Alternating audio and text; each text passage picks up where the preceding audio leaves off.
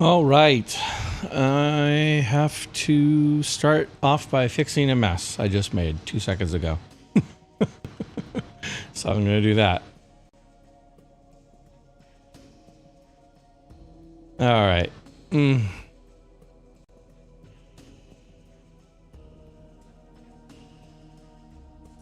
That's awesome, Mike. No worries, buddy. My friend, I appreciate you being here.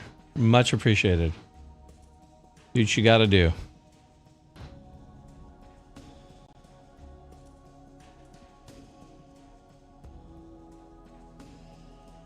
All right. Feel like might be easier to line up from here, possibly.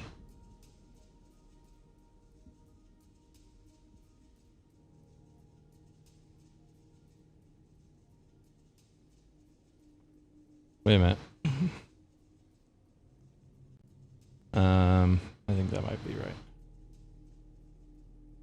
Oh wait, this is up too high. Yeah. There and there. And that should line up. All right, let's see. Let us see. Let us see.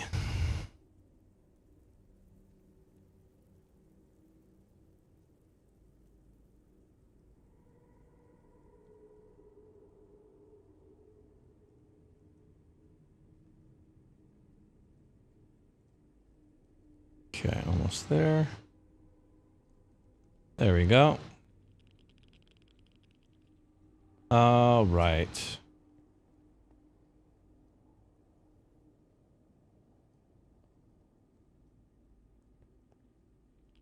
Okay.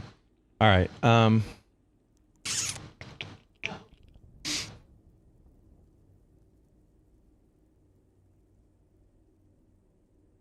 Excuse me.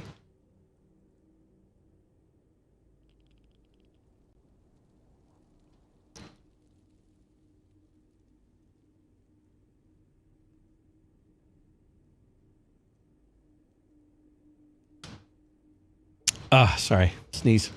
I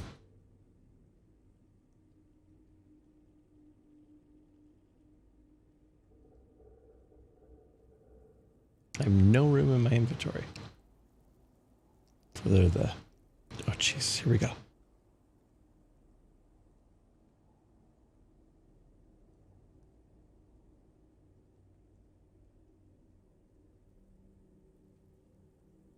Oh, my goodness. Okay. Hey, noob. Welcome in. Sorry, I'm having a sneezing fit. Bear with me here. I think I'm all right now. All right.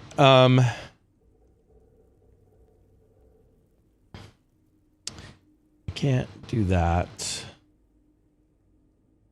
I'm kind of trying to fix my... Hi, Ginger. Fancy seeing you here as well. Thank you guys for being here. I appreciate it so much. You guys are so incredible. It makes me so happy. Thank you. A little bit of a sneezing fit a second ago. I'm still recovering. I don't know, like a later thing in my life, but I can't just sneeze one time. I seem to like need to sneeze a lot. So I think it's passed, but it still feels a little funky right now. Anyway, all right. I was trying to fix something in my schematic. I actually fixed it the other day, and then I promptly forgot to save the fix. But I'm also realizing that I can't have that in my inventory.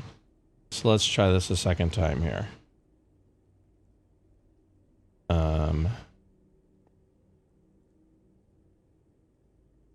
Yeah, I mean, that's kind of where I'm at these days, Ginger. And it's random. Sometimes it's like once or twice and I'm good, but sometimes it's like I lose track. I can't stop. So I don't know. It's one of those fun things. All right. Something tells me I am not doing this correctly. So this might actually have to wait until after.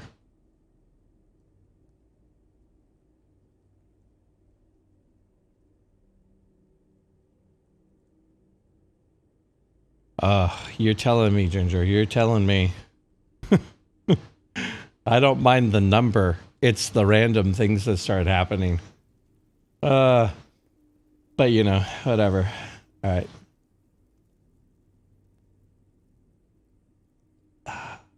Thought for sure that would work. Oh. There we go. There it is. I have to fix this, but I don't think I can do that right now. Actually, I can if I do that. And then I do...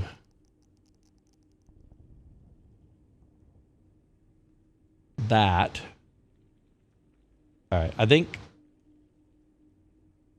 that might be my limit. I really would love to fix it, but... So a little bit of business here, basically. Oh, I could fix that one over there. Let's do it. Okay. Let's do it. When I designed the schematic, I just used whatever blocks I used. But then over time, I realized that I was a little concerned about how much blackstone that I had, so I switched over to using slabs. And it simplified things when I was doing it because I could just have slabs in my inventory. But a percentage of the schematic was built with whole blocks in mind. And then at some point it was used, I finished the schematic with slabs in mind, basically.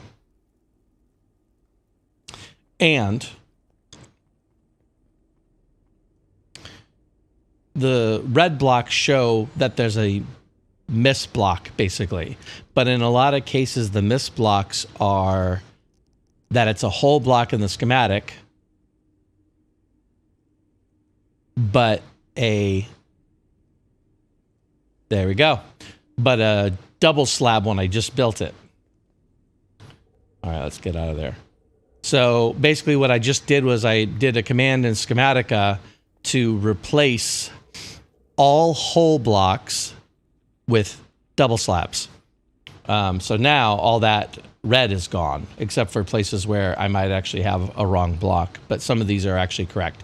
Anyway, the point of all that is I did this on Sunday after my last stream because I thought I knew there's a way to fix it. It'd been a long time since I had looked into it, but I thought it'd be a good idea because I'm afraid that I'm missing something with all of these red blocks that I assume I know why are red.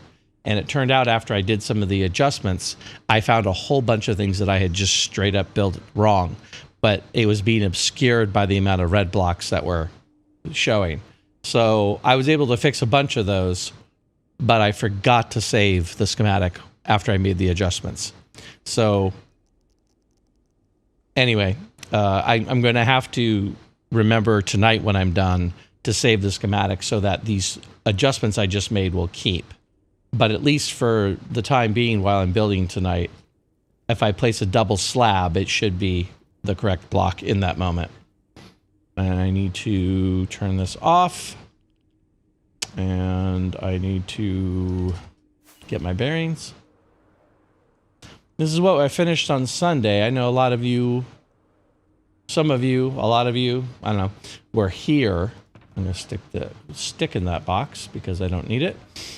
Some of you were here on Sunday. This is what we got to by the end of Sunday. So this is actually pretty good progress considering how big this base is. The base of this tower is actually bigger than the base of the center tower.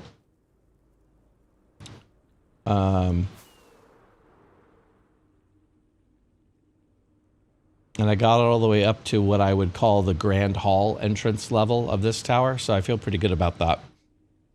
This part of the structure is going to be a little bit... oh, that's right. I turned it off this way. My bad. Remembering my keyboard shortcuts. Anyway, so this is going to take a little bit. This section is going to be a little slow for me just because there's a lot of detail in here. There's going to be a lot of block switching. This is one of the few times that I let the exterior of the building reflect into the interior of the building. A lot of times my interiors are blank canvases, like this area up here. None of what you see up there is going to be visible on the actual interior once I start doing that design. So, you know, there's not a whole lot of detail there because it's a lot of brick and it's a little bit of lava falls. The details on the exterior of this one.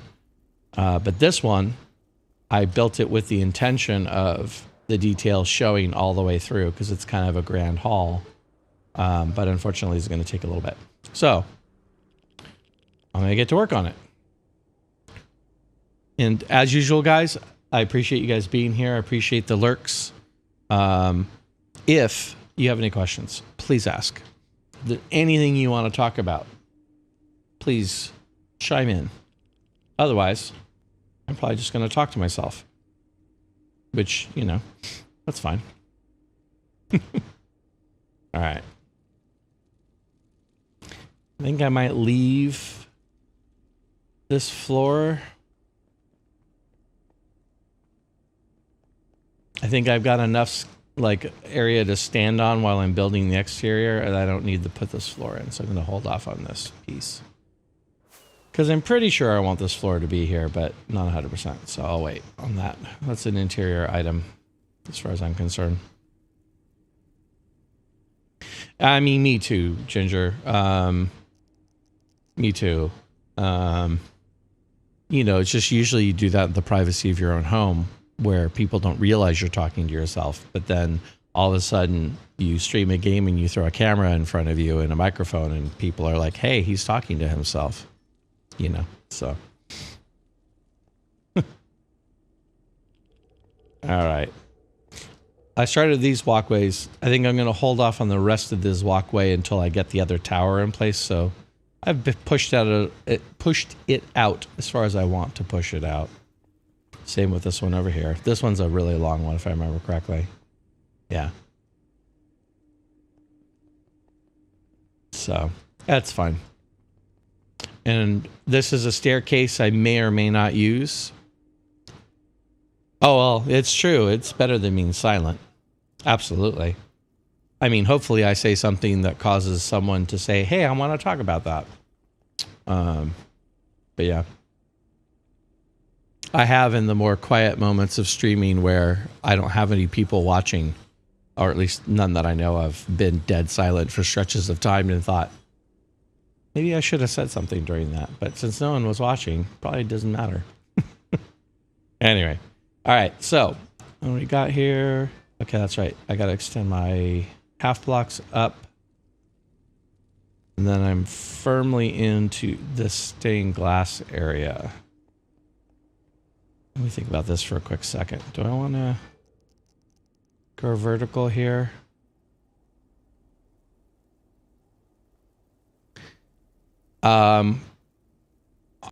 I could do that if I had any sort of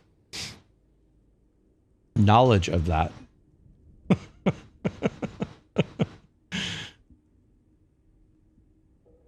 I mean, at this point in time, I'm far enough removed. I couldn't even remember a monologue. So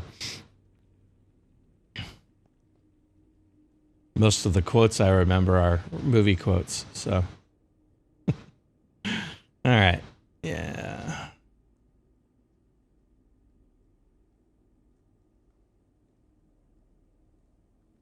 And I suspect I'm going to need glass. So I think I need to refresh my blocks a little bit here, because I feel like what I have is not good for what I'm building. All right, 1 second.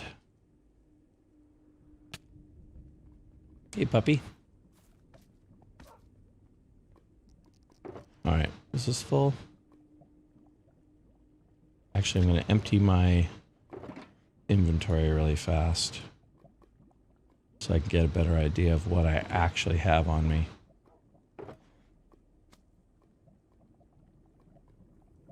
I need glass. Polished blackstone. I do have some whole blocks. I'm gonna check my camera real quick. That looks okay. All right. My lighting gets a little dodgy in here as it starts getting dark, so I was just double checking that I could actually see myself. I don't actually enjoy seeing myself, but, you know, seems like if I have a camera up, I should care at least a little bit.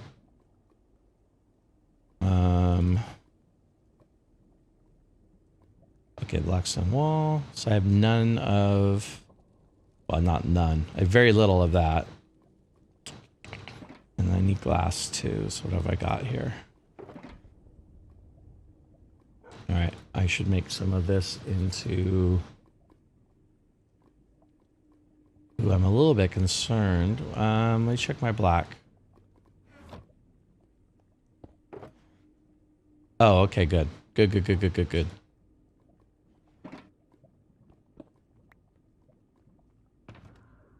Thought for a half second I actually didn't have any more black dye. Do I have white? Let me see. I have white dye in that. If not, I have bone. So I have a little bit, but not enough. Okay, so I'll just grab my own. It's fine. It's fine. Where is my... There it is. That's the only box I have it in? Guess so. Thought I had extra. Oh well, it's fine. Ooh.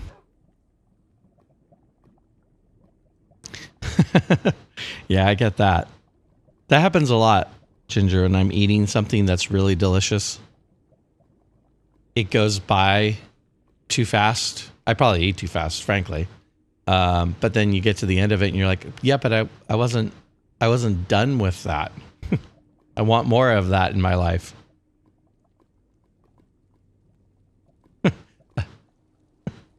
It's a fair question, Mike. It's a fair question.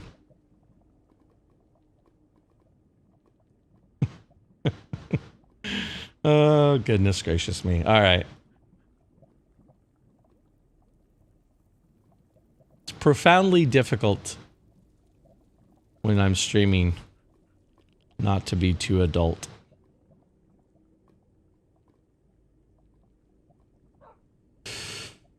What are you going to do? No. Keep forgetting where I had things.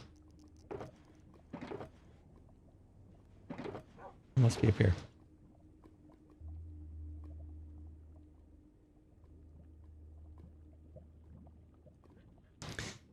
No, I'm sure the sandwich didn't complain. This is hot cheese or not.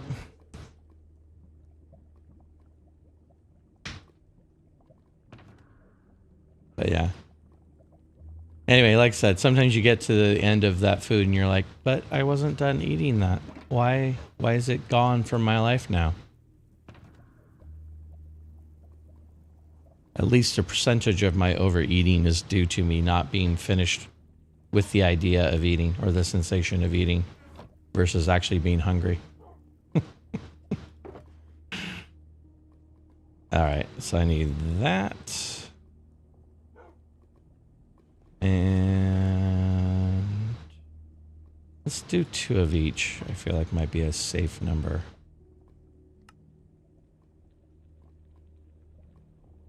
Wait, did I grab those?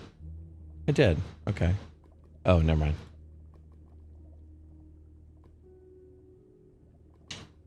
Do it the old-fashioned way here.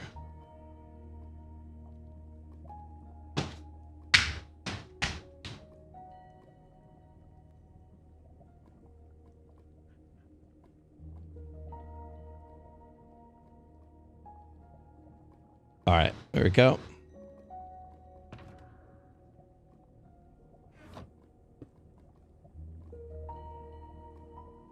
Positively enjoyed being eaten. Yeah, yeah. Yeah. Well, I mean, sometimes it's just so delicious. You're like, but I'm not done eating that. Sometimes it's the texture of it. Sometimes it's the flavor of it.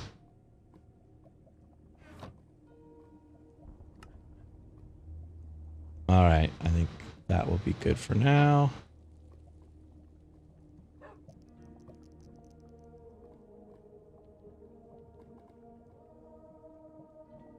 Ooh.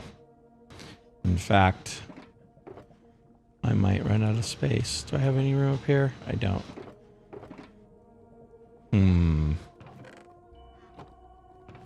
I can use that. Okay, let's do that.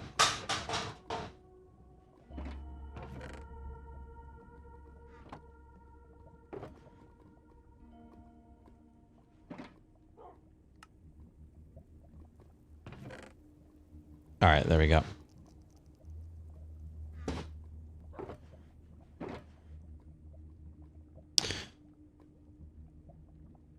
Oh, I like that. It's that your food is hugging you. I appreciate that. It's an interesting idea.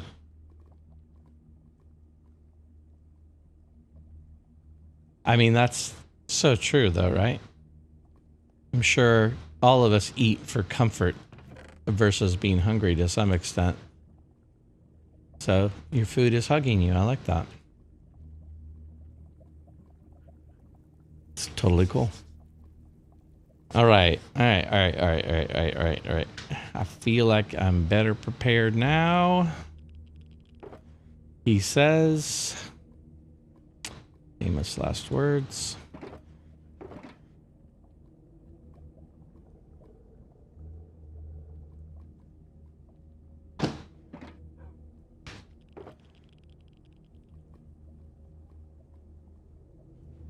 Okay. I'm a little bit low on those. So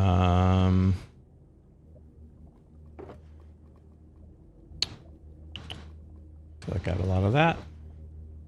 And a decent amount of that. Okay. All right.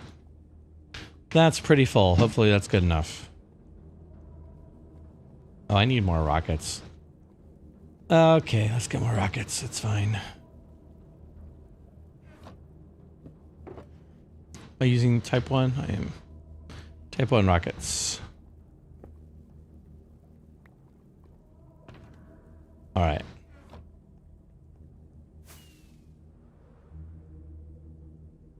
Okie dokie.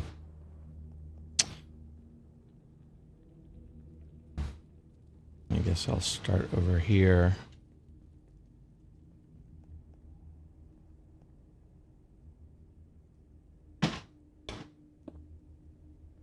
Okay. Oh, bone blocks.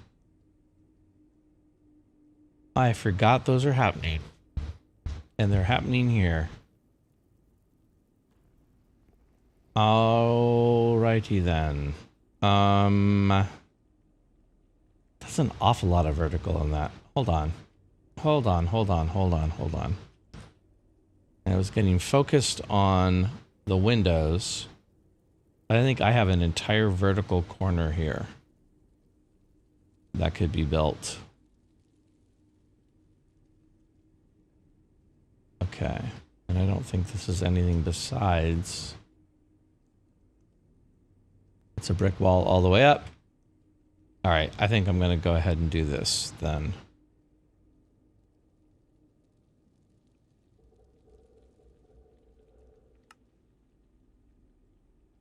All right.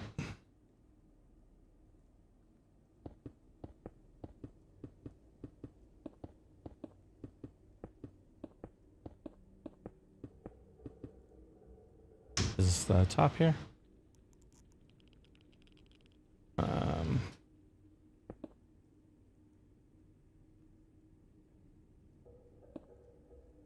Yeah, that's the top right there. Okay. All right.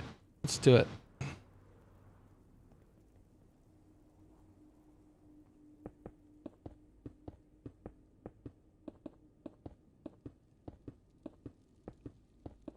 Okay. How's everyone doing tonight, by the way? Those of you who are more here and less lurking. Or this afternoon or the evening or whatever. I don't know. Time zones are hard. It's late afternoon for me, early evening. That's good news.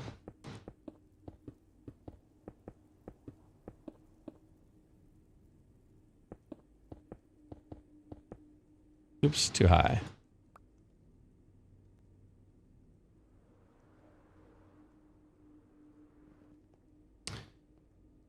Whew. I appreciate you, Ginger, so much. I have definitely run those hours in my life many times. Although I've tried to break myself of that lately, just because it's not really conducive to my life at this point. But it is still my natural inclination, so I have to be careful because one night becomes 1, the next night becomes 1:30, the next night becomes 2:30.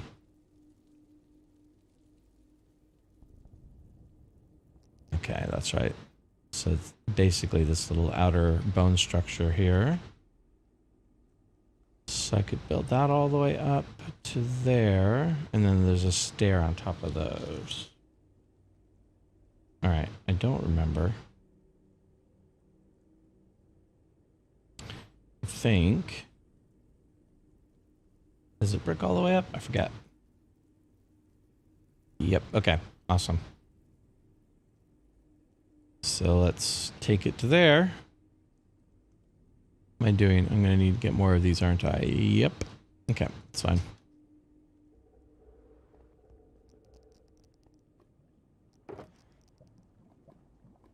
Let's just do this and get this going.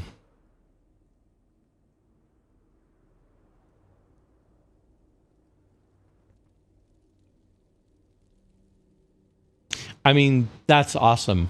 And I'm assuming, too, that it works okay. I feel like some people have a natural clock, if you will. And that frequently works out better for them. I know, again, that's definitely my nature.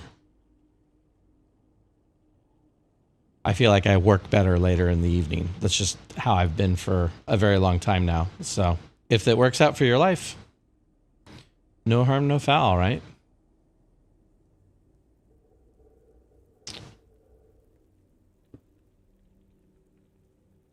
Yeah, that goes there. Okay.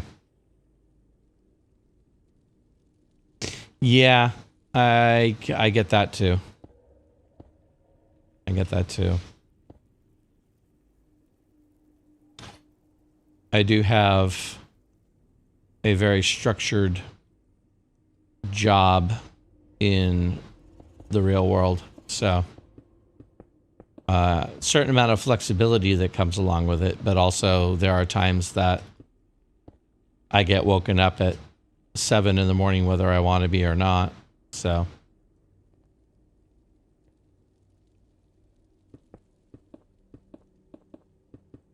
and I usually do pretty well on little sleep. The problem is I've kind of set myself up in this pattern for the better part of a decade, where I function on little sleep all the time. And I don't necessarily know that I'm better off for it. I do appreciate the not wasting time sleeping idea. And I do think that, at least health-wise, I'm better when I'm actually getting a decent amount of sleep. Yeah, same. I try to keep a reasonable schedule anyway. That is the goal. That is the goal.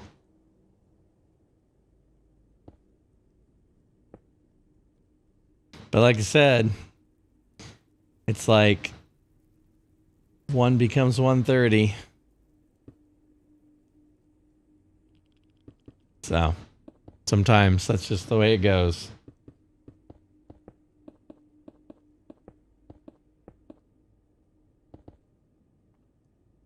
Yeah, that's good. I mean, there's been so many studies lately that suggest how much of our health is actually tied to our sleep.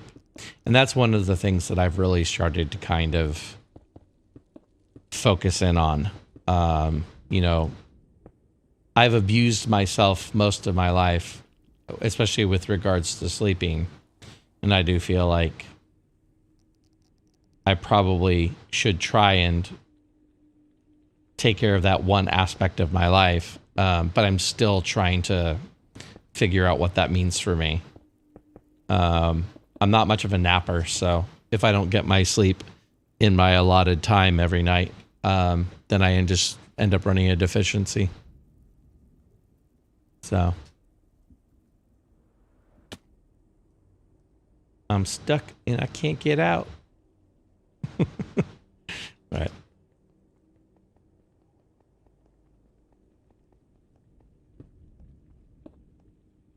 But, you know, bottom line is, as long as it's working for you and it's good for your, it's not hurting you health-wise, which, like I said, that's kind of been one of my things lately, is just trying to be more conscientious of it.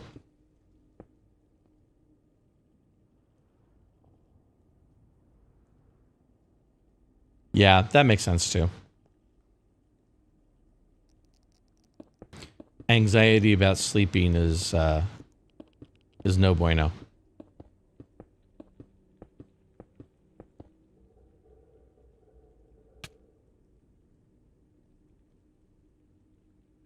And usually contrary, because being anxious about sleeping just makes it harder.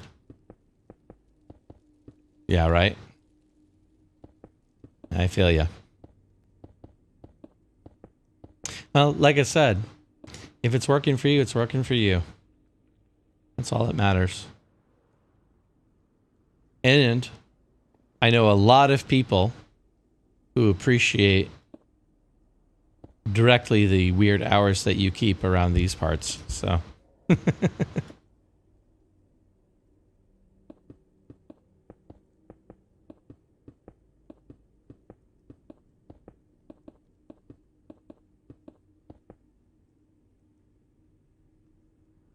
a weird, the whole streaming thing is a bit weird though, because it can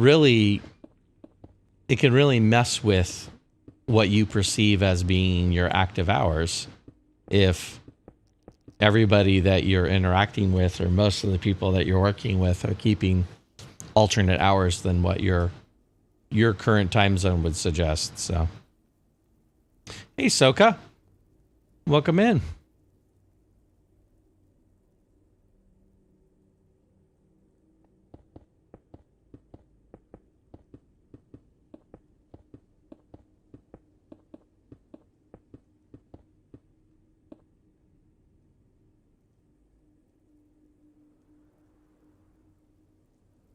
Oh, nice. I'll have to check that out.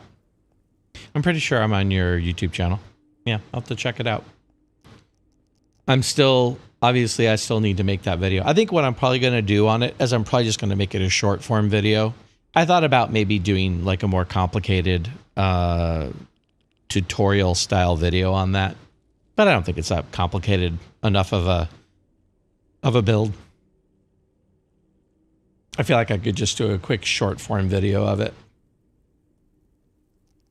I like your good complicated redstone build videos, but I don't think this needs to be that. It is a lot of the usual suspects, that is for sure. I appreciate it too. My Twitch viewer count is not reflective of the actual people who are here and who have communicated, because there are at least 4 people here who have spoken, and Twitch only shows 2 viewers, so go figure. I don't know what to do with Twitch's counts sometimes. Yeah, it could be a short video. I agree. I maybe it was you. I said this to you before, Soka, but I'm kind of enjoying doing the short form videos right now. Like, I feel like that's a good place for me to live. I'm still working on the whole doing a like full on Minecraft avatar talking to the screen video. Like that's still a foreign enough idea in my head. That I think I'd rather keep it short for now, you know, as I get better at that skill. Just keep it short. And I think there's a value to keeping videos short. That goes back to that whole idea that people have a short attention spans nowadays. And or I think sometimes people just would rather not spend their whole lives consuming content. So if I can get it done faster and get more people looking at it, I don't know what that means in terms of like YouTube's algorithms or whatever, but I figure more people looking at my videos is a gateway to more people looking at my videos later. So short form it is for now. Twitch is drunk for sure. It shows two viewers right now. And like I said, there are 4 of you, so.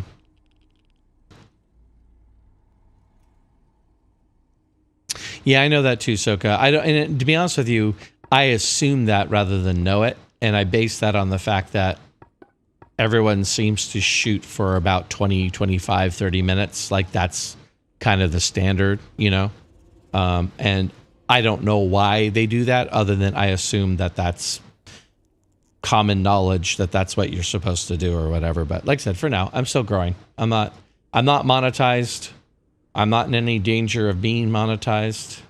I think getting eyeballs to my channel is probably more important than worrying about it. So, yeah.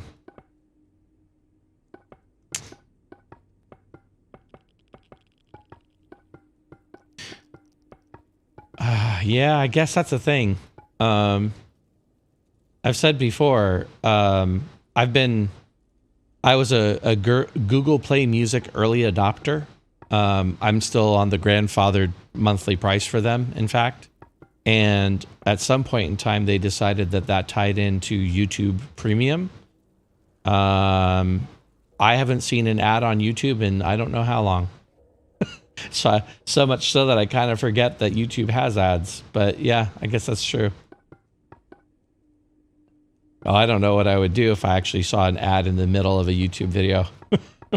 I already hate it when I click on a Twitch channel and I have to watch an ad before I can see the channel. It's like, but I want to talk. They're doing something interesting. That's why I clicked on the video. Yeah, right.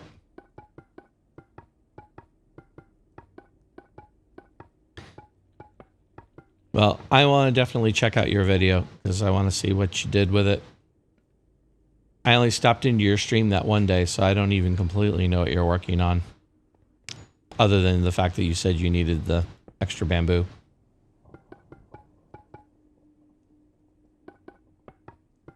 Oh, I agree. 100%. We tend to forget that the whole reason the entire economy of videos and streaming and all of that is underpinned by ads, by ad support. And I know I've avoided ads many times in my life when it comes to like ad blockers and whatever. And they're kind of important. Otherwise, everything that we'd want to do would cost money. I mean, basically, you wouldn't be able to stream on Twitch unless you paid them money, if it weren't for ads. You wouldn't be able to upload videos to YouTube without paying them money, if it weren't for ads. So, you know, it works. The system works. May not be perfect. Wow, I used a lot more than I thought I was going to use. I'm still not going to go through a full shulker of this, though. So that's okay. Oh, I don't have any pearls. Let's fix that. You don't usually need pearls, but when I do need pearls, I wished I had them. So better to discover that now than when I wished I had them.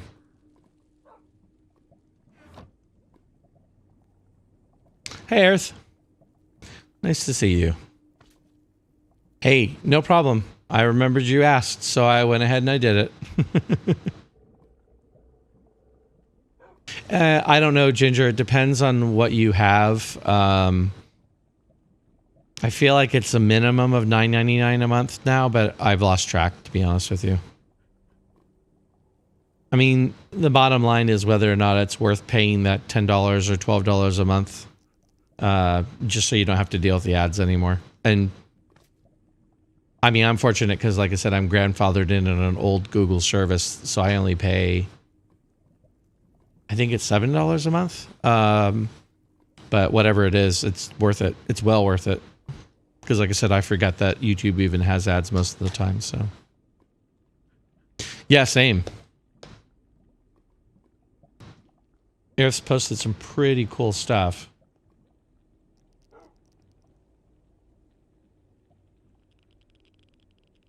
I do need, okay.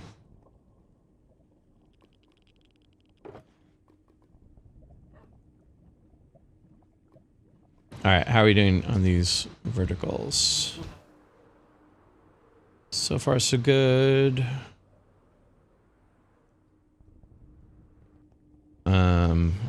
What else is vertical here? Oh, the whole interior structure. I don't care about the interior. I'm going to ignore the interior. This little piece on the side is consistent.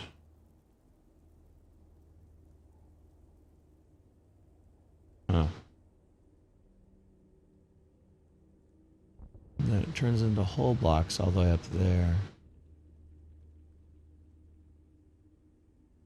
I can just do these.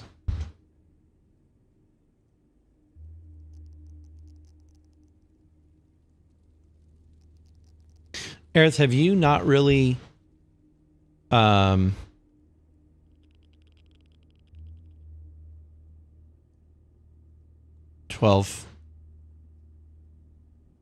I actually am wondering if there's a difference too between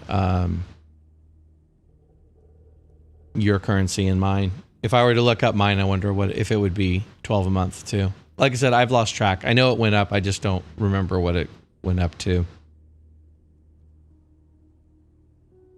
You can get YouTube free, quote unquote, for with other services still too. I feel like if you have YouTube TV, you get YouTube Premium free. I think that rings a bell, but I'm not sure on that. I could be wrong.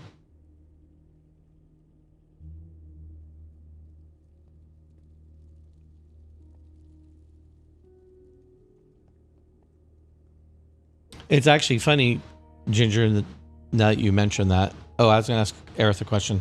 Now that you mentioned that, Ginger, I've actually been, I think there's a premium Twitch that you can get. I had premium Mixer, and that cut out the ads on Mixer, and I just didn't ever do that on Twitch when I switched over. But I've been thinking about it lately, because honestly, that Adobe ad, I don't need to see it anymore. I mean, it was cool the first dozen times, but now I'm way over that ad. I really don't need to see it again. Yeah, I do too, Aerith. I was saying, I think before you got here, I signed up for Google Play Music when it was first being premiered. So I actually got an introductory price on it, and I've been on that ever since. But now it's YouTube Music, because there is no such thing as Google Play Music anymore. So that's interesting. But you don't pay for anything on that, Ginger? You just get a very few? Because I feel like if I click on any new channel, I get an ad. Like maybe the first channel I click on in a day, I don't. Yeah, that's probably not true either. But it's like any channel I click on, otherwise throughout the day, I get an ad. And sometimes I just want to pop in the channel and check it out. Like you can kind of see what's going on in the thumbnail, but sometimes you can't really see what's going on in the thumbnail. So I'll want to click through and just see what's up in that channel. And I have to wait for the ad before. So I'm like hanging out in the channel waiting. Or somebody is like doing something interesting and I have to wait for the ad. It's like with the raid. I think it was last night when we raided. It's like we raided and the guy on the channel was like talking and introducing and showing things. And somebody was like, I haven't even gotten through like the ad roll yet. So hold on one second. little anticlimactic for the raid, but yeah, Aerith, I was going to start to ask you if, like, this stuff that you've built, because I know you don't have a lot of, you know, YouTube.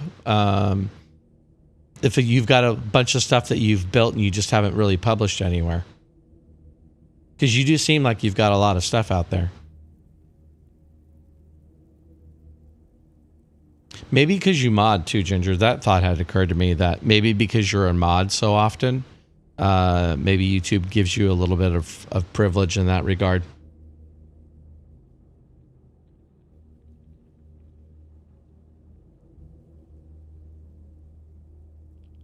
It is pretty random, Aerith.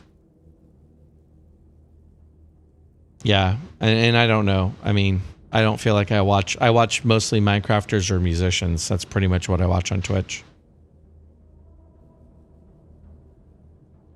No, and I haven't specifically heard of that either, Ginger. I'm just thinking. That's cool, Aerith. I've traditionally built a lot for fun. But it occurred to me recently that it's also fun to share them and, like, you know, post them on Twitter at the least or something, you know. But yeah, I know. Trust me. Gets me in trouble. That's for sure. All right, so that's a straight block up, and then it just keeps on going all the way up, right? All right, I don't need to take it all the way up. Let's just go to the top of this structure, and then we'll consider it. We'll consider it happy.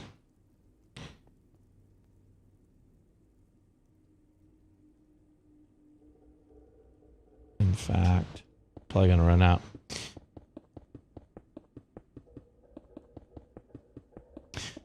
You know, I don't use Reddit very often. I don't have a good reason why. I know that there's a great community over there. When I have popped in on Reddit, I've seen some cool things, and I don't know.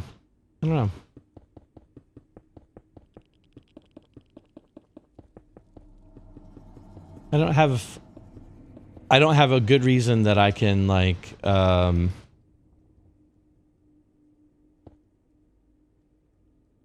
that I can really,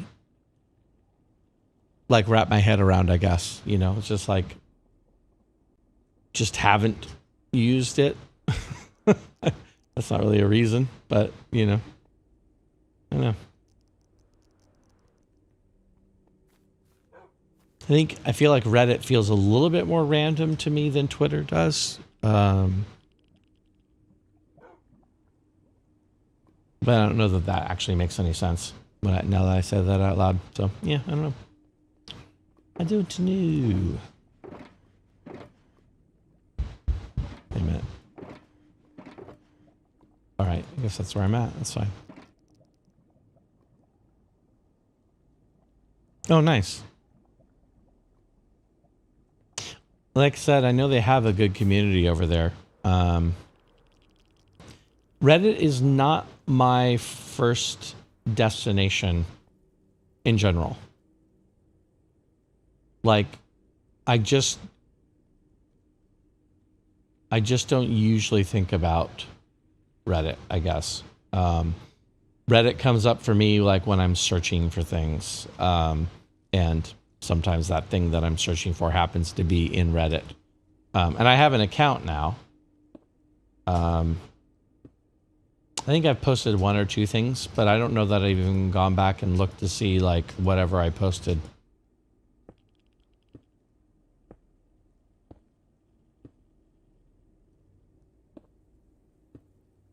I don't know. Maybe I'll look at it a little bit more. I mean, it doesn't hurt any of these places,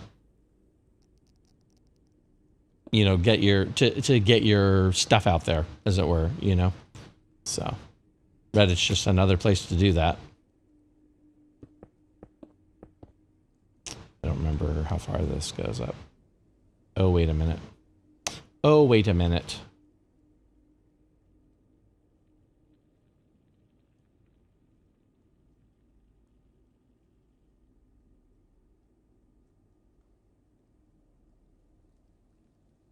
Detail craft. That's interesting.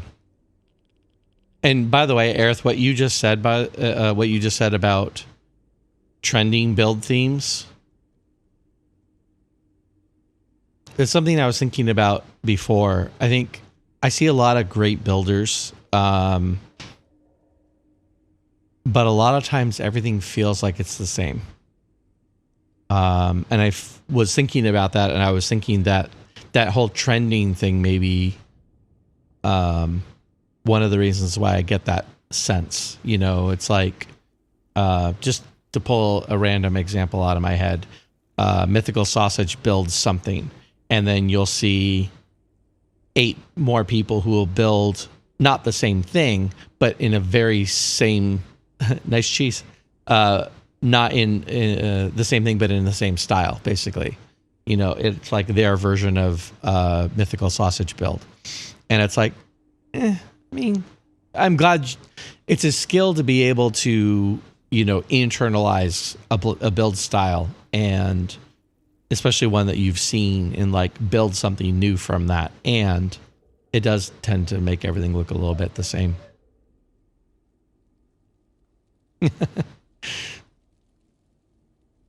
Soka, you're being called out here. Being called out here. I don't know. Those emotes looked a little bit steamy. I'm actually curious. I gotta look. Hold on. Wasn't wondering if these are global emotes or if these are coming from the channel. Just, yep, they're global stinky cheese. But it looks like hot wavy lines, right? It says it's stinky cheese. That's what it's labeled. I'm just telling you what the label is. But hot wavy lines, that could be hot cheese. I'm just saying.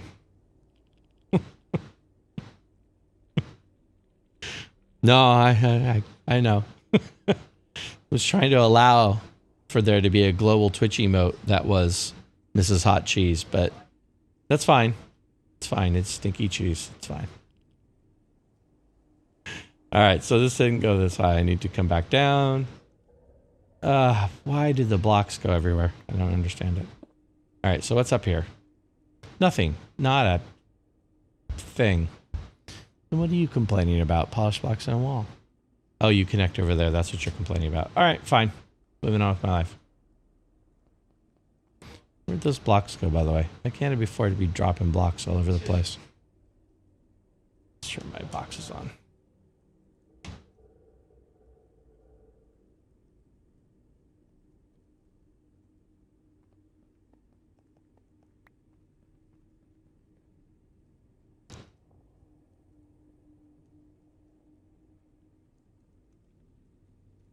Right, Aerith. That's kind of what I was getting at. I mean, I can't really fault anybody. I mean, a lot of times the people who do that are new builders, and they're really just creating the building blocks of being able to branch off later, you know, creating their own style, as it were. But I don't know. I was trying to put a reason why sometimes I see these builds and it's like, yeah, that's really nice looking. Like that's a nice looking build. It's a nice looking amount of detail, but it also has this feeling of I've seen that before. And that's why I think it's just an imitation thing. Stinky fish to go with it. I don't know about that, Ginger.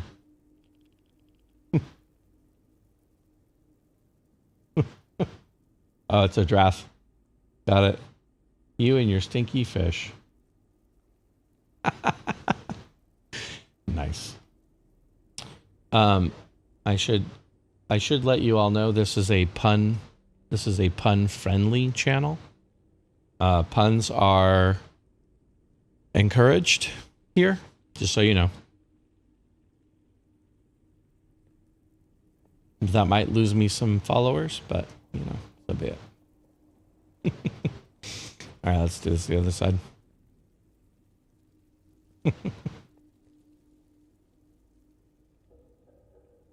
Ginger, I think everyone actually secretly likes puns. I think the people who protest about puns. I think they really actually like it.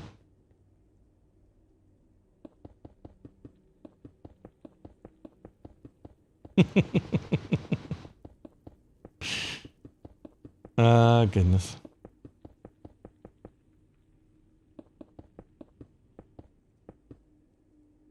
All right.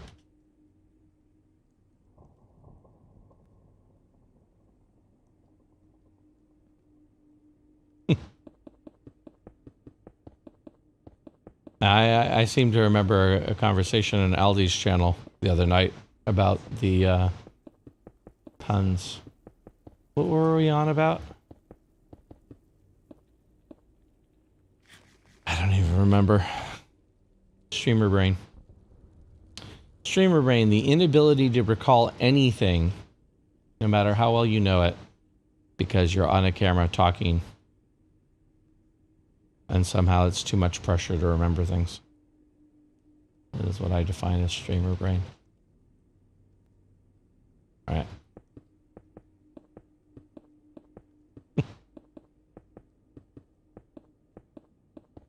I mean, I feel like it's kind of a high art form. Oh, is that the wrong block? It's the wrong block. It's the freaking... I wasn't paying attention. Puns are a high art form, so, you know, I feel like you have to be a discerning person to appreciate puns. I'm sure that's why.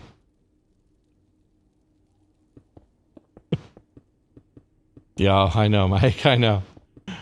I know. It's so funny because when I first started watching people streaming and they talk about streamer brain, and it was like, I understood the basic idea about it, but you don't really understand it until you're in it yourself.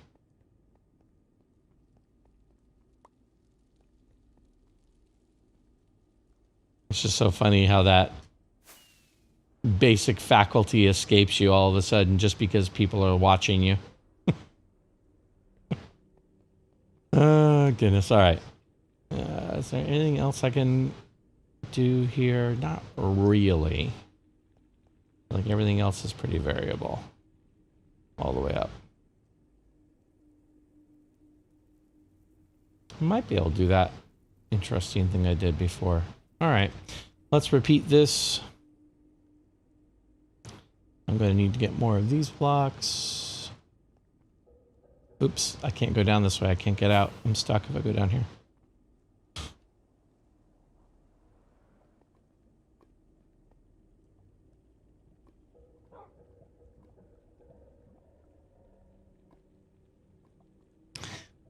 Yeah.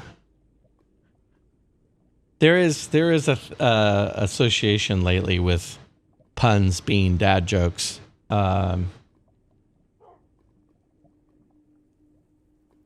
That's probably because puns are low-hanging fruit, and that's what dad jokes are, but I feel like there's more to it than that. I guess anything that makes you groan is really a dad joke these days. I have a friend who does... He's kind of well known for being able to host things. Like he's just a guy who's pretty charming and friendly and funny, and he's natural up in front of an audience. And he's started to lean into the dad jokes thing, even though he's not a dad. But like that's kind of part of his identity now. And it's really funny because he's really good at it. All right, let's get rid of some of this stuff so that I have room for other stuff. So that'll be good. Okay, I feel like that's good. It's a good block trade-off. Okay. Oh, what just happened? That's embarrassing.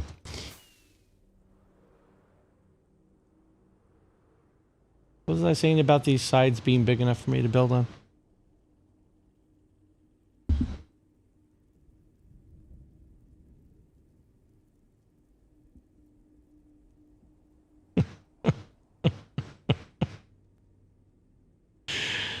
Oh, Ginger. I don't know about that one. You might have to go in the penalty box for that one. Oh, goodness. All right.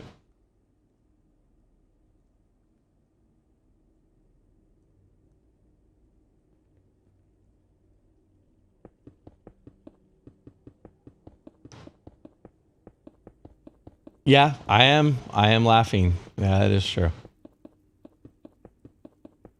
Well, like I said, I do appreciate puns. I am definitely a pun-friendly place.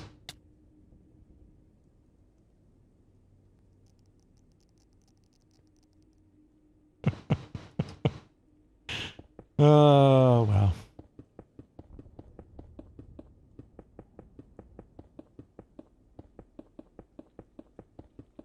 Puns are kind of like a practical joke you play on the people that you know.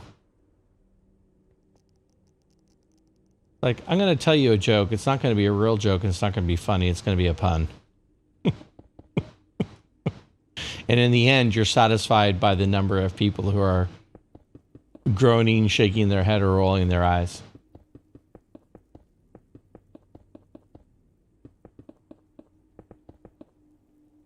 Yeah, that's good.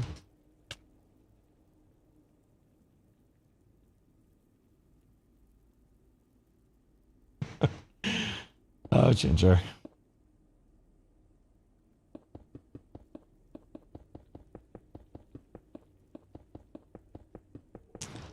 Priceless.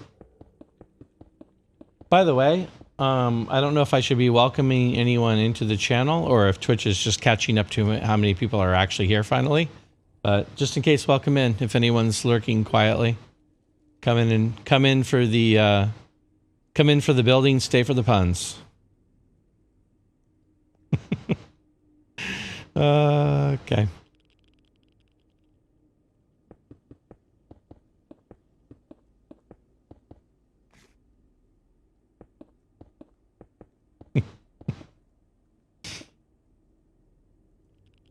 I appreciate how hard you're working at this, Ginger.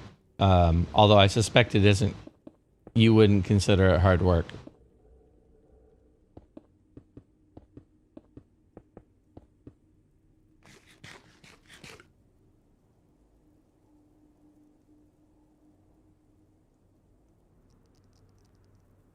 All right, how well did I do on that? I did all right. I think I'll run out on the way up, probably.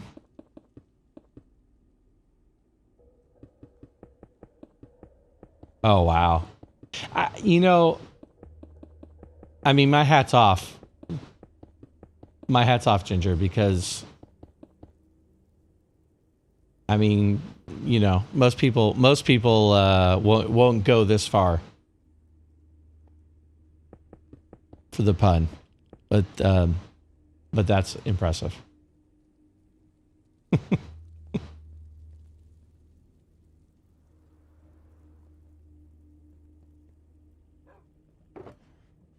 All right.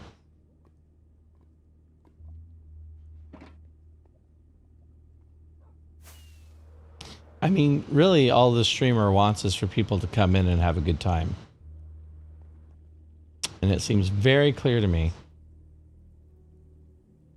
that Ginger is having a good time. Indeed. I can't even, like, I'm even just mentally trying to keep up. Like, I'm trying to craft, I have streamer brain, but I'm trying to craft even like a semi-clever sea life pun right now, but I am just unable. Well, that's good. I am glad.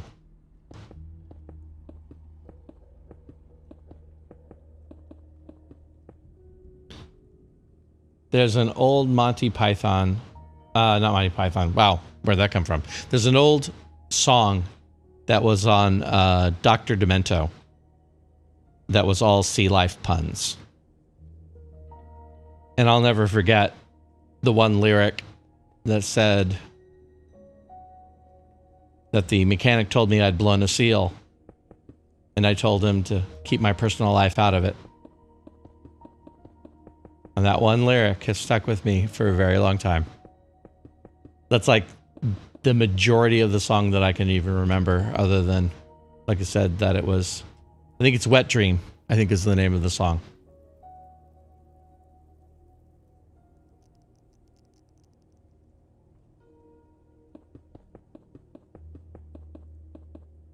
The old Dr. Demento show. I miss out. That's both a dating myself reference, but also possibly a regional reference, because I don't know how far and wide the Dr. Demento show got broadcast. But it's like, that's where Weird Al got his start, was on the Dr. Demento show.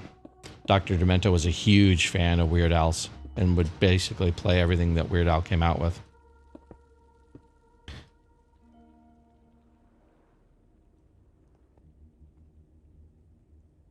Yes, he is.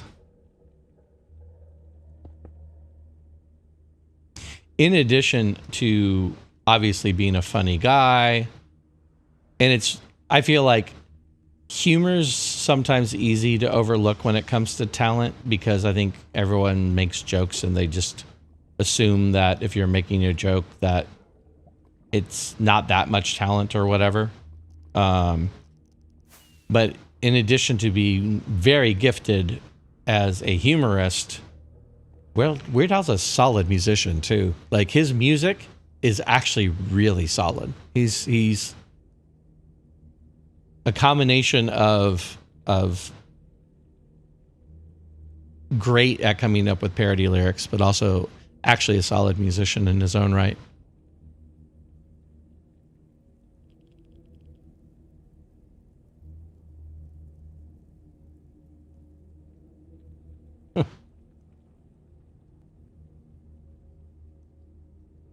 Parodist, right?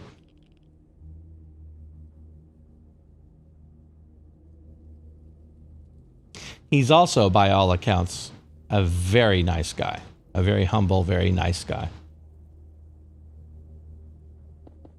I have a friend who does photography now and again, and they actually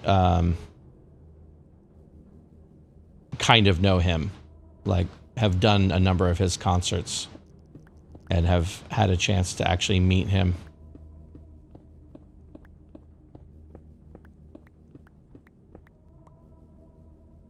All right. Is that what I did wrong? Let me look at this again, because I don't know what I was doing. Yeah, that's just plain wrong. I think streamer brain.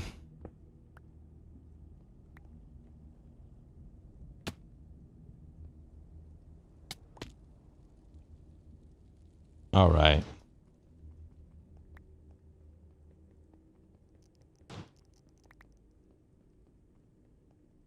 I think my favorite Weird Al song still is and forever will be Yoda. Followed very closely by The Story Begins, which is the American Pie parody. And of course, both of those are Star Wars, but that's not why I love them. Those are my favorites. Of course, when I was a kid, Dare to Be Stupid was pretty amazing. Because, you know. All right, so. Oh, I still have one more. I know I was missing something. This is otherwise done, yeah? Yeah. Okay. That's with those interiors later.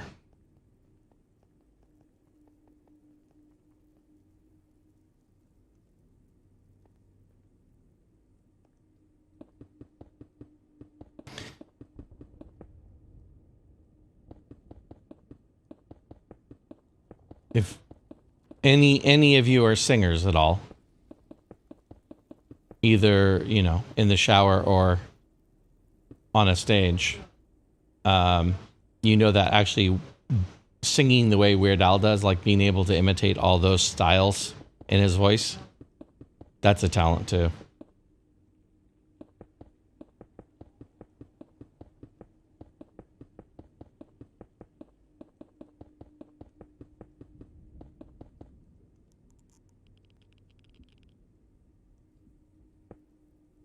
Is there a particular reason you haven't?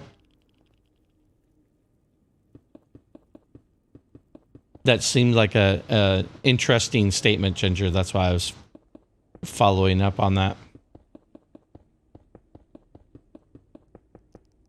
I mean, I am arguably a semi-professional singer myself, in as much as I have sung and been paid for it, for various places and various reasons. But due to the pandemic, I have done very little singing for a year now. Because the places that I was doing the singing, there is no singing because of pandemic. And performing hasn't opened back up yet, at least in my area. So,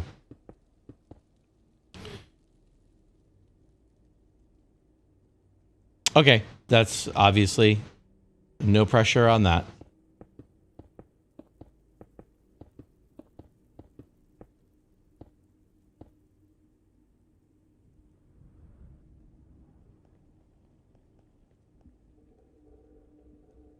I had an interesting spot where I grew up singing.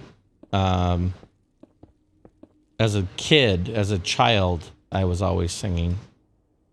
As soon as they opened a choir up in my elementary school, I was singing. And I did it for most of my life until one day I found myself not singing at all for like 7 years. And that was weird, but it was just kind of situational. I mean, I was newly married, having kids, I wasn't involved in anything that involved singing or performing at all. So it wasn't intentional. It's just all of a sudden, next thing I knew, I'd taken 7 years off. So ended up getting back to it and have been doing it again since. But like I said, the pandemic, it's been at least a year since I've done anything regularly. I feel like my voice is probably a little shot, if I'm being honest. Yeah, I mean, life happens. Sometimes the things that you were way into for so long all of a sudden are just not convenient for whatever reason. That's kind of where it amounted to.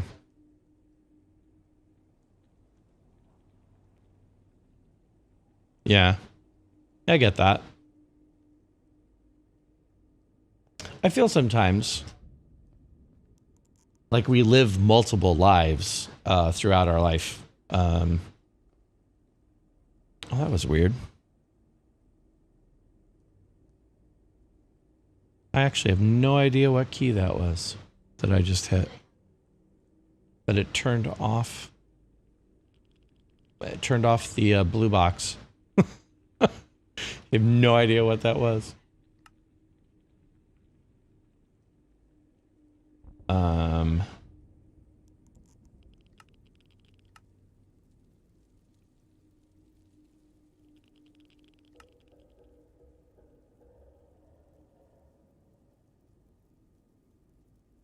I have no clue.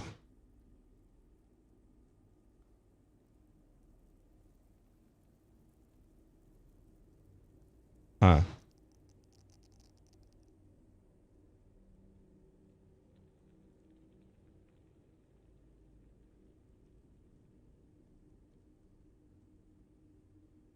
Yeah, I get that, Ginger. I get that. That's one of those things that life comes at you fast sometimes, you know? And you're bopping along and doing your thing, and then next thing you know, the circumstances of your life have changed. And you didn't really plan for it. And sometimes you don't even aware of like the full range of it until you look back on it and then go, oh, wow.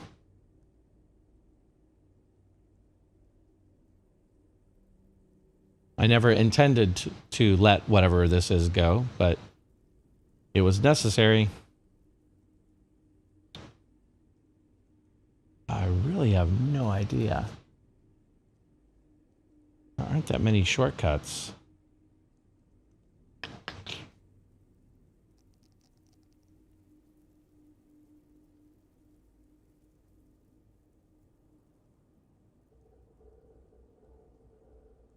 Also hard to read with streamer brain. All right. I feel like it may not matter.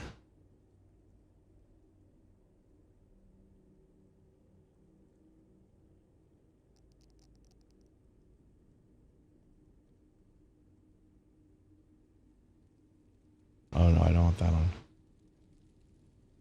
Yeah, I don't know.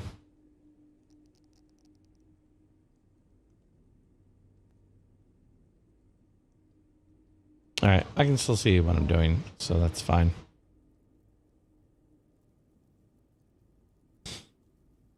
I'm glad. Hey, Douglas, nice to see you.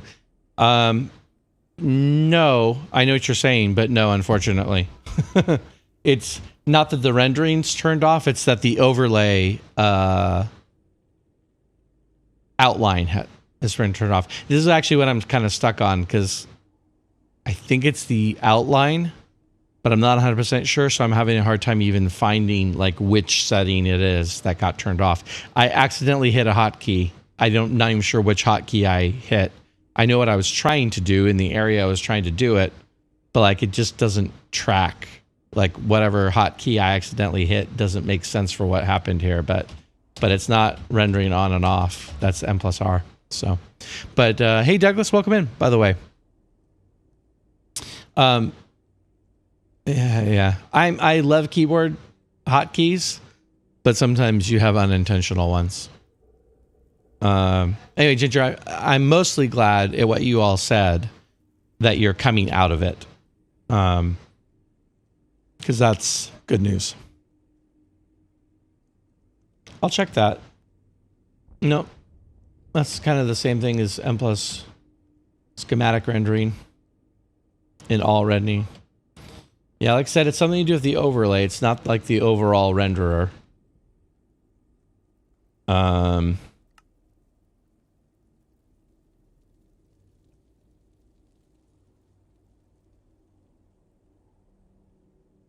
But if I could figure out, like, I don't even care so much what the hotkey is. If I could figure out, like, which it is, I could turn it back on in here.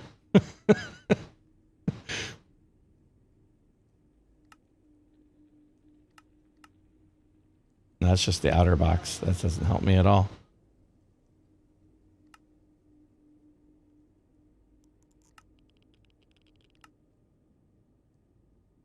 There it is. All right, let's figure out what that was. Schematic overlay.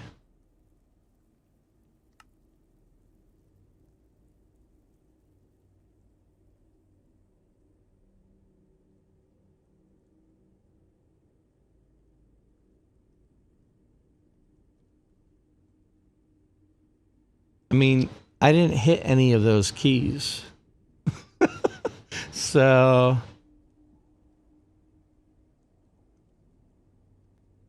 maybe I did. I mean, no. Yeah, I found it. Ah, got it. Okay, I know what I hit. That makes total sense now. Okay, cool. All right. Sorry about that. I went on a little journey there. Got to figure it out. It's so much easier to see when they're like this, though. Like, as translucent as I have these blocks, this is kind of hard to make out. I mean, it was new number pad 8, but it's this overlay rendering. I accidentally hit this to turn it on and turn it off. So, like I said, it's just super translucent. I have it, the opacity turned way down, so that they're not so bright that I can't see the block underneath. But this ghost image is really hard to make out, like right here in this spot, for instance. So the blue just gives it a little extra something to see there. All right. Any other verticals? I feel like there's probably verticals here. Kind of not really. There's a couple there on the outside that might be worth doing.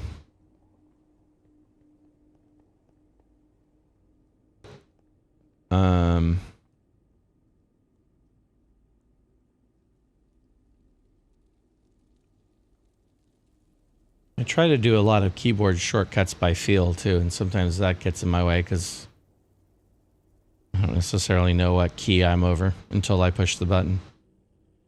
I mean, that's pretty consistent on the outside.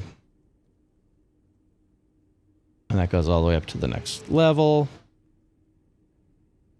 But the interior, that moves constantly.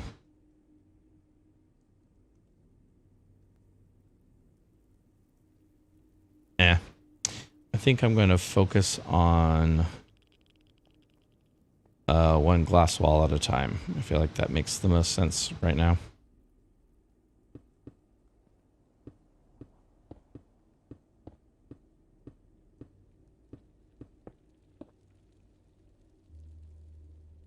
All right, I gotta change my blocks out.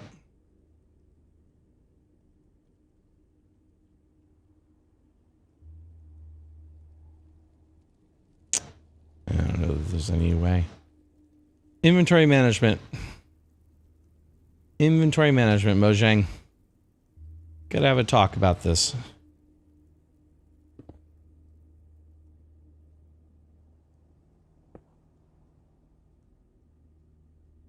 Yeah, I swapped that block out.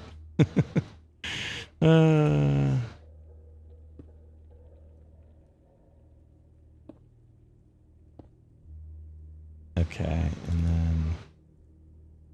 Oops. Okay.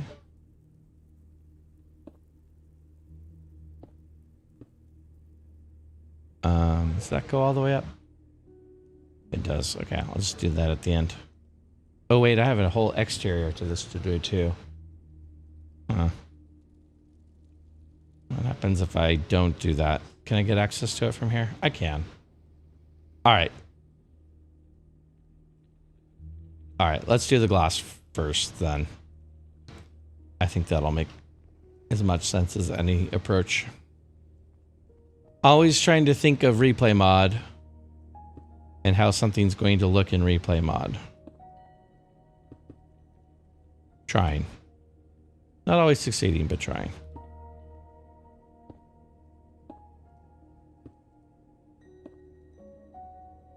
Are you serious? Well, I didn't check to see if I was out of that block, so that's my own fault. It's fine.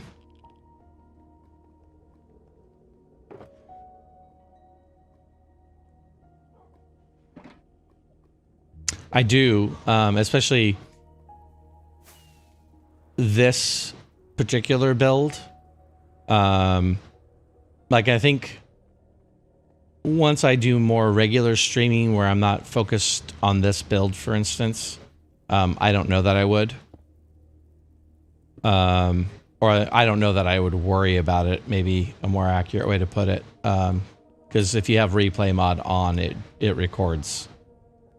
Even if you don't tell it to record, it records in the background. But yeah, because the intention is to show off this build. And so at the end of each weekend, I always do a time-lapse video and update on my YouTube with the time-lapse as kind of a way of showing progress, but also kind of a marketing thing. You know, if somebody likes what I'm building, they enjoy it, they see the time-lapse and they enjoy it, they might be more inclined to come check it out. I think this build lends itself to a time-lapse too, just because of the size of it. So I do have a YouTube channel. It is a nascent YouTube channel, but I do have one. Should be a link in my Twitch description somewhere. I always forget where they place that on the screen, but yeah. My YouTube right now mostly consists of these streams, which I simultaneously stream on Twitch and on YouTube. And then I've got these time lapses of the build, of this build, that I have been putting together. There's 5 of those now. And then I've started to put together a couple of short YouTube videos that are just independent.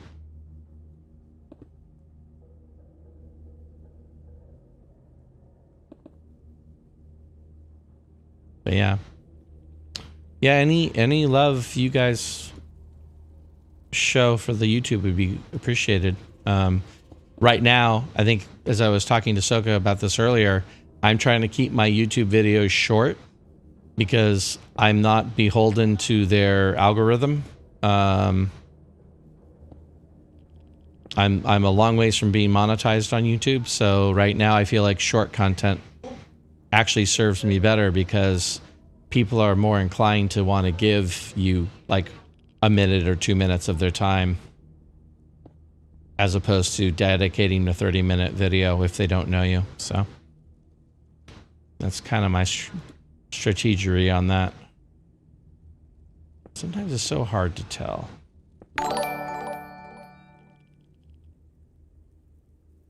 Oh, thank you so much. Thank you, Ginger. Took me a second to realize what that was. I don't get a lot of traction on YouTube, the streaming side of YouTube. And so when things happen on my YouTube during stream, I'm usually surprised. I'm like, wait a minute, what's happening? Why is that? Oh yeah, that's right, I'm streaming on YouTube too. Do I need to turn this up? Maybe.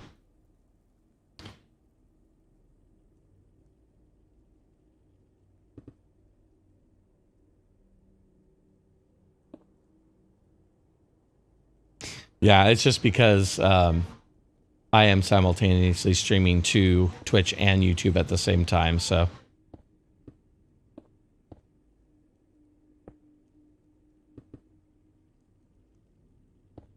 Some of the notifications on YouTube will pop up. Not all of them, but some of them will.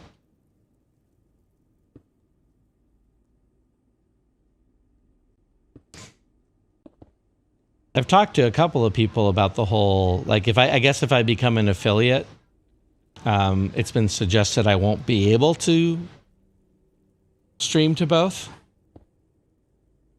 I do remember hearing that Twitch requires exclusivity. But sometimes,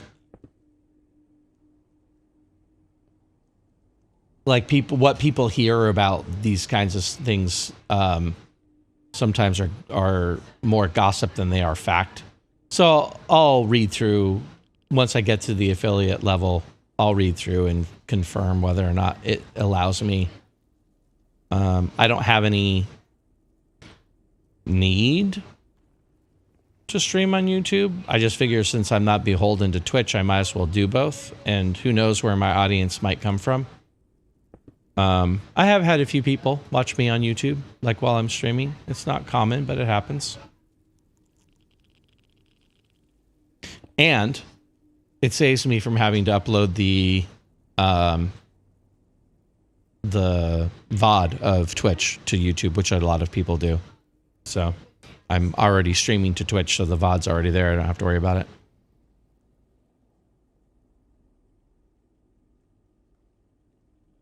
Yeah, I think someone brought him up. It may have even been you, to be honest with you, Ginger. Somebody brought him up specifically the other day because I know he uses Restream. I think there's a strategy to it too. I feel like affiliate is a thing on Twitch that if you don't need it, then, you know, what difference does it make to you? I don't feel like Joe Hills is streaming because he needs it. I don't pretend to know him or his motivations or finances, but that's just my guess. He probably has enough of a following on YouTube that he feels like he should respect them and not cut them off. He was also streaming on Mixer back in the day when Mixer was a thing. That was one of his Restream destinations. I actually caught him there a couple of times.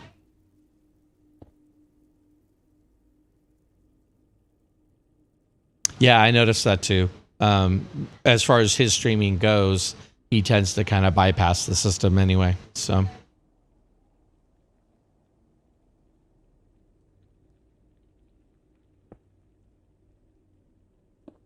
Yeah, like I said, there's a strategy to it. If you don't need to be an affiliate, and they are trying to lock you into something, then it makes sense that you could just say, nah, I'm good.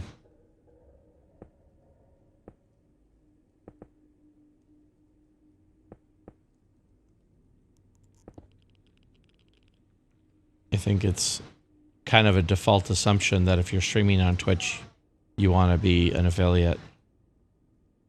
I mean, it does make the money thing easier just because there's multiple ways for people to contribute. But at the same time, I don't think it's the only path. I know that for me on Mixer, if I'm supporting a streamer, actually this is still true of me on Twitch as well. I'll subscribe, but if I donate, I tend to donate rather than do the bits thing, just because I know that the services take a little money off the top. Whereas the donate is usually a little bit more money to the streamer in cases where whatever the service that does the donation takes a little bit. I mean, some of them do and some of them don't, but. Oh, interesting. Yeah, so he's just found a way around it. He's just found a way around the system. And again, like I said, you don't have to be an affiliate to get money. You just have to provide a way for people to be able to support you, so. Yeah, no, Patreon's really common, and it makes sense. That's one of those platforms that I myself personally am not sure what I want to do with. I've had so many friends who have jumped on Patreon over the years. Mostly music friends. Like back when Patreon first became a thing, for instance. And I love the idea of it, and it's like, how do you decide who to say yes to and who to say no to? That starts becoming the challenge there. But I also know as a streamer that that's a way of diversifying your income.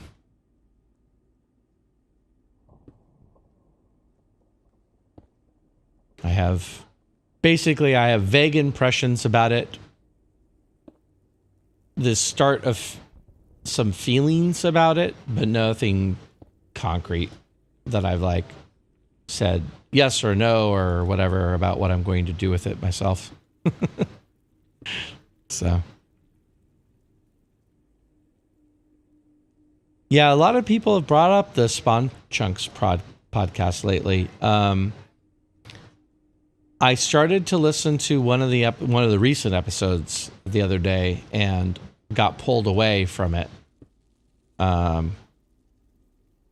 It's a little daunting. There's a lot of Spawn Chunks, and you can either, go back in time and catch them all, or you can just stick with what's currently come out.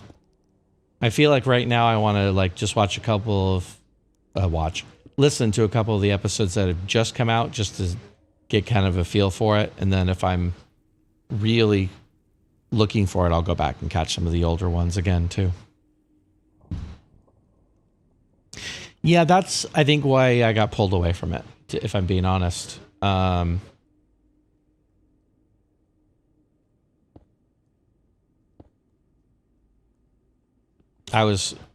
got through, I think, 20-30 minutes of it, and then all of a sudden I was like, something else came up that I had to get done, and I just haven't had a chance to go back to it.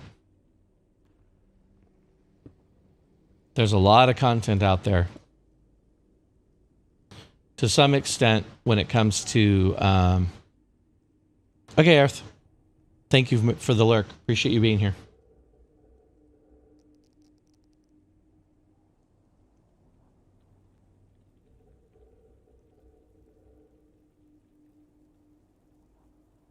Oh, nice. That actually sounds like fun. I'm trying to remember what I know or what I heard. Don't you know one of the two of them or both of them, like from streaming, modding, all that stuff. Oh, nice. That just helps. That just helps with your legend, which is already fairly substantial, I might add. I knew I was going to do that.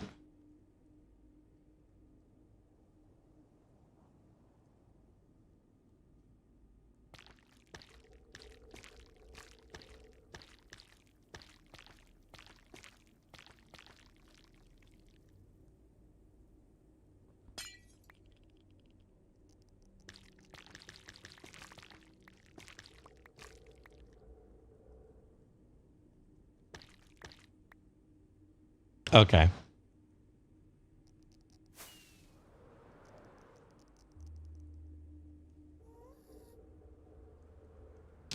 I'm vaguely familiar with Joel. I feel like I should be more, honestly, I should be more familiar with Joel given his profile. But I have to admit, I hadn't really run in that corner of the Minecraft world, I guess, until recently.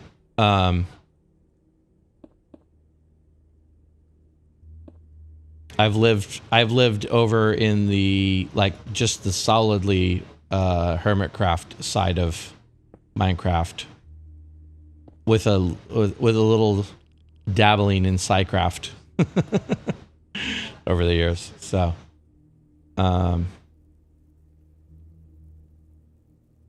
but I feel like I watched one of Joel's videos, and I feel like I would enjoy his stuff.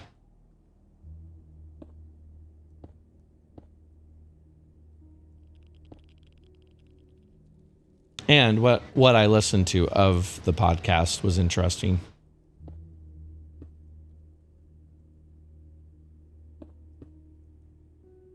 One of the things I struggled with a little bit with the podcast was it's very topical. And so it made more sense to start with the current podcasts because that would be more recent information. Obviously, the older ones are talking about like older snapshots, you know. That's why I figured I'd start with the new stuff and go, well, if I want more content, then I can always go catch up on the old stuff.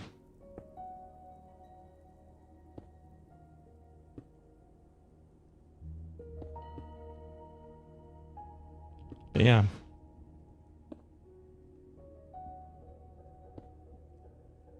I'm having a similar problem with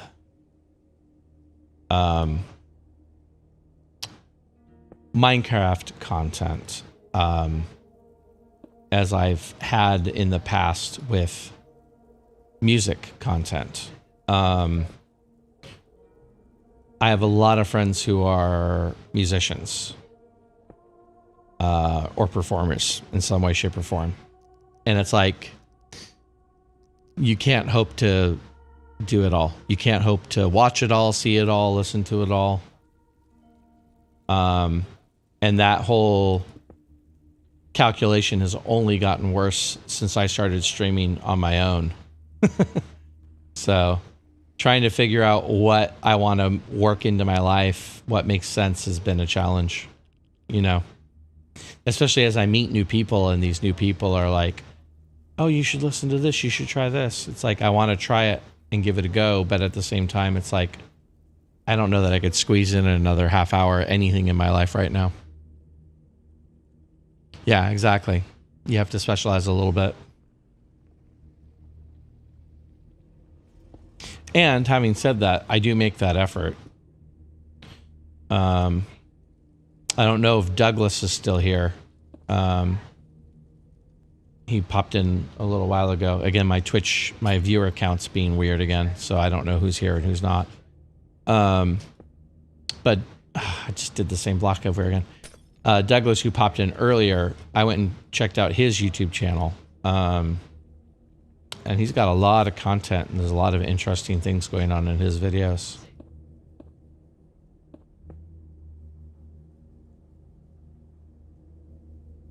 Or that, yeah. I feel like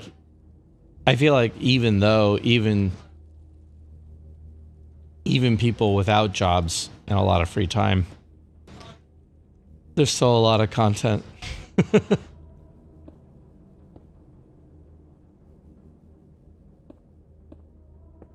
Like, as an example, all right, I went from being I watch a couple of hermits to I watch almost all of the hermits, and I do it pretty religiously at this point.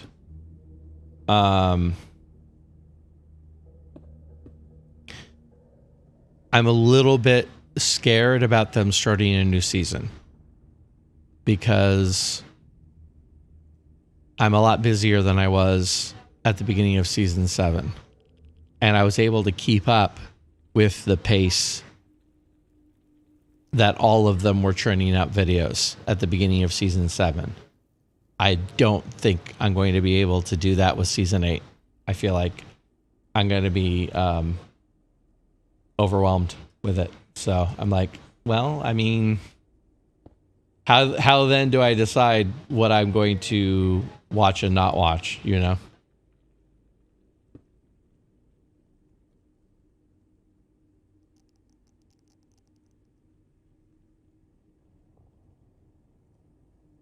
Yeah, exactly. They're all taking basically a end of season break. And I feel like for a lot of them, and this is me kind of putting words in the mouth because none of them have said this, I don't think, directly in their videos. As much as they've said is that they're just going to take a break in anticipation of the next season. But a lot of them are still playing and even still doing stuff on Hermitcraft. They're just not making content. I think this last year was a little extra busy for them.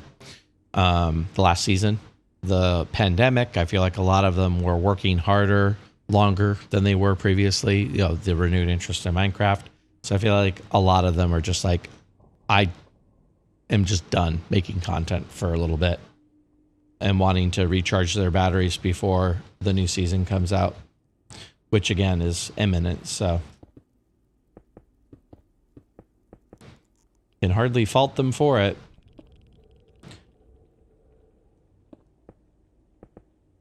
And then there's Cub, who's still grinding away. I'll be surprised if Cub does a final episode. I will be genuinely surprised.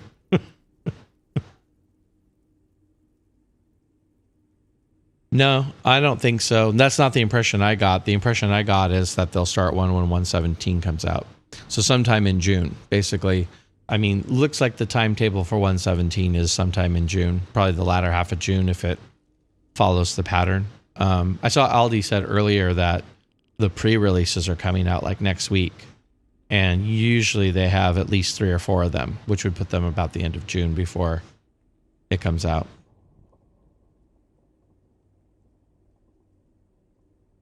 Yeah, of course, of course. I also, if I'm being honest, being somewhat vaguely familiar with the business of it, I don't see any of them sidelining Minecraft for that long on their channels.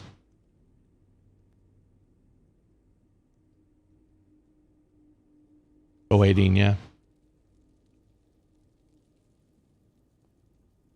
Yeah, I feel like I think I'm gonna slab. Is there any more glass? There is. There's still glass. Oh, that's right. I know where I am. Okay.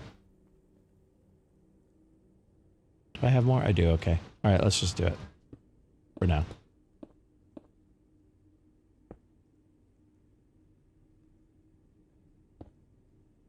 It's understandable. Understandable. Yeah. No, I don't think any of them would be willing to take the chance on that channel hit for them if they had just stopped creating Minecraft content for half a year. I mean, there's no date obviously yet on. I can probably swap that out. Actually, it makes more sense on when 118 will come out. They just said holiday, but they didn't say when, so I can't see any of them waiting that long.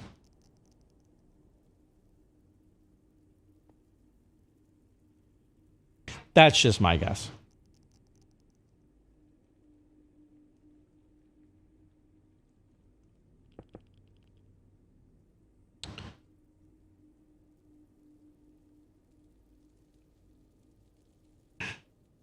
It's actually funny. I have a little bit of a hard time seeing the blocks because of the light in front of my face.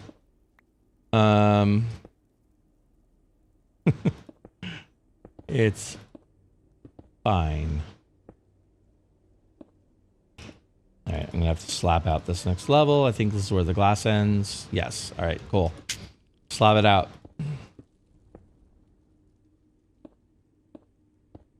Nothing spawning up here.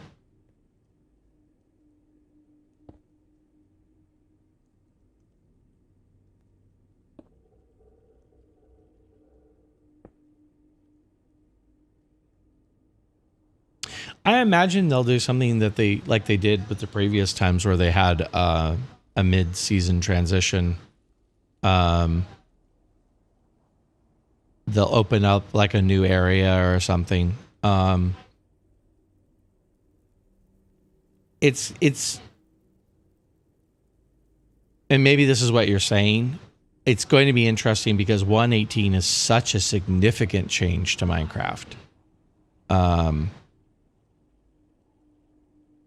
That it feels almost a little bit like it might be a challenge to try and import a previous world into a 118 world and make any sense, make it work, you know. I'm also willing to bet that Mojang is going to have some sort of a converter that allows the existing chunks to stay, but will still implement the new build height and build depths.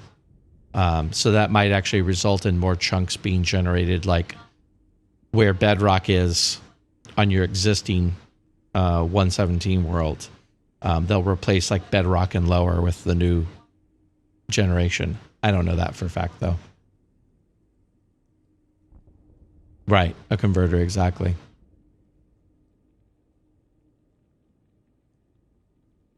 Maybe, that'd be interesting. I mean, usually they've all killed the Ender Dragon and have Elytras by the end of the first week, so I don't think that's completely out of the question. They decide to like have the first half of the season in the end. And then they just regenerate the entire overworld. That'd be funny. Or they could do everything in the Nether too, you know, since it was the Nether update. Certainly would.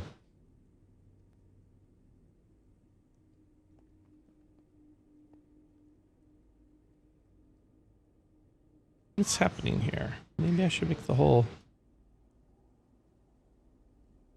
I like that. Let's make the whole wall the same height. I didn't realize I was that close. Yeah. I'm excited. And like I said, I'm also a little bit terrified. Because it's like, I just don't know if I'm going to have enough time for that. I'm going to have to like kind of pick and choose who I absolutely positively have to watch. And then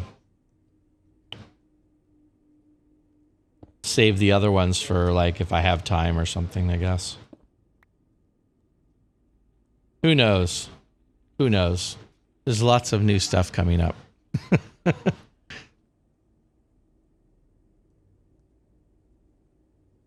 That would actually be fun. It's one of the many little things that Grian has added since he came into Hermitcraft, is that like kind of server-wide conflict.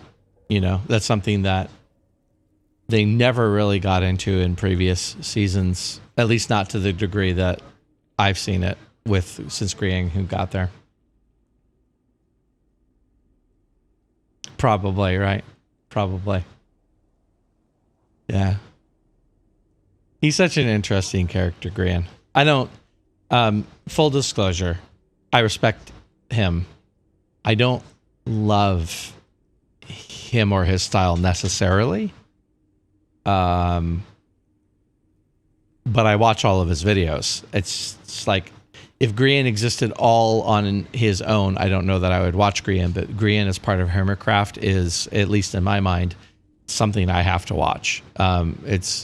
He's really good at generating content. He's really good at getting other people to buy in to whatever he's doing, and it makes them more interesting and create more interesting content. So, right, exactly. Yeah. So I just think as a content creator, I think he's really good at it. And like I said, his personal style, I don't know that I'd watch him on his own. I knew of Grian prior to him joining Hermitcraft, and I'd seen a couple of his transformation videos, but for the most part, I wasn't a big Grian watcher. But yeah, anyway, that's just my opinion on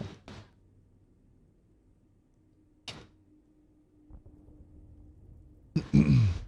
Definitely not taking away from what he's added to the server. He's been a lot of fun. Yeah, see, I never saw any of the Evo stuff. I knew it was out there. I knew of Grian because of the few times that he intersected with Mumbo. And then, like I said, I'd seen some of his transformation videos where it's like he took the default generation of a village, of a sand village, and created a nicer looking version of that. I actually thought those videos were pretty cool of his. I enjoyed those. Yeah. Yeah. It's so funny because there's so much. I mean, I know there's a lot of fans of Hermitcraft, and there's always all this speculation every year about who they might add and whatever, or they should add this person or they should add that person. And it's like, I feel like they capped it when they added Grian. Grian was like the thing that they were missing. And with all respect to other creators out there, I just think anyone else wouldn't be necessarily additive to Hermitcraft. I feel like they would either be at best same or possibly even a distraction, depending on who the creators that we're talking about. But of course. That's because you can't even be in the orbit of Hermitcraft without people asking if they're going to join Hermitcraft. And that's not a bad thing. I mean, I think Pix would be great in Hermitcraft. And I just don't see them adding more people necessarily. Not that Pix wouldn't be wonderful, but I don't know. Same time, who knows? They have a much better idea of what they're doing, what they want to do than I do. So, okay, I have to finish this. Even though this is interior, I do need to finish this, I feel like. I probably should finish this too, if I'm being honest. And then what's that right there? That's a floor. Okay,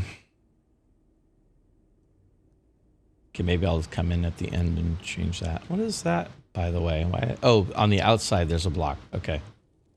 Figure out why all those were yellow.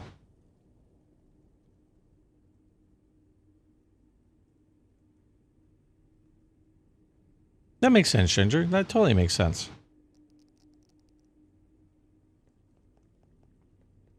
I think to some extent, being on Hermitcraft, I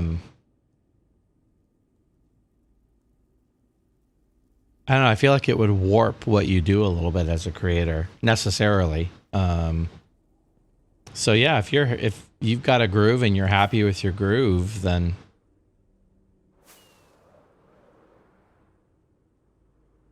it may be too distracting, you know.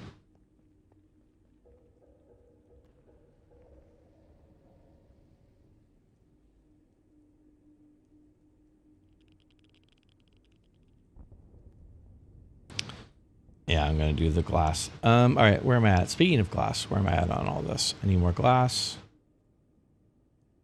I need more of these. Oh, I got all twisted around in here.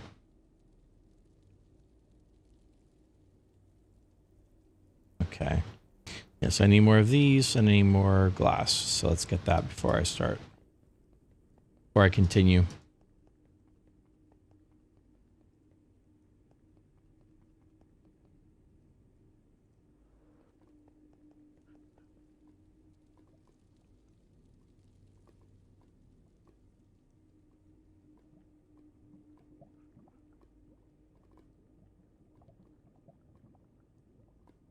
Yeah, I get that. There are different things.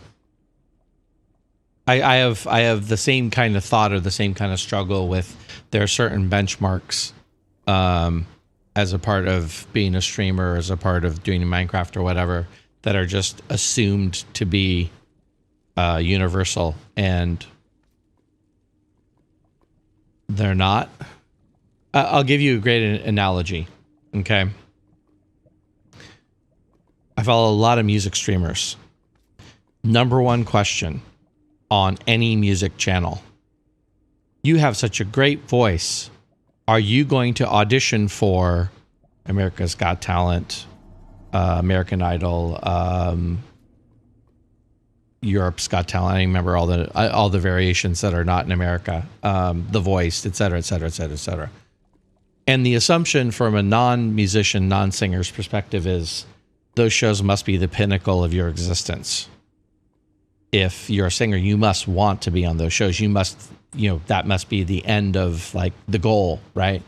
And it's not. It's not even honestly a good destination for probably 90% of musicians out there or singers to be on those shows. Like those shows wouldn't serve them. But that's the number one question in those streams all the time. So I feel like it's the same. If you're a Minecraft streamer, it's like there's an assumption you must want to be on Hermitcraft. And someone who's closely associated with Hermitcraft especially, I feel like would get it even more often. Yeah, it's an understandable assumption, and it kind of shows more the ignorance of the person asking the question about how things work or what's important or what's not important. Like a more practical application of that whole thinking is I watch Harris Heller. If you're familiar with him, he produces a lot of different things. But like one of his things is he always kind of talking about like how to be a successful streamer. And I've watched enough of him to know that being a successful streamer is, being a successful streamer to him is a point of maybe even insecurity. That's not really putting words in his mouth. He's actually kind of said as much.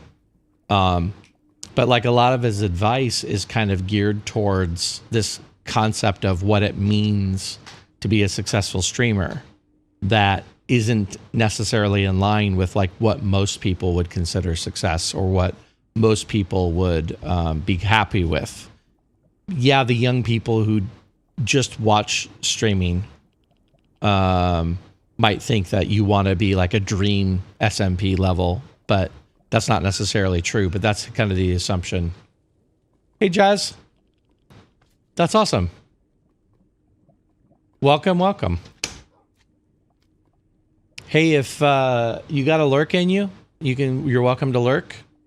If you don't, you got other stuff to do, by all means, have a wonderful evening. And, if you want to see the results, you can always wait for my time-lapse video, too. Then you don't have to wait through the VOD, but... Oh, fair enough. Like I said, glad you came in and said hi, at least.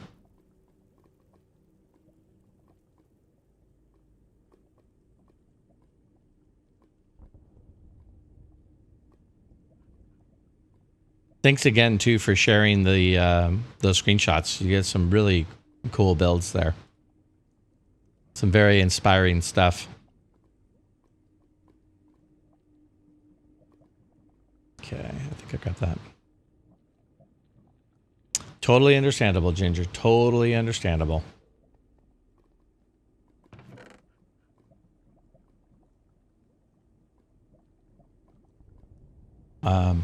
And to you as well. Thank you for hanging out. It's always more fun to chat. So I appreciate you hanging and chatting.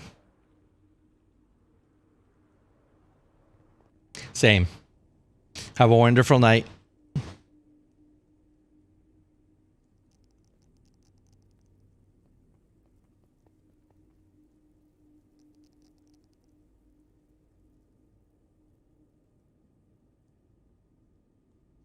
Back at ya.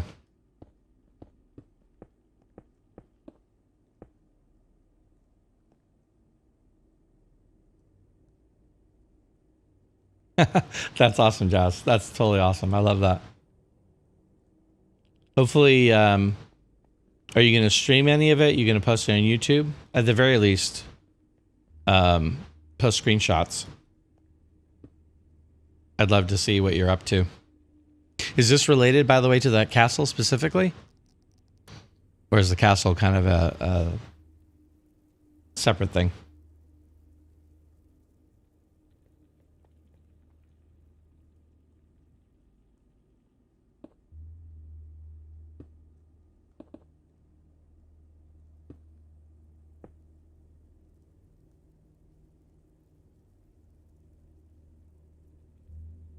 Nice. So it's going to be a restart then.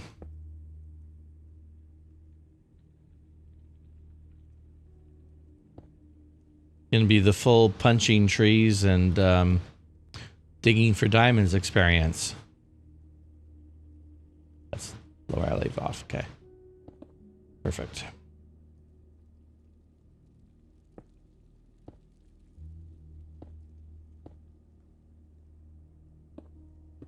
Oops, rip.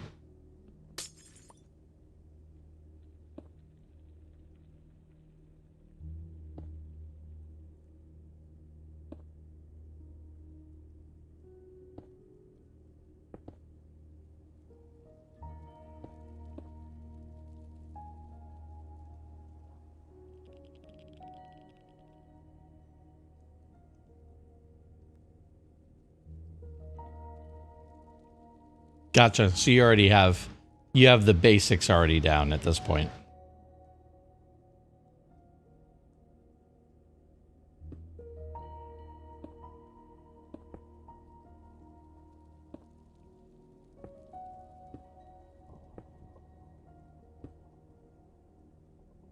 Right.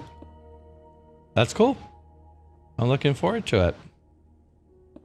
I'll have to keep an eye out. I'm actually not streaming this Saturday for reasons. So I'll have to keep an eye out, and if I see you, I'll jump in, see what's going on. I'll be back to Saturdays after this weekend, probably, but life happens. Yeah, the music in general in the Nether is good. As you say, it's just this kind of creepy ambiance. You got that little like Geiger counter noise every so often. Yeah, I dig it. The sound and music in Minecraft is, I think, underappreciated. You know, Jasper gets all the attention with his cool visual blocks. But I don't even know who the sound designer of Minecraft is. Which to me just reflects how unappreciated it is. But the sounds in the game, the sonic space of the game is really good. I mean, we obviously, you hear about the people who come up with the music for the game, like the music discs. pig step and all that, but you don't necessarily hear about like who actually does like the ambient sounds, ambient music, plus the actual like sound work on the files. Well, like I said, my friend, I'll keep an eye out on Saturday. Not really sure what that day is going to look like right now, but it'd be fun to jump in and see what you're up to. Kind of watch your process.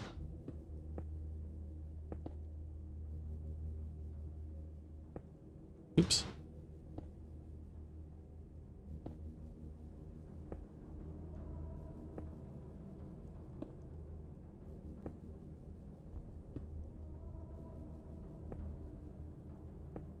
I'm going to see if I can actually do another time-lapse video before the weekend. I think I might be able to like take this video and time-lapse it. Or maybe I'll do a revised time-lapse. I guess it depends how much work I get done. Oh, did I forget to do that? Wow. Yep, I did. I totally did. All right. Fix.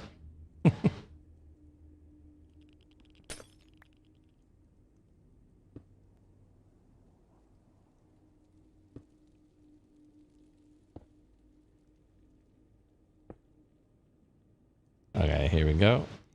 Up a level. All right, there we go. Caught up.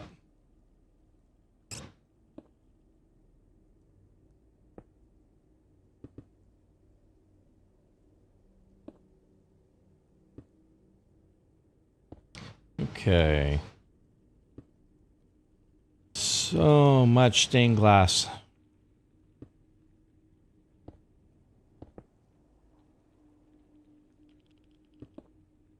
At one point during this process of designing this, I actually said to myself, wow, I don't have a lot of glass in this build. That seems weird.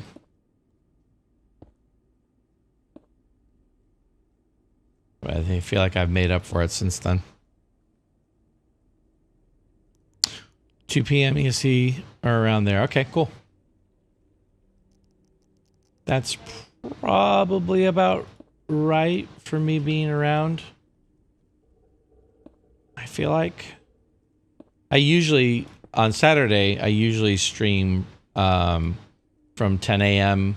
I'm scheduled from 10 a.m. to 4, but every other Saturday I've streamed till from 10 a.m. to about 9 or 10 p.m.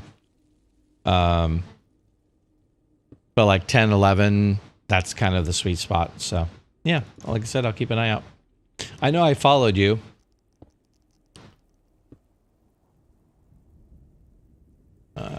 Yeah. At least I'm pretty sure I did. I should double check that and make sure. I'm almost 100% positive I did.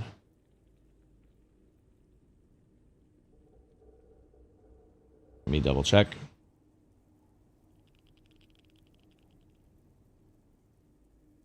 Yeah, I threw a follow. You know, I'm going to throw a notification on too. I normally don't put notifications on because that would be overwhelming.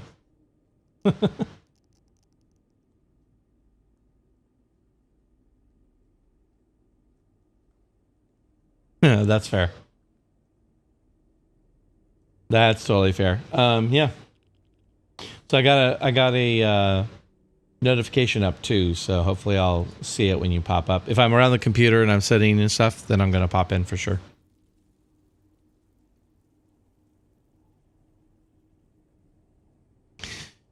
Coffee is life. I don't know that I'm right there with you necessarily on that, but I have just finished my coffee, so I can't argue with it too much.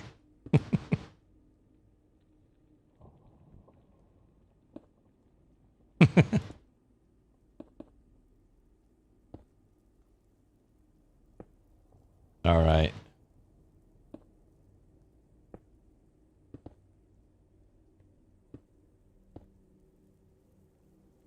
See, I did it again. Why do I keep thinking that's the end of that build? It is not. And I need to finish the whole line. go.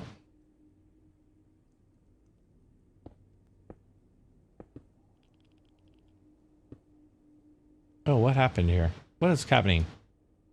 What is going on? Everything's falling apart. Everything's gone wrong. Chaos.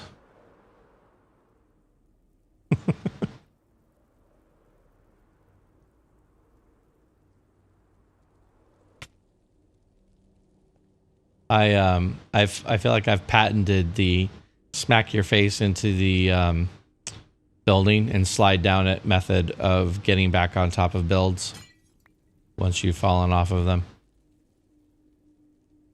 At least I like to think I patented it.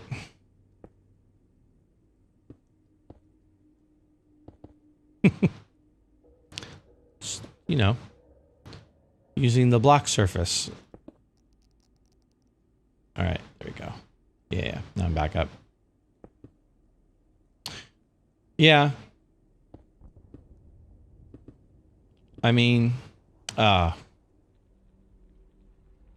concussions aren't really a problem in Minecraft.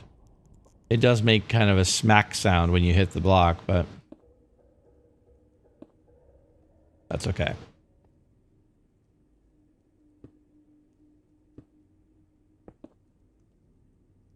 I thought when I prepared my glass for this that I was going to have enough, but having built, this is only the second of the 2 windows, I feel like I'm going to be going back into that. Oh, believe me, I know. I have done that as well. Usually when I do the face smack and slide, I am conscious of what my approach speed is so that death doesn't happen. So far, having said that out loud now, though, I realize I'm actually tempting fate.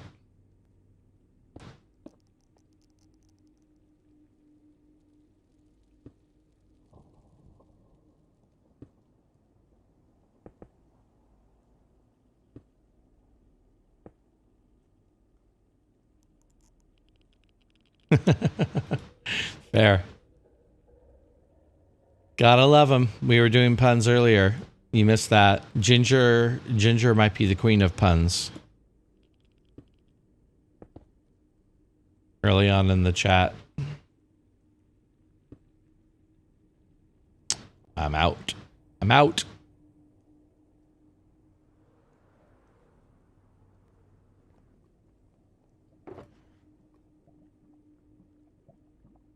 Feel like I'm gonna run out of glass. I better grab some. Just in case. Might not.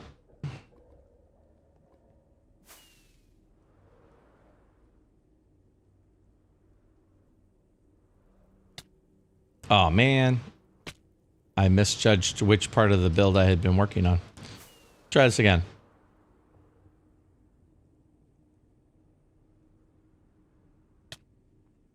Nice and slow. All right, I was over here, I think. I fell down. Yep, here it is. I mean, we're all just living in her shadow when it comes to that. She was doing a whole fish pun thing earlier, and she was digging up fish that I'd barely even heard of and making puns out of them, so she was in a rare space.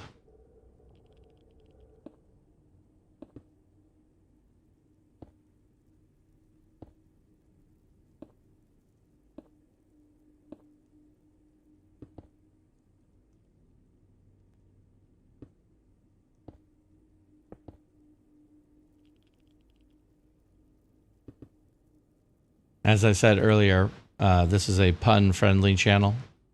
Puns are appreciated here.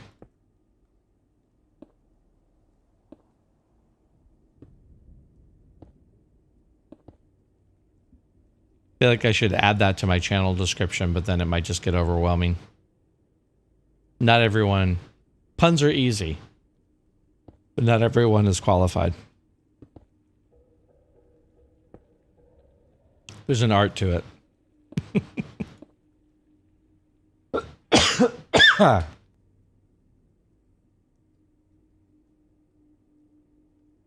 Thank you so much, Chats. Good to see you. Looking forward to catching you on Saturday. And have a good night. Or morning or whatever it is for you. Yeah, that would be worth rewatching the VOD for.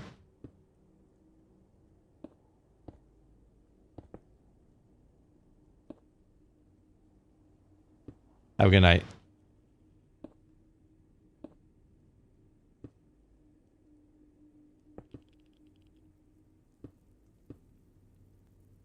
All right.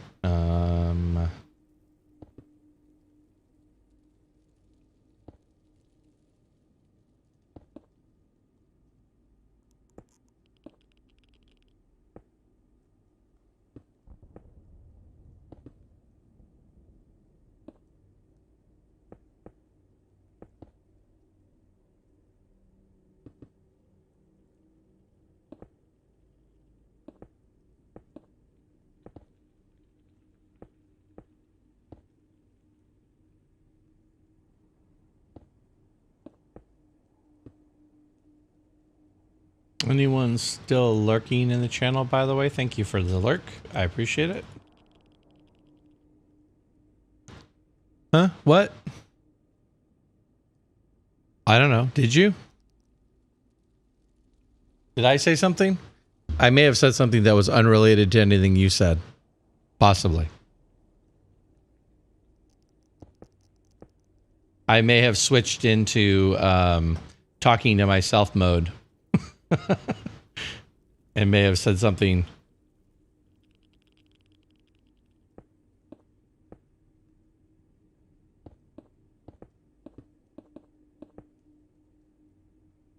All right. Oh, let me check. Hold on a second. Let me do. I actually thought I turned on.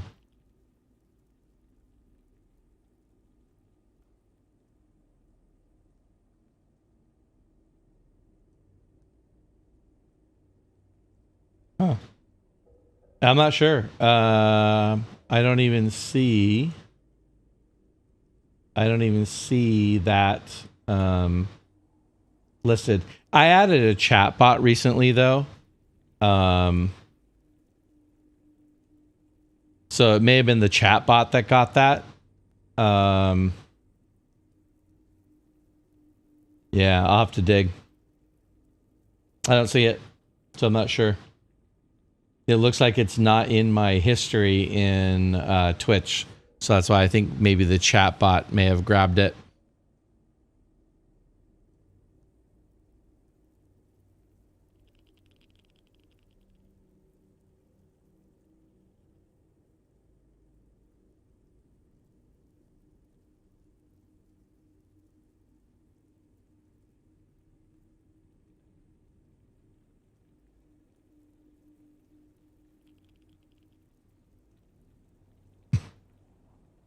Fair.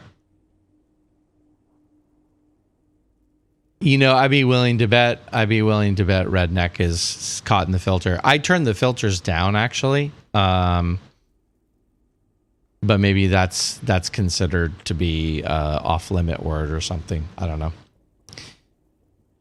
know. Problem with using bots to do mod. Yeah, exactly. The problem with using bots to mod is that it's a sledgehammer, not a scalpel. So.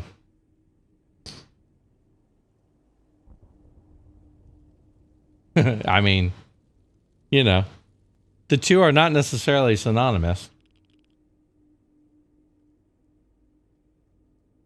Yeah, I don't even see, like I said, I don't even see it. It's not showing up in my Twitch, so I can't unmod it.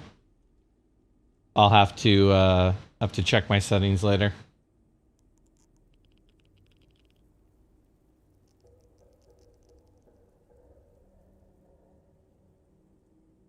Still trying to get that thing dialed in. Someone actually sent me an alternative to using that too, but I wasn't sure if the alternative was going to end up being more work. Polished blackstone wall. I wasn't reading. Gotta read what it says.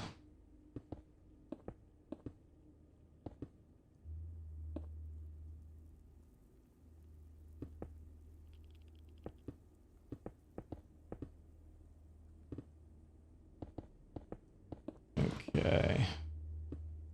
I think one more level above this.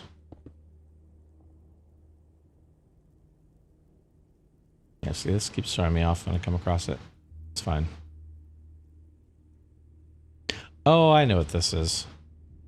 I know what this is.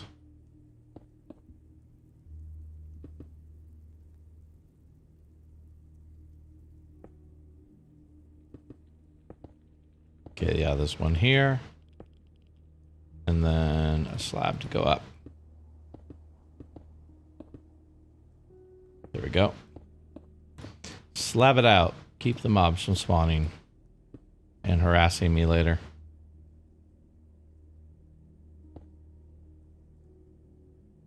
I will, in fact. You as well. And we'll see you soon.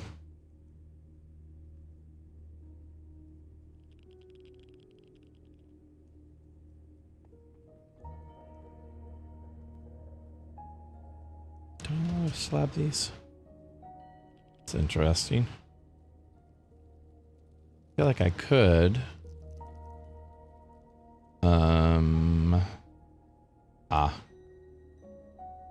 What I used in there. Yeah. And then that's not spawnable. All right, I like that.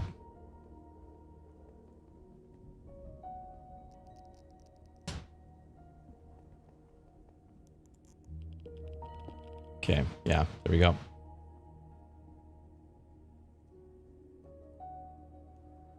All right, where are we at? What do we got?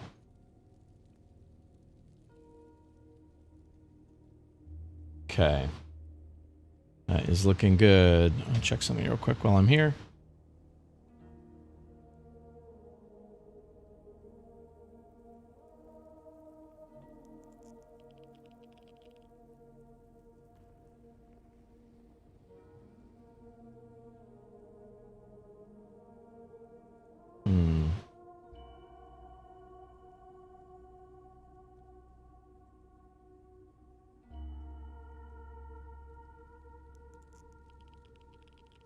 Yeah, I'm gonna have to look into that. So I don't see a way to moderate that chat at all.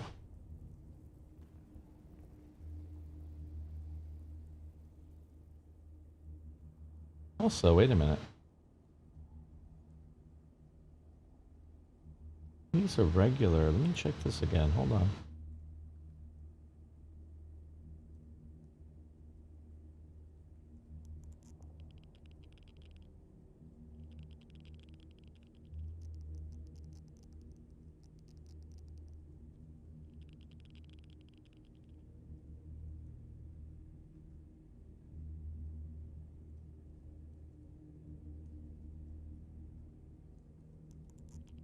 Something is being checked, but this not being checked here. This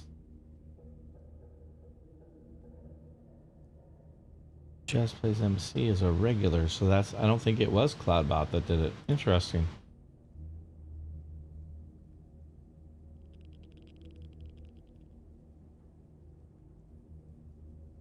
But I don't see it in here either.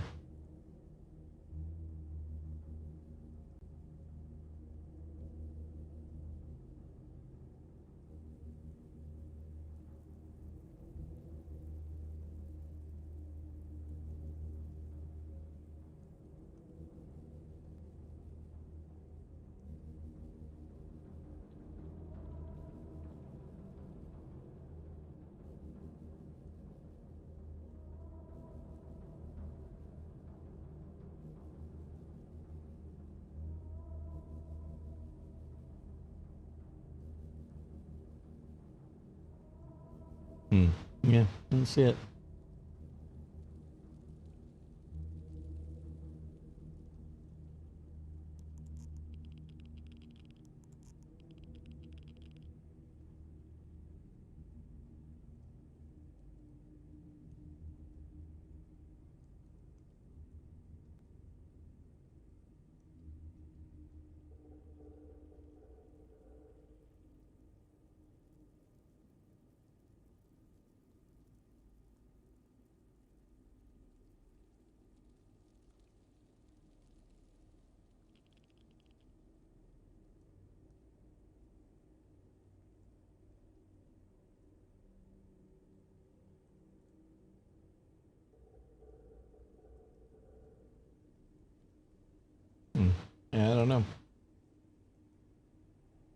I'm not sure what that was.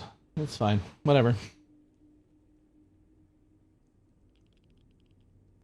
Are you not coming back? What's happening?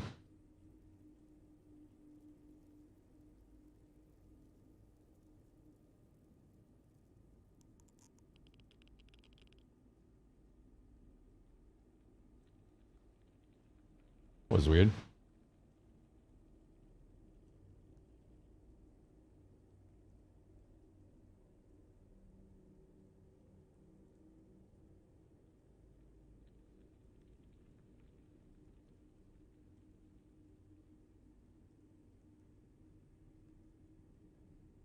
All right.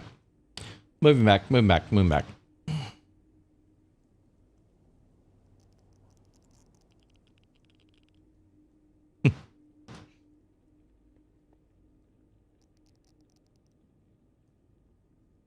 right. Let's check my stocks. What I got here. I'm low on that again.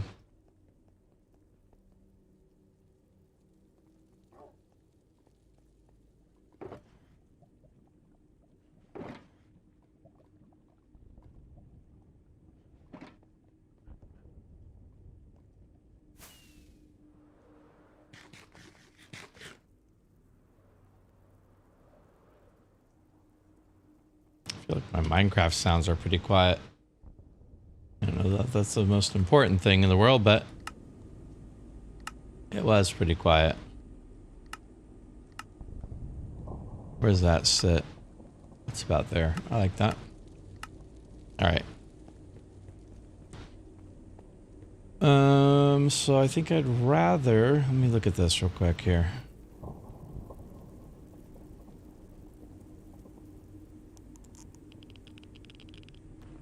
I think I'd rather like do it in this order.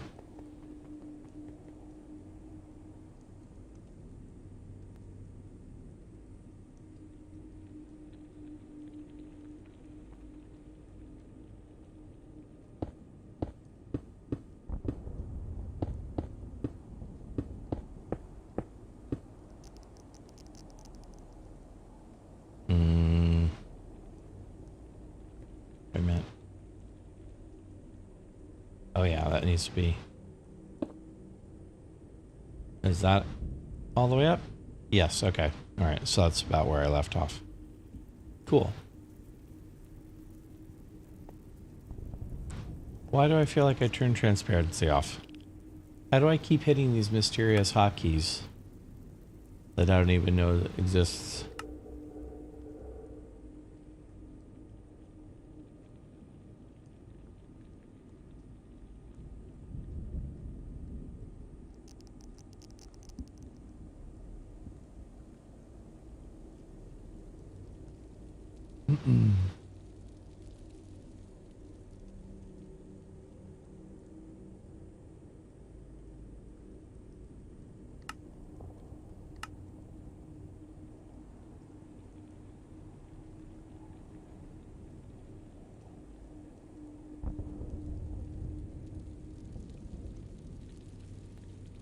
I don't know.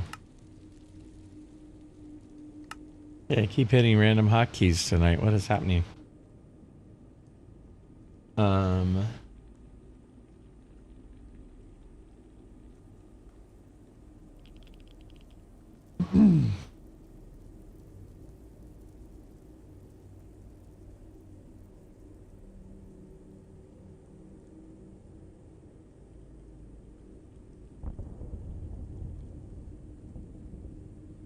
Heck. Welcome, Mr. Carrot. How are you, my friend? I'm going to have some sort of a heck thing. A heck sticker, a heck soundbite. I'm going to have some sort of a heck thing in honor of you once I'm able to have those things. You know what I really want to do? I think I may have mentioned this to you before. Tango had a thing on Mixer. If you subscribe to him for a year, you could submit a WAV file to him, and he had it set up as a command so that when you came into the chat, you would type exclamation here to announce that you were in the chat, and it would play your WAV file. I really loved that. I thought that was such a great system. I really want to figure out how to do that. I feel like that's just one of those things. Just, I know how much the people who had those cherished having those, and yeah, I don't know. I just feel like that's a fun thing to add for the community. I don't know. That came out of the whole heck thing. Anyway, how are you doing tonight?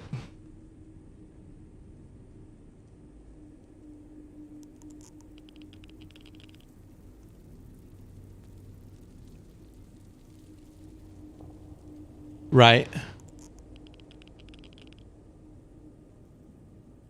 Yeah, I don't know either. Tango does a lot of stuff in Firebot, which seem pretty extensive and pretty extensible. Although I think whatever he had set up for Mixer didn't translate specifically to Twitch.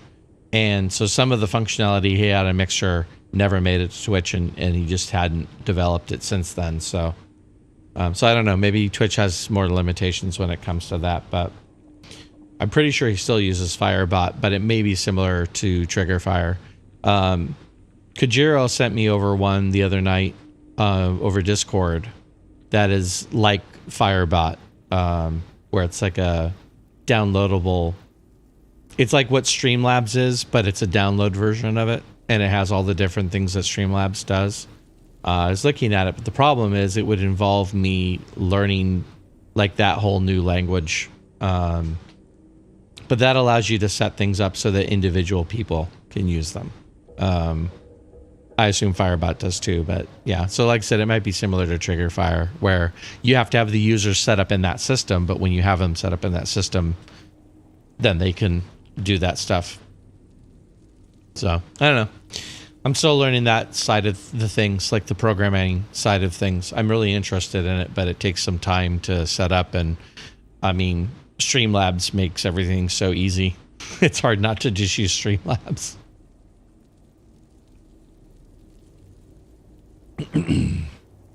Although I feel like I'm running at some of the limitations Streamlabs has without paying for it. Mix It Up is what it's called. Apparently, it actually started on Mixer. It was a Mixer bot, where the name Mix It Up comes from. It was a play off of the Mixer name. And they were developing for Mixer, and then when Mixer shut down, all of a sudden they had to scramble and like change their development tree so that it was Twitch focused, which they did. But right, it's very similar because you set it up. The difference is it runs on your computer instead of running on a website. And the setup is a little bit more involved, I think. So like where Streamlabs, you log into Streamlabs with your Twitch account and you're ready to go. Whereas I think the setup on this is a little bit more involved than that. I mean, fundamentally, you log into your Twitch credentials in the bot, but yeah, like the setup looked like it was a little bit more involved. The only other issue I had about it was, okay, no worries. I was just going to say Tango has mentioned several times that like his Firebot would crash.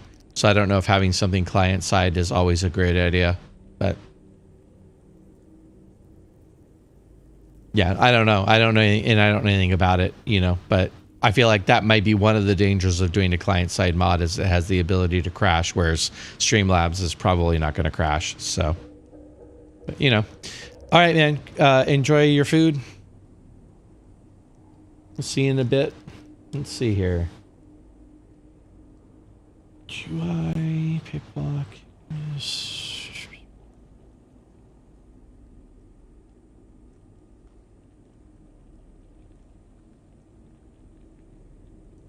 Render overlay through blocks. That's an interesting What does that mean? Ah, okay, that's fine. That's not what I'm looking for, but ancient. That's interesting to see. Okay.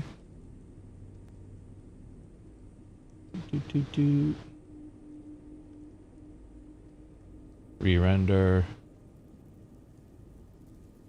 Rebuild, replace, version, blah, blah, blah, blah, blah.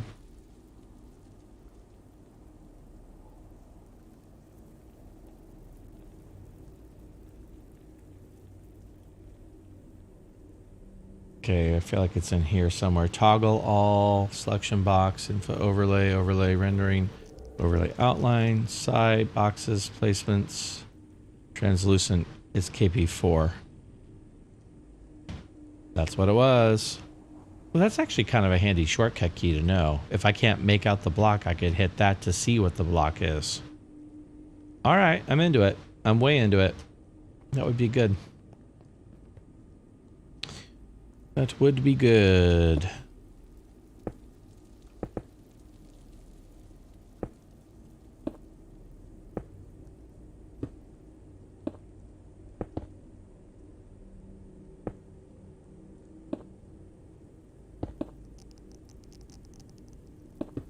Okay.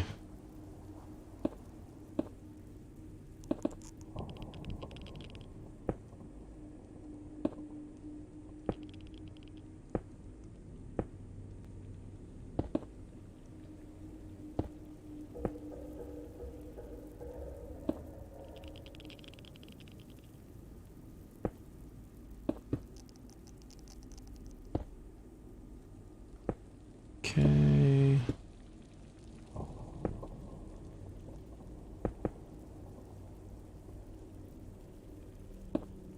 Sometimes I wish I could press buttons with my brain.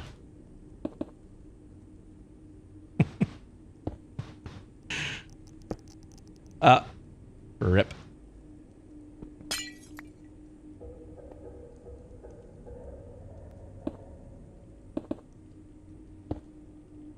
Okay, that was not the block I meant to place. That was the block, but whatever.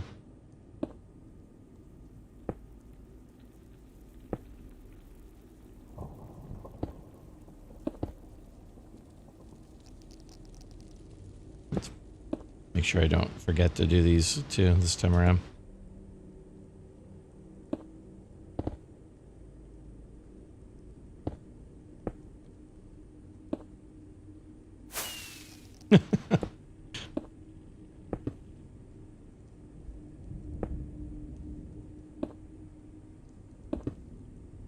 Okay.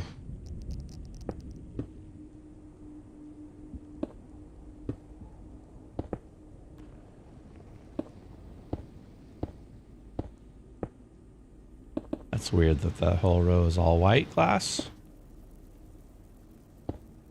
I would have thought there'd be a pattern in there somewhere, but there's not. It's fine.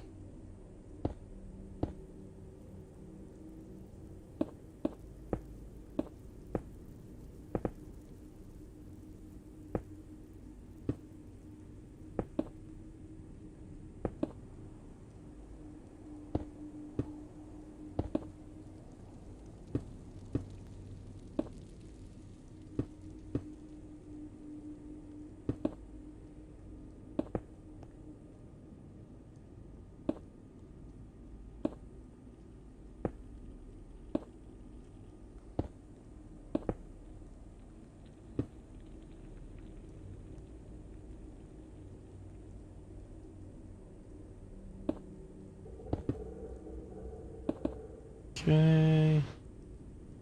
I feel like I just keep running out of that block. Why is that happening? Don't know.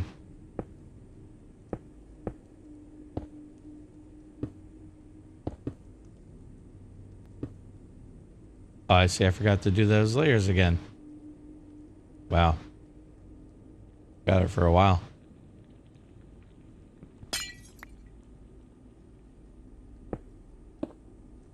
Oops. Rip.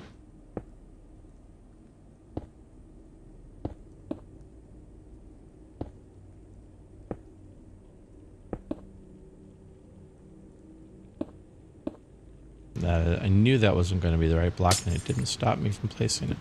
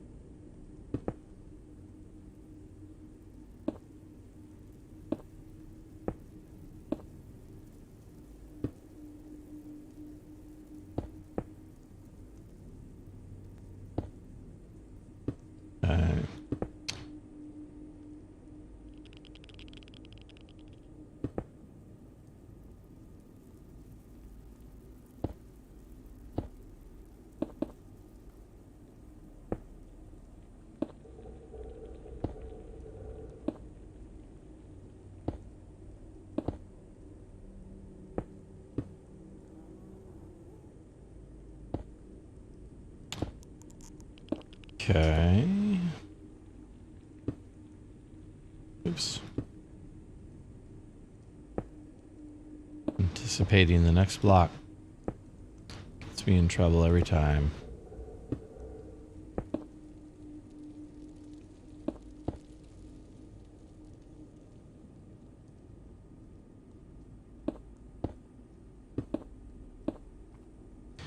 That was not the correct block, and I knew it. Okay. All right.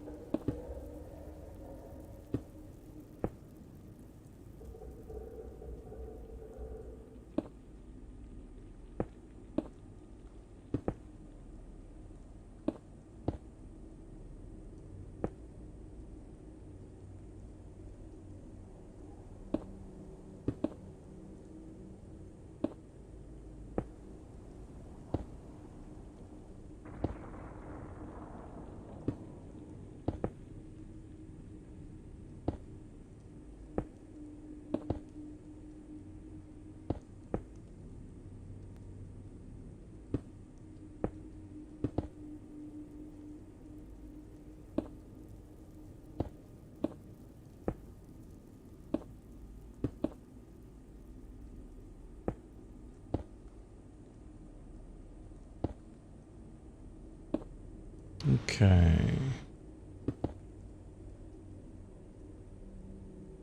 Luke. Luke. Luke. Luke. Luke.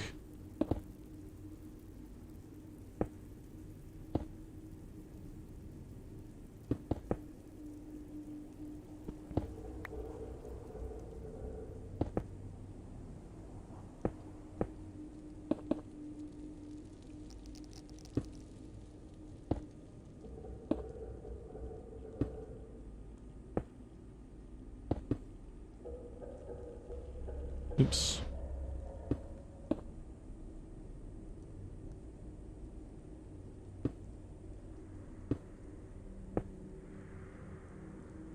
Rip out of those. Where am I at? Here I am.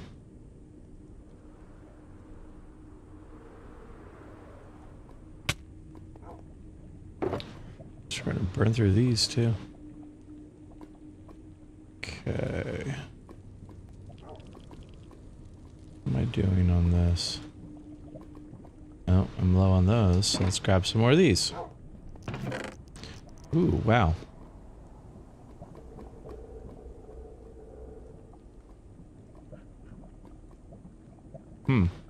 Interesting. I was not expecting that.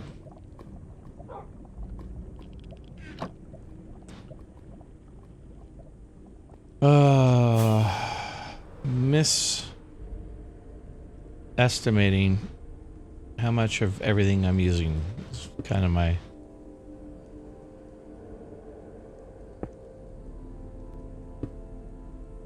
curse on this project. Everything takes far more resources than I think it's going to take. At these scales. Ooh, hello. Is that a white? I guess it is. It makes sense. There's that block underneath. Trips me up every time. You know what? Does this help? Oh, this totally helps. Oh, I'm doing this.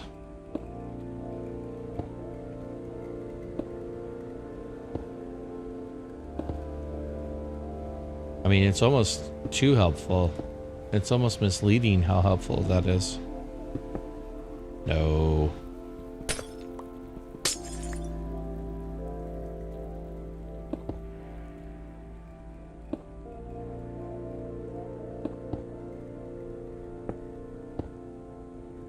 I definitely can see that. As long as I know that's what I'm dealing with. I mean, I don't even know what that is.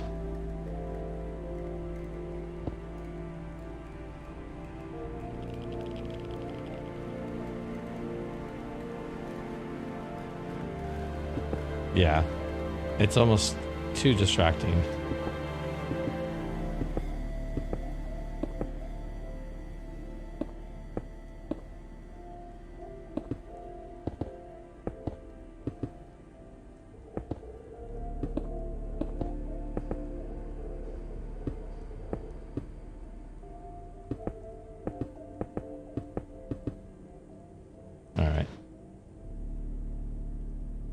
That's right, random ball block.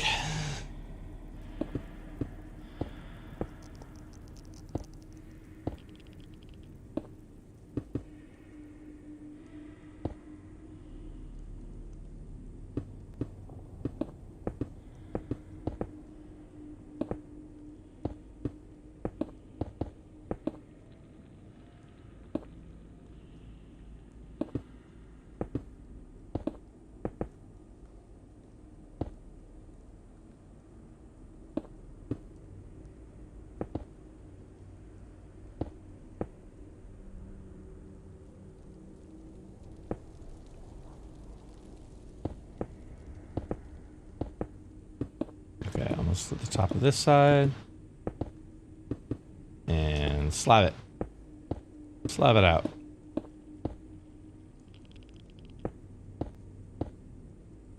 Oh, that is that. And slab it. All right.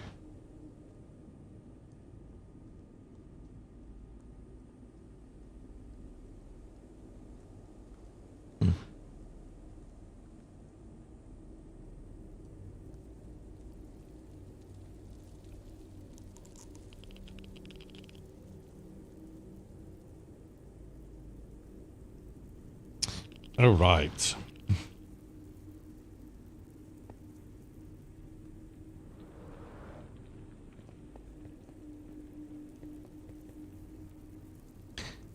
Why do I keep failing to negotiate? That's actually a fairly significant fall.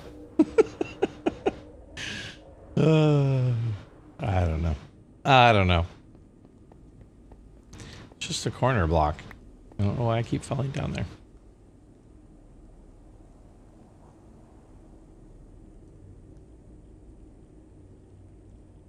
All right, what am I doing? I need more of these blocks. For sure. I feel like I need to make... I don't know. Maybe I'll stick with this for a moment.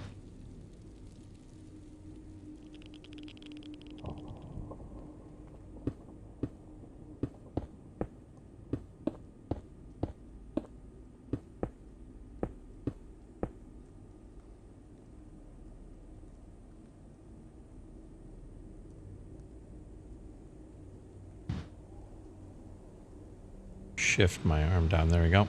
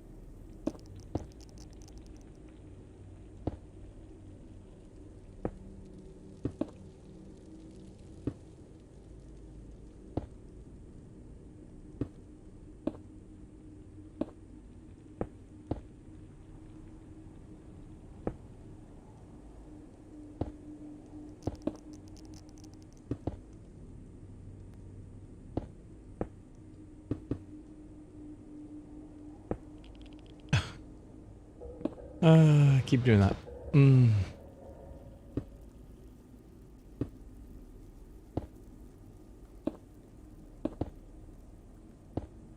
Ah, that was just bad aim.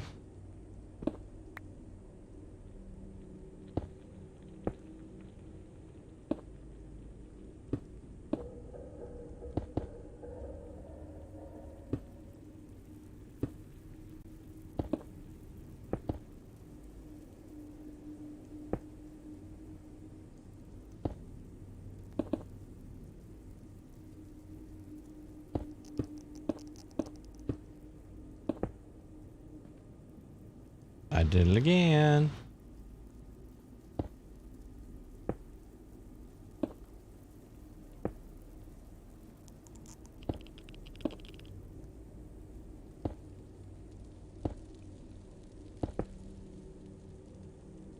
I'll run out of those in a second.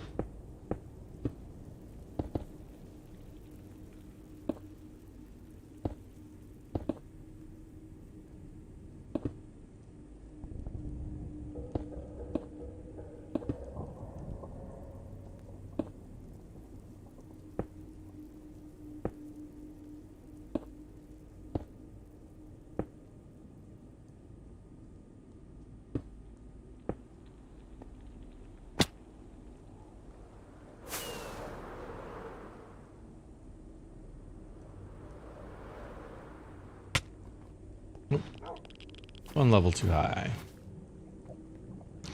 Alright, so let's refresh. Where am I at? Actually doing okay on the white glass. I'm not doing great on the black glass. I think that's the point, is I need to refresh that. Clearly I have too much of this other stuff too. So while I'm finishing this part of the build, I'm going to dump off that. And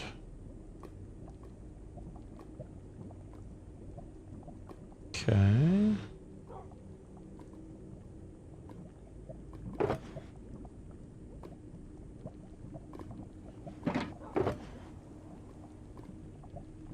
I'll leave that for now, because I really don't have a lot. It's just the stuff at the very tippy top.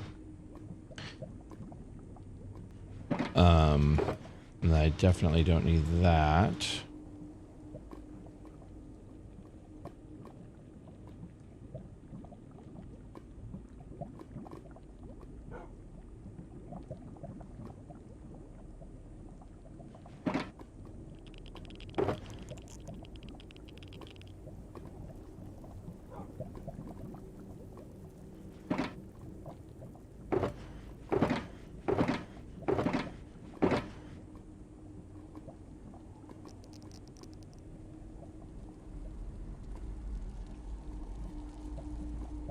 No, I can't think of it. Okay. And that's fine. Okay. So I need to make some more glass and then come back and refill. So we'll do that. Let's grab out this box. What do we have? What do we have?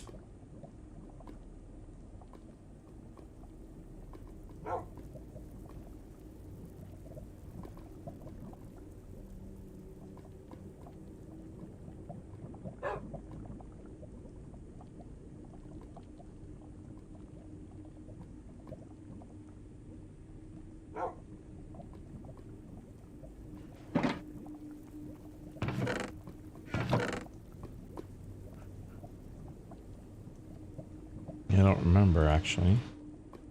Is that enough? For one? It is, okay. Perfect.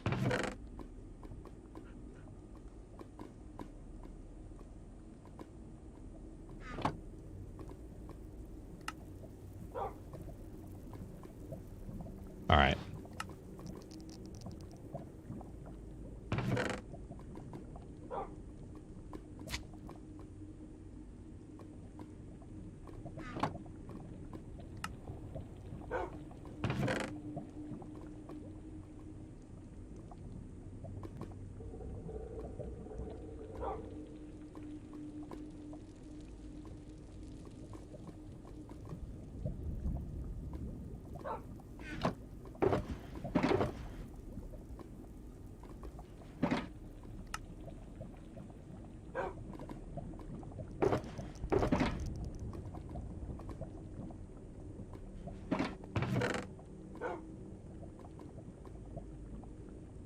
Okay.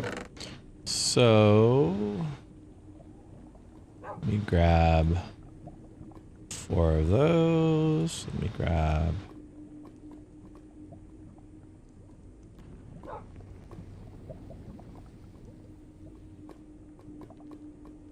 one extra more than 4.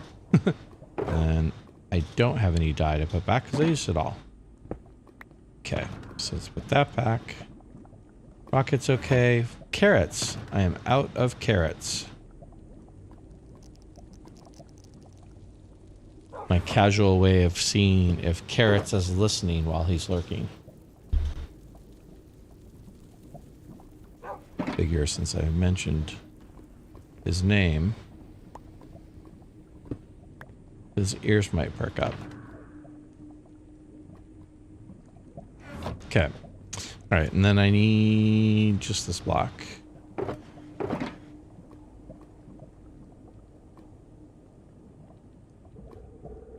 Okay.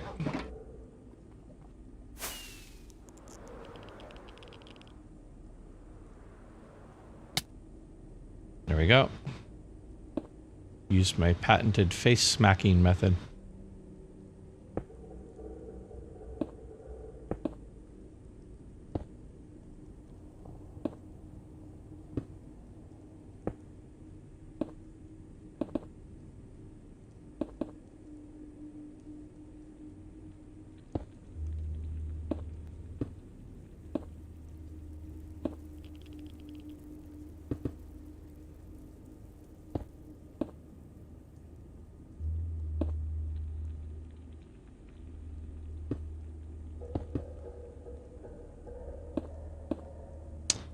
Rip.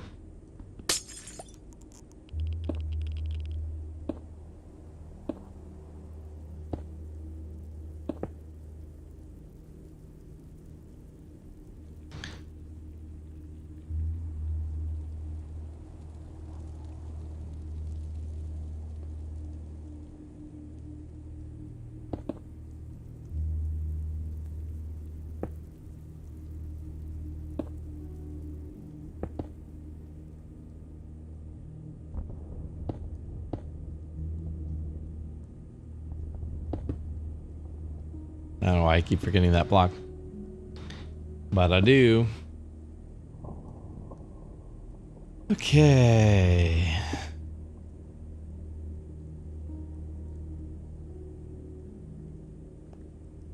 Is that correct?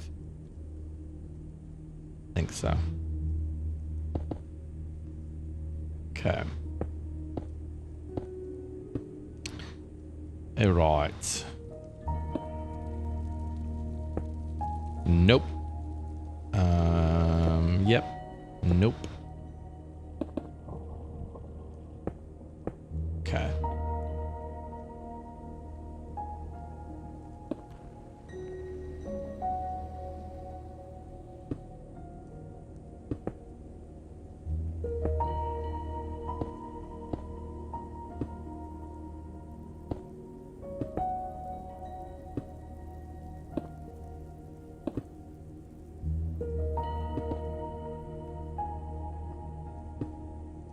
Oh no. Let's fix this.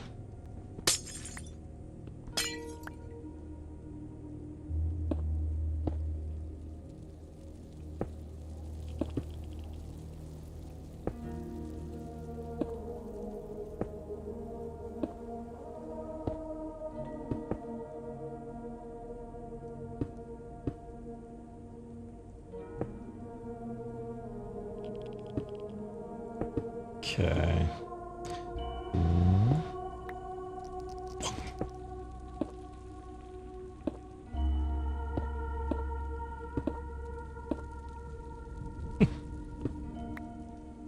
Brain is distracted and I am misplacing blocks.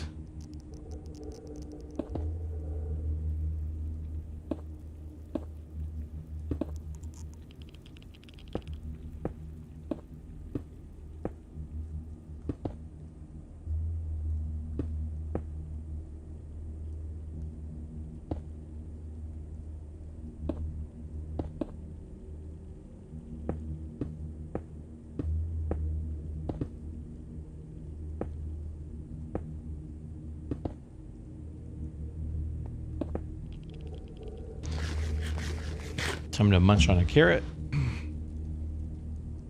The food's getting a little low. No. No. Oh. My elytra's low. I feel like I should go do something about that.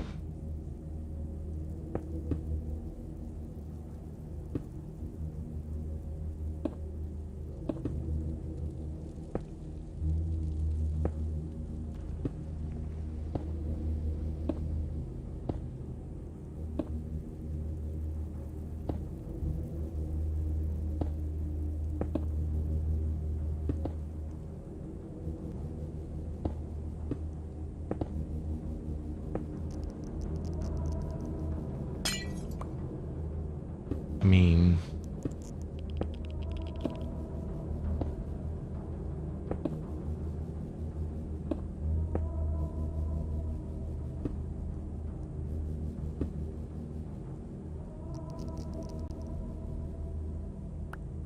okay, that was an interesting series of button presses.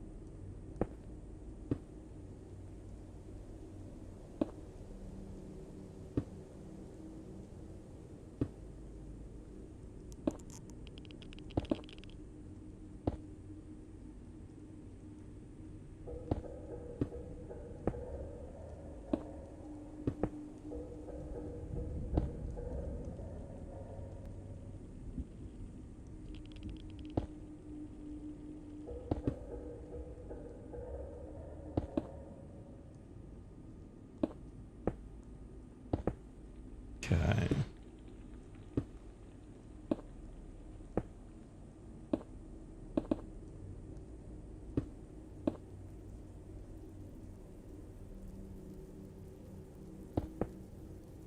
All right.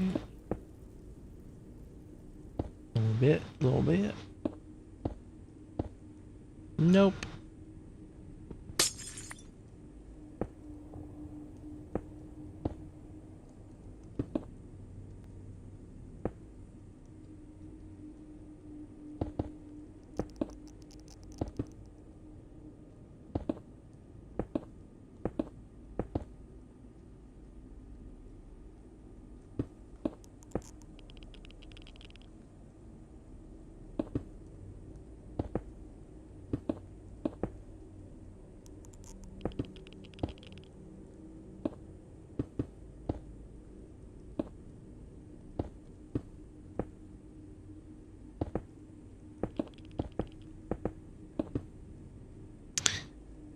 Hey, Kojiro, thank you so much, man.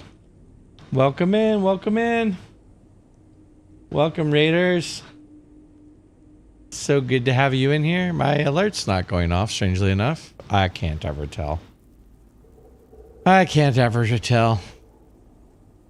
Kojiro's collective assimilation incoming. I feel like we just had this conversation recently, Kojiro, about the Borg. Welcome in, Raiders. Thank you so much for being here. How is everyone doing tonight? Hey, Ben. Nice to see you. Nice to see you, my friend. It's been a little bit.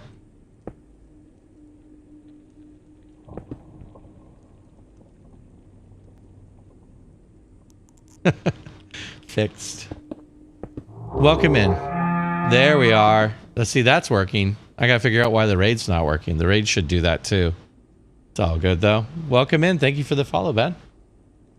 How are you, my friend? How was Kojiro's stream? Kojiro in here yet?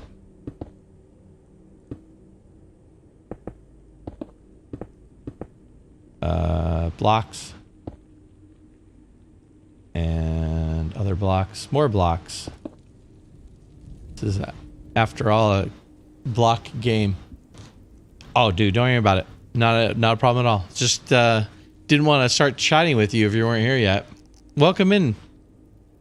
Thank you for bringing your party over here, Kajiro. Appreciate it, buddy. All right, well, I got some new people here for sure. So let me show you what's happening right now. Take a break from this. Kajiro's collective assimilation incoming. Resistance is futile. Like I said, Kajiro, I feel like you and I just had this conversation on Twitter the other day. Is that a lie? Is that a true story? Did he die 50 times? Kajiro, can you confirm or deny that statement?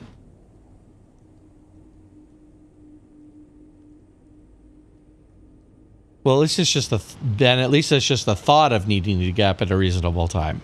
As long as it's just the thought, then it doesn't really matter. You can choose to get up at a reasonable time or not.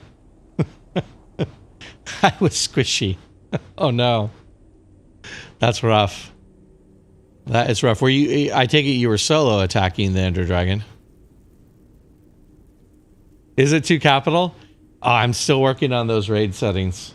Oh, I see it now. I gotta look at the right side here. I'll have to work on that. I'm still trying to get my chatbot settings dialed in. Horrid armor and solo. Oh, wow.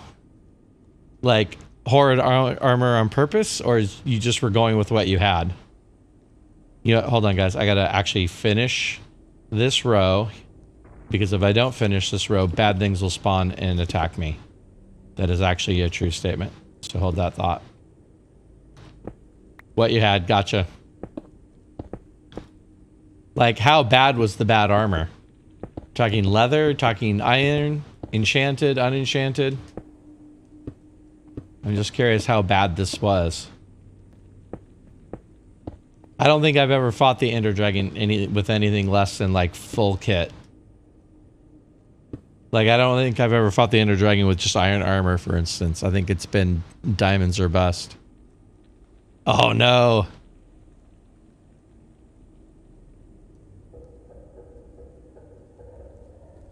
I mean, that's unreasonable, Ben. Doesn't she know that you have a very busy stream, Minecraft and stream watching life? I mean, I feel like they shouldn't expect you there before 1 p.m. at the earliest. Like 11, that's not. All right, yeah. So, sorry, I'm distracted. I'm delaying. It's fine. I'm going to show everybody what I'm doing. Showing what I'm doing. So this is a survival vanilla server. And I am in the process of building this monstrosity. If I can finally load the whole thing in. There we go. This is Litematica. If you guys aren't familiar with it, it's just a schematic that I loaded in from a creative world so that I could build what I want to build. But this is the place. This is the epic Nether base. Thank you, Diamond Heart. I appreciate the follow. Please do. I'd love to see you back. Love to see you back. But anyway, so center tower is completely built. I'm starting work on the outer towers now. The center tower is bottom of the Nether to top of the build limit. I'm going to hit something because the schematic gives way to real buildings sometimes. No, not dragon eggs, pistons. This is a 1.16 world, and dragon eggs no longer work. They haven't worked since like 1.12. So, this is some pretty fancy... Thank you, Scribble. Appreciate the follow. This is some pretty fancy technical work. The Redstone community has some pretty cool bedrock breakers out there. Most notably the Mechanist server. Desktop Folder and Zyor were the ones who had like the most up-to-date, fastest 1.16 compatible bedrock breakers. And so this was about 2 months of my life getting into bedrock breaking. I did it manually at first for about 3,000 blocks. And then I realized that I didn't have nearly enough TNT or time to do it manually. So I started looking into bedrock breakers. And I went through kind of a whole progression of like CG Pamu had one from like 113 or something, and there's another one that he was based on. But I tried a whole bunch of them, and I finally found the desktop folder one, which was a 3-way bedrock breaker. That was spectacular. That cleared most of the levels. And then there was a cleanup machine that he came out with later that actually finished it off. And then I actually did the last little bits manually, which I have on my Twitter, I think. But I have my YouTube as well. But let's see. Yeah. No. So I don't like TNT duping. I try to avoid TNT duping, but it became really obvious to me that I had no choice. There was no way I was going to remove the bedrock doing it manually. And with the designs I was working with, I wasn't satisfied trying to compress them to fit under the nether ceiling. So once I started breaking the bedrock, I'm like, I'm committed at this point. I have to remove the bedrock. Like, there wasn't going back. So about 3,000 blocks in manually breaking, I started looking into the machines. So, yeah. And I mean, I can't argue with the results. I mean, those machines were, they were pretty insane to build. That's actually why I got into Litematica, because a lot of them were provided schematics. So I was able to download the schematic and then just build it in the world. I just pulled the resources I needed together and actually just sat and scratched them out. And it took a little bit, but that went a lot faster than the manual breaking was going. Let's put it that way. So anyway, so yeah.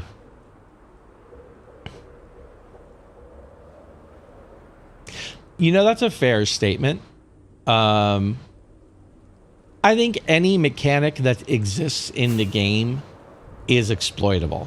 And there's still certain things that I feel like if I can create a machine and just use the TNT that I have, if it's just a question of grinding for the TNT, I'll grind for the TNT. That doesn't bother me. If it's a question of I probably could not come up with that much TNT, like I was looking at a 5-month estimate based on calculations, based on how long it took for me to pull the TNT together, how long it took to break it. I was looking at 5 months to get through the bedrock if I did it manually. So I was like, there's no way I want to take 5 months to do that. That's just not even remotely pragmatic. So I switched to bedrock breaking machines. And the bedrock breakers are all basically, they TNT busts the piston head, and then you move a machine behind it that switches the piston head for one with a piston, or the headless piston for one with a head. And then you run the redstone and it breaks the bedrock underneath. I've got videos on YouTube that show like one of the last machines that I used, not to mention my manual methods. So yeah, you do. I tell you what, if you ever get into that project, like I said, the mechanists have some spectacular machines. Oh, sweet. Which one are you on? Unless you're going to tell me you're on Titan. Titancraft. Which may be true.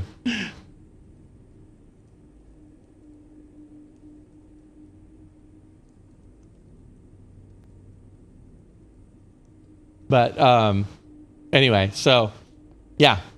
So basically, no, I have not heard of Frostcraft. That is new to me. Yeah, so anyway, once I committed to the bedrock breaking, I had to finish it, and then I went back into a creative world and I finished the sketches I had come up with. The sketch I had actually involved this tower specifically up to about that level right there, roughly. And like I said, at that point, I knew I was higher than the build limit with the Nether roof. But I went back into creative and I put all the different sketches I had together, came up with a center tower, which, like I said, the center tower is actually complete all the way up. And then went in and redesigned. So these little towers here.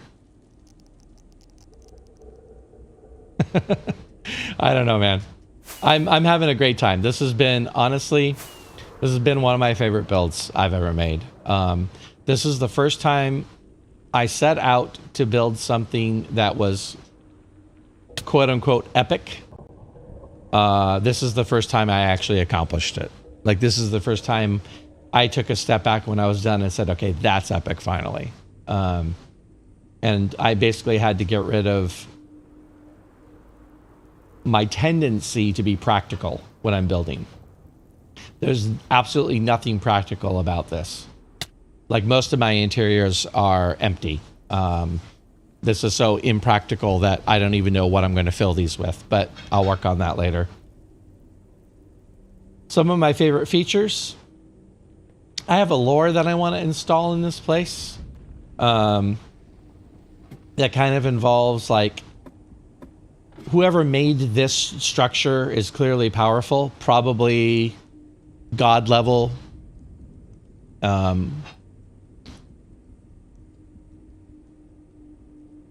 Thank you. That's kind of what I was getting into, Scrib.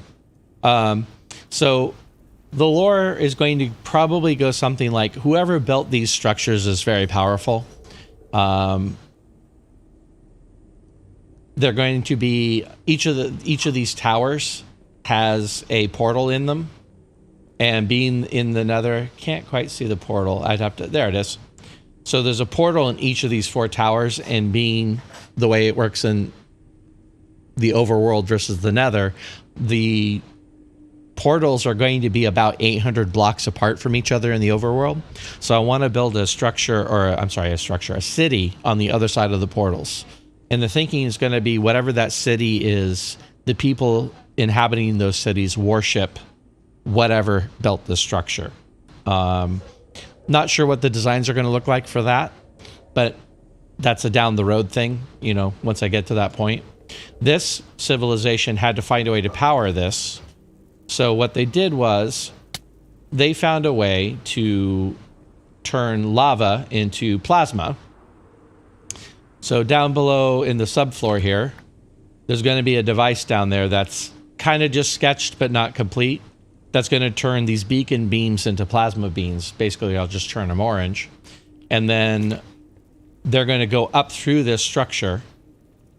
I replaced my rockets, so now I can't fly.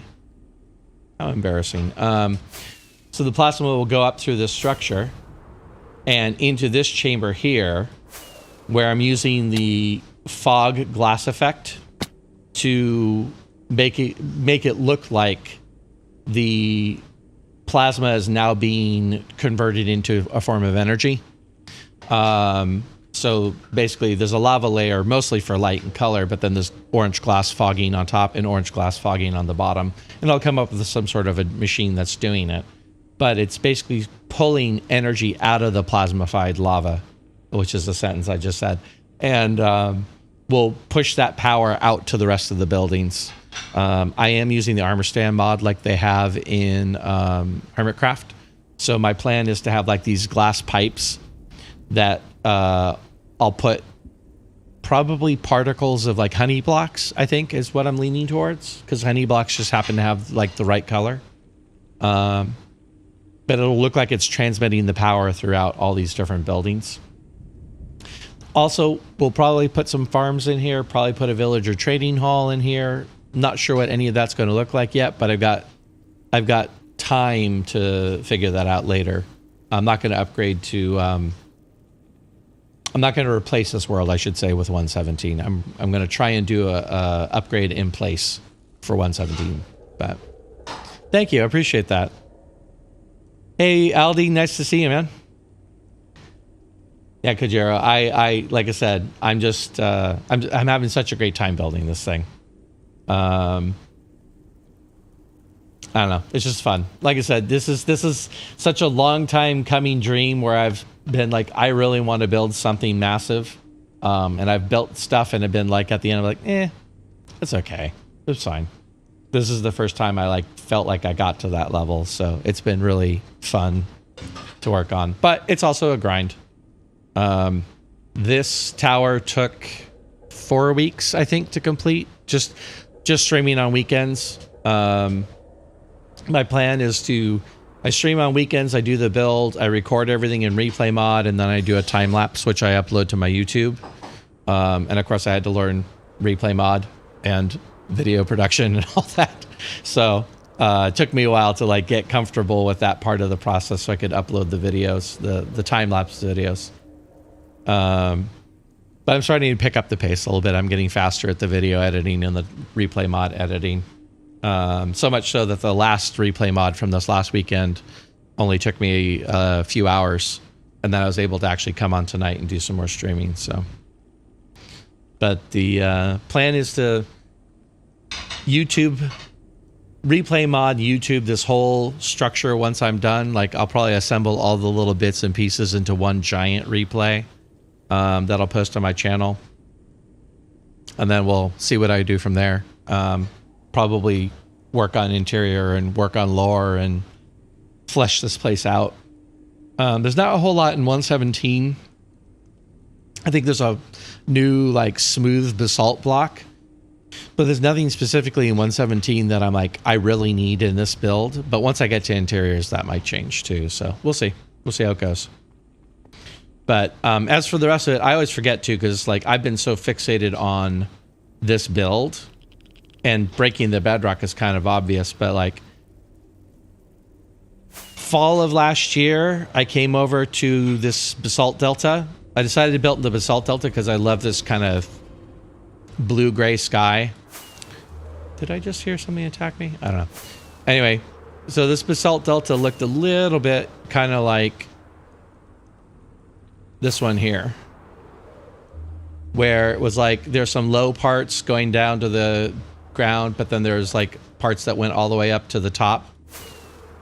And I was going to try and build within that structure, but then as I was doing sketches, I was like, I have no idea how to do that. So I just tore the whole thing out. So back last fall, I got my picks and I started digging, and then I realized I needed beacons. So I got beacons. And then cleared the whole thing out all the way down to the bottom of the world and slabbed it, because I don't ever want to see another magma cube again. The only thing that spawns in basalt deltas is magma cubes and ghasts. And ghasts are a pain, but magma cubes are the worst. It's like if you've ever done a guardian temple and you've ever built anything in that space and you're over the guardians by the time you're done building, I am over magma cubes at this point. So other future ideas, I have to do something with these beacons at some point. Originally, I was thinking I'd build structures around them, but none of the sketches I've come up with for the structures have been satisfactory. I might just bury these under the lava and be done with it, because I don't know if I'm going to find something I'm happy with for that. We'll see. And then I might also shave some of these walls back further to try and expose more of like the area around this. Like just give me a little bit more room and a little bit more exposure to like some of these other biomes. These are my neighbors over here. I'm gonna run out of rockets. Ugh!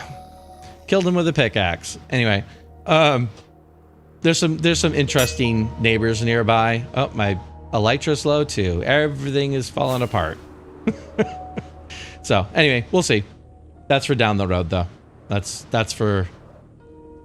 later Griffin problems once I've actually resolved the interior issue, I think. So, but anyway, if you guys have questions about any of that, want to know more details about any of what I described, feel free. I love to chat about this build.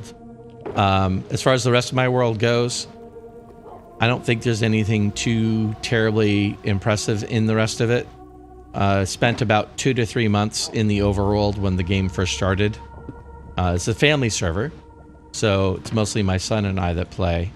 He and I built some stuff for a couple of months, and then I moved into the Nether just about full time to start working on this project.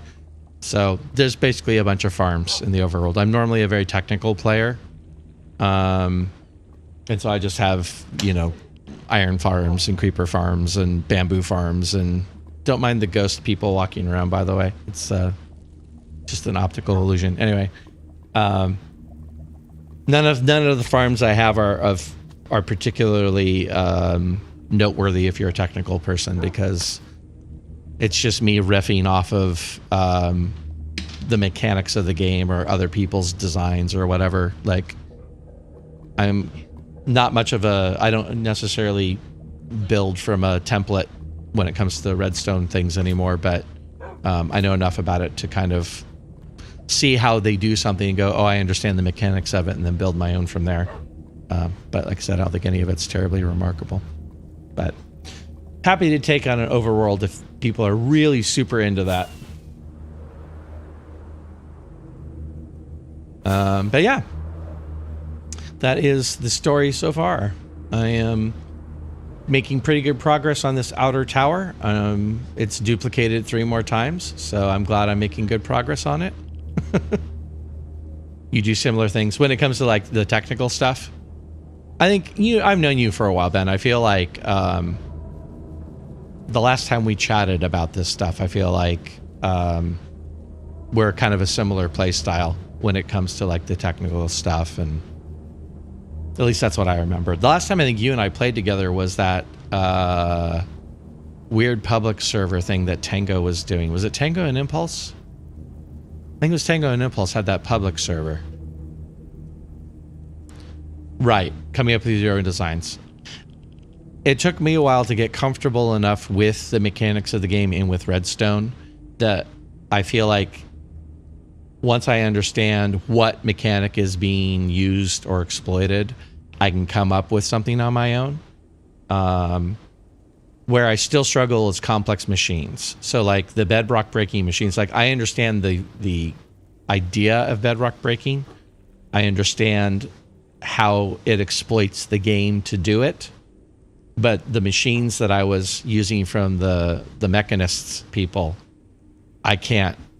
It would take me a week of sitting down and trying to wrap my head around that machine to like fully understand it, how it works. Like I can do a little bit of slimestone, but this stuff was crazy next level stuff for me. So, but I'm glad it existed. I'm very glad it existed. So, and I don't know. I'll do some farms probably in this space. I mean, these are such large spaces, and a lot of them are just massive interiors without a whole lot. So I'll probably build some farms over here too. I just got to figure out what farms I want those to be. I don't think I ever need another iron block ever again. I'm overloaded with gunpowder right now. So I don't know. We'll see. I do need to build a piglin bartering farm. I haven't done that yet. And I probably should because I might need their blackstone at some point.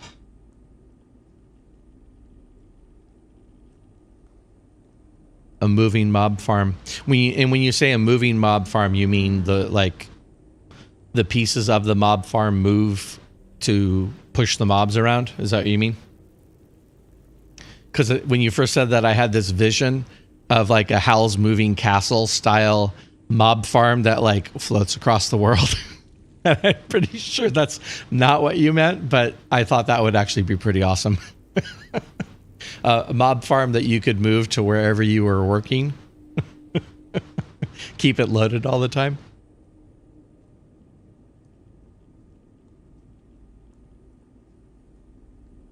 Machine moves 1 block every cycle.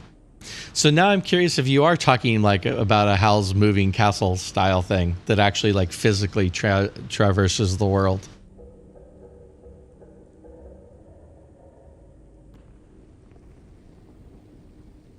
That's intriguing to me for some reason.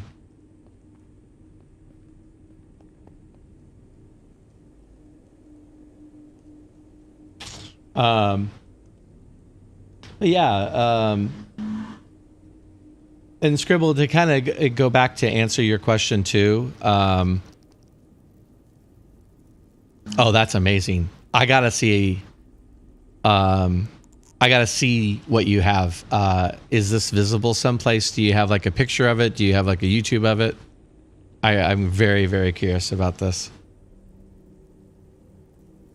This is so intriguing to me. Because it's funny, I dismissed out of hand what I first thought of, but it sounds like you built kind of what I thought of. So now I really want to see it. Anyway, Script, to answer the question, some of these interiors will stay big and massive. Like this is meant to be a kind of a grand hall. That's not a great look at it, but basically it's going to stay this tall. It's going to go up to where I have the next level marked out. But like this space here, there's nothing done on this interior. I have a staircase I might or might not go with. That's not decided yet. Moving vertically in the Nether is hard. Might do ender pearl cannons, but like this entire middle space, I have nothing designated yet. So this is going to be one of my challenges, is figuring out what to do with this space. Again, farms make a lot of sense, big scale farms, but I mean, I don't need that many farms. So it might just be, I build something just for the sake of building it. This building here is a little bit better defined. It has the layers kind of more structurally mapped out more than the other pieces do. So I think these will be more livable areas, you know, more actually decorated, if you will, like as if somebody lives in them. They're also a little bit more manageable because it's a small part of this structure here. Whereas, like I said, this space here is just an insane amount of space. So we'll see. We'll see how that comes along when I get there. It's on my Twitter banner. Okay, I'm going to have to take a look at that, Ben. I'm going to have to go dig that up because I'm super curious about that. Ouch. Oh, that's right. I have blocks there. I forgot that. Well, feel free to keep dropping back in and check it out. My guess is at my current pace, I'm looking at least June to finish the outer, to finish the exterior. It depends on a lot of things, but that's my guess. And then once I finish the exterior, then I gotta start figuring out what I'm going to do with the interior. So. Oh no. I was just saying, I'm going to have to go seek out your Twitter and go look for that machine because I am very curious about it. This is a family server, Scrib. This kind of evolved from, was a single player world that I used to open to LAN so the family could play, and then became a Realms when I wanted us to have a persistent place to play in, and I didn't have to fire up my computer and fire up the LAN, which evolved into a regular server when I realized the limitations of Realms, which most specifically is AFKing. That's AFKing is the one thing Realms does not allow you to do, that I really wanted to have, especially for farm use. You know, the other thing about Realms is that it had some technical limitations. So yeah, it's just a family server that it's mostly just me and my son playing on. He and I usually come together to start with, and then depending on what our goals are, sometimes we stay together working, or sometimes we split off and do our own projects. During the Village and Pillage update, he and I took over a village and reskinned it and built the village up and did some fun things with it, and we stayed in the village. But in the Nether update, when we reset the world, we were together for about the 2 months in the overworld, and then I went off to work on this, and he's working on his own overland / Nether base. He actually reskinned another village, but then he's by that area. He's making his own thing. So yeah. And then as far as like the server itself, it's vanilla with data packs, a la what Hermitcraft uses. I have the kind of stuff that to me helps enhance armor stands, for instance. In the village, for instance, I use the armor stands to help like make those spaces look livable. But then other than that, I use like the more mob heads, because collecting mob heads is fun. Use a lot of vanilla tweaks, yeah. I use a very targeted handful of things that don't really change the gameplay experience, but they add little extra features. Like I said, the mob heads, for instance, the armor stands.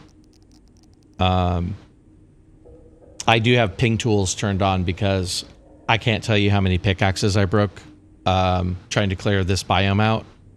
And after a while, I'm like, I can't. I'm trying to like kind of zen out and dig and not, focus on digging and like watch something. And I would bust my tools all the time. So I added ping tools to help prevent that. It just got to be too much after a while. I went through a lot of pickaxes. This is kind of interest. Usually people are curious about this. Arrows on redstone bits. I've done that a time or two. I haven't done enough building. Like with hoppers or observers. I've done a couple of farms, but nothing huge. So I haven't actually added it this time around. But so of possible interest to longtime players, this world, by the way, is going to be about a year old here pretty soon. Whenever they came out with Village and Pillage, within a day or two, we reset our family server to do Village and Pillage. So it's about a year now. I'm on day 24,000 in this world. That's always interesting, I feel like. And then other statistics. I think days played was what question. Time played is 90.5 days, which I assume is converted to, minutes into 24 hours, and then 24 hours is a day. I assume that's how Minecraft comes up with that. But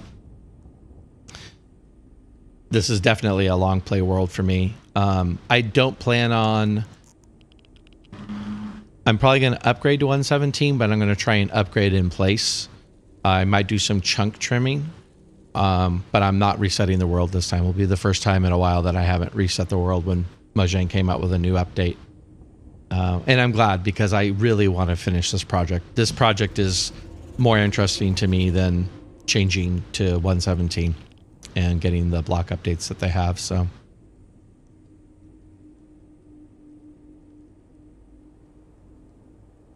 yeah, we've talked about that, Aldi. I mean, you've got an impressive amount of time logged in your world too, but I think I might have a slight edge on you just for the amount of time I play. And AFK time. I have to count that in too. I haven't done a lot of overnight AFKing.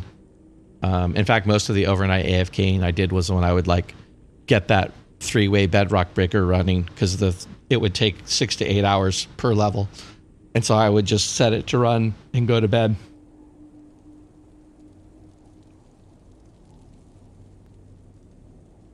Yeah, no, I will have 3 backups more than I need for sure.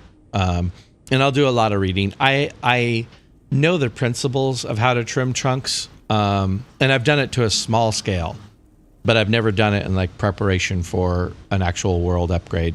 Like I said, this will be the first time I don't upgrade when they come out with the new version. So I'll do my homework on that and make sure I get that right, and make sure I have backups on backups.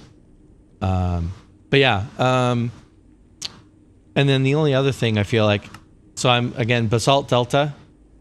This is a stat I'm particularly proud of. I've killed 1,100 ghasts, because like I said, one of the only mobs that spawns here. But the other one, these are my mortal enemy Magnum cubes. I've killed 76,000 of them. I've only been killed 12 times. I gotta say, I'm a little proud of that stat. I'm also a little surprised by that stat, because I could have sworn they got me at least a few more than 12 times. So I'm pretty happy about that number. Let's see. I've broken 75 netherite pickaxes. I don't remember how many that was after I got the Dura tool ping tweak, whatever. So yeah. Oops, items. And then I have done 2.2 million blocks of basalt. About 48 double chests worth I actually collected, and the rest I just let it despawn. And then 680,000 netherrack and 467,000 blackstone, which is really important because The schematic tells me that this build is over 600,000. It's like 660,000 blocks. I know it's not all Blackstone, but a lot of it is. So I'm actually a tiny bit concerned I'm going to run out of Blackstone before the end of this project. In which case, I will build that piglin bartering farm a lot sooner than I currently plan on doing it. So, anyway. So, yeah. The only other thing that's kind of fun, Kujira, I got to show people this. I find this fun. I find this interesting. This is just a flex. I mean, really, this is just a flex. But that's okay. I don't mind it. Let me know if that's too loud for some reason. I have my sounds up a little louder than normal. I don't really need this nonsense. This is what I actively try to avoid, is this impending doom coming at me. This little drink of charged water. All right, that's enough of you. Anyway, so I can pretty much live in lava indefinitely. I'm actually working on a video showing how during the build process, I actually would swim underneath the lava lake because being on the surface sucked so badly because of all the magma cubes that were spawning on the on any surface. I would actually swim underneath into lava lakes and fill them in with gravel or honey blocks to get rid of the lava lakes in preparation for clearing out the space, because it was better than being on the surface with the magma cubes. But I found that I'd keep a potion of fire resistance on me just in case I got in trouble, but as long as I have golden carrots, I can pretty much live under the lava.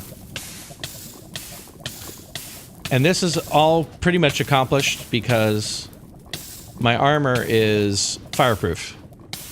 So fire protection 4 on a helmet, fire protection 4 on my leggings, fire protection 4 on my boots. I just have protection 4 on my chest plate. There's a reason for that. And then the resistance beacons, which Kojiro and I actually scienced it up a little bit. The resistance beacons are adding a huge percentage of the fire protection. But yeah, this is part of the reason I've survived here for so long, is because I don't have to worry about the actual lava. I have lost stuff in lava. I have died and dropped half my equipment into lava. Fortunately, you know, you get your pick back, but that doesn't help you with everything else you had in your inventory. But anyway, I just think that's fun. I can just hang out in lava whenever I feel like it, whenever I need to.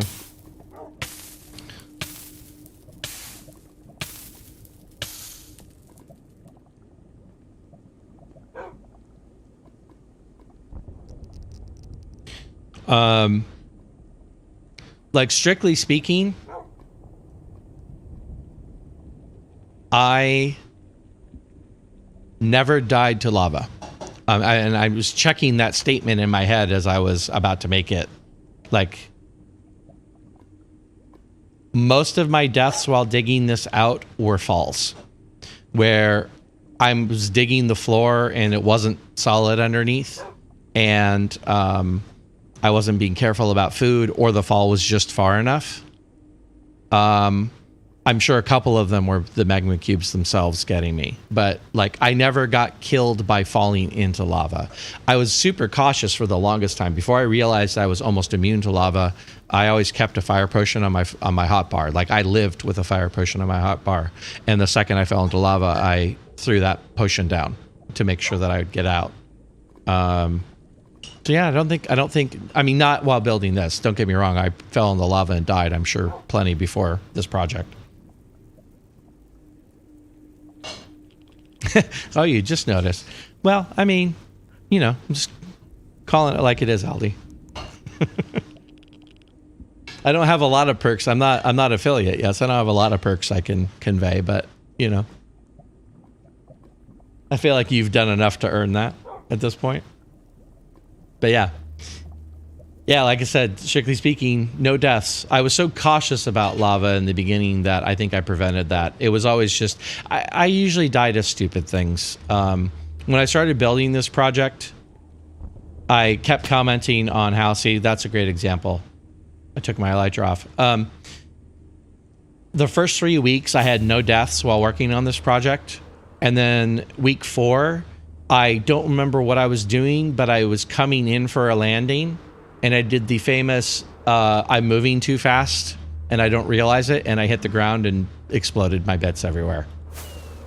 And then later on, I was flying down and I was circling this tower at a high rate of speed. And I accidentally clipped one of these legs. And that was fast enough to kill me. So that's usually how I die. It's completely stupid things like that. All right, Ben. Thank you, man. I appreciate it. It's good to see you, my friend. It's been a long time. Hopefully we will see you around, and I'm definitely going to go look for that moving mob machine because I'm so fascinated by that.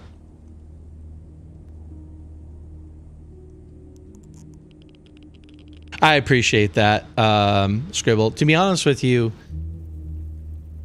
I feel like I have to build this myself. This is my baby. You know what I mean? Like, if I don't build this myself, I feel like I didn't do what I set out to do. So, yeah. But I do appreciate that thought. You know, I've been in your position before.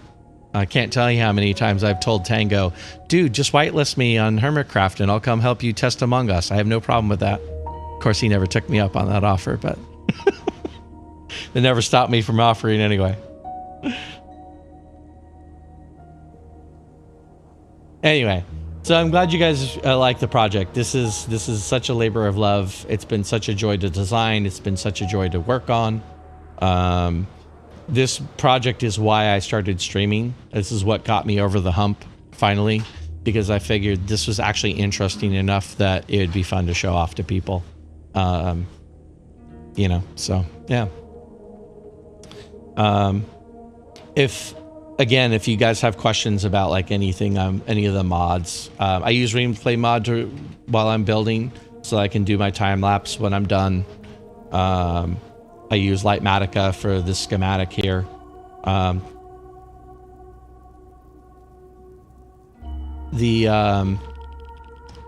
The schematic is great because, to be honest with you, the traditional method of building something from a reference, whether that's either a reference photo or like having another Minecraft sign-on and having to switch back and forth, honestly would have made this project impossible. So being able to actually have the schematic has made this even possible to me. I mean, I don't see how I could have done this from a reference image, or I would have had to like rebuilt it as I'm trying to go. And I'm already bad enough about that as it is. I have a tendency to try to outthink my own schematic and think, why do I have this? Shouldn't I have done this?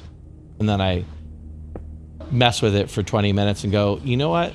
There's a reason the schematic was the way it was. I should probably respect that and just do what the schematic tells me to do. So I would spend the whole time basically redesigning this thing over and over again. And I'm just happy that I'm building it instead of redesigning it, because it took me a month to design it in the first place. So I did Temple that way in single player, took months working out 10 to 5,000. Yeah. It's no way to do it. And it's hard not to go into creative though and do your design work. Like if you're a redstoner, you go into creative to test the redstone. If you're a creative, if you're a builder, you go in creative to like do the design work. And then when you go to do it in the real world, it's such a pain to try and like build from memory, build from a reference, you know, build from another screen, whatever. It's just, yeah, I have a lot of good things to say about the Litematica mod. And to be honest with you, for the most part, I've had very few to no bugs with Litematica. Like it's been a pretty bulletproof process. So I think the only bug that I've run into is that if you mirror things, and sometimes if you rotate, but definitely when you mirror, like stair corners tend to be reversed. But whatever. You can go and clean those up after. If you know that they're going to be there, you just go and clean them up. Which I sometimes did and sometimes didn't do. But yeah, I actually have a ongoing issue with this schematic that when I first started doing the design, I was using whole blocks, and then I discovered during the process that I was concerned enough about Blackstone that I thought, you know what, I'm going to cheap out and use slabs where I can get away with using slabs. Like if the whole block's not visible and a slab will cover what I need to cover, I will totally do it out of a slab. So I switched that design philosophy halfway through. Well, more than half of the schematic was done with whole blocks, and I'm just building with slabs. So I had to go and correct my schematic recently because there were a whole lot of blocks that were being marked as wrong because I built it as a double slab instead of a whole block. But fortunately, you can fix that in Litematica as well. After the fact, you can adjust blocks, which is great, especially if you decide you like have a completely different design choice and you want to swap blocks out. So, but yeah, I'm a huge fan. So all of you guys came over on Kojiro's. Are we all builders or technical people, or a mix? I'm just curious. I feel like Kojiro would attract a lot of technical people to his stream, but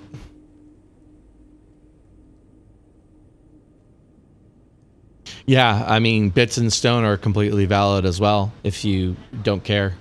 I've actually, one of the things I've done while building this is if I identify places in the structure that are 100% obscured, I will actually just use honey blocks. So the honey blocks are not spawnable, and I have an overabundance of honey blocks, so I don't mind throwing them into the middle of the building. And then I'm already carrying honey blocks, so I don't have to carry another block that would just get thrown away. It just works for me. Bit of both. Yeah. It gets it done. It's the closest thing I have to a trash block in my regular building inventory. Like, I could go back to my overland base and I have a double chest plus 5 shulkers of stone or something like that. I could use that, but I'm not using stone in this build, so I'd have to. My inventory is already a struggle. The famous Minecraft inventory management problem, where I have 30 blocks I need to build with, and you only have 27 slots. And, well, I guess you have more than that because you have your hotbar, but, you know, as it is, you can see that the only tools I keep in my hotbar at this point are the pickaxe and my rockets. I keep my sword and my bow tucked away just in case I need it, but this whole build is spawn proof. Everything's built on slabs or unspawnable blocks. And as I build it, I tend to keep it spawn proof.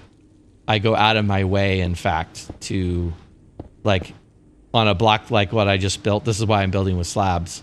If I get to the top of something and I'm going to abandon that section for a little bit, I'll just place the slab and walk away. And then later on, when I need to complete that area, then I'll actually go back in and finish the block off with a whole block. Because I just don't want to deal with any more magma cubes.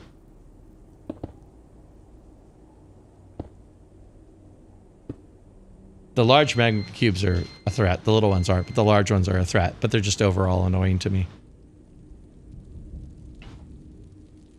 Yeah, you should. Absolutely. When you say once you're finished building it, are you in the process of procuring parts, or are you still figuring out what you want the specs of that to be?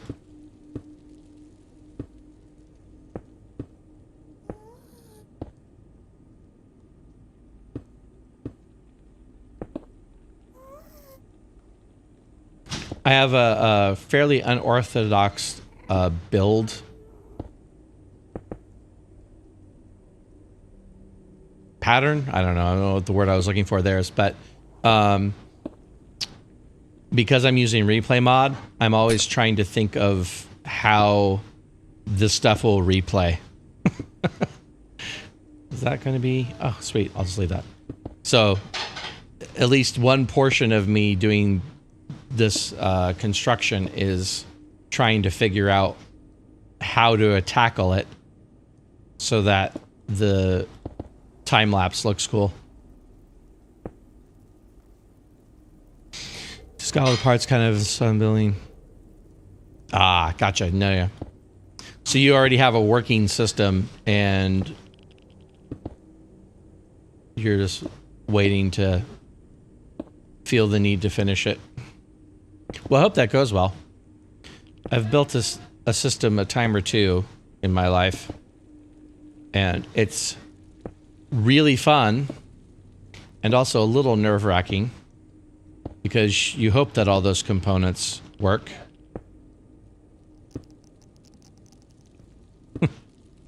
Don't really know until you start plugging them in.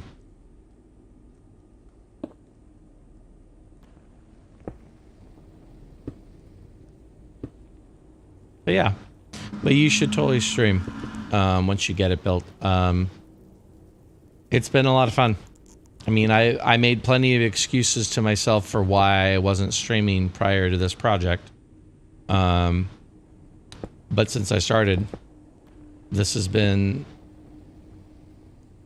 a lot of fun. It's been a lot of fun to build this and share this with people and chat with people while I'm building.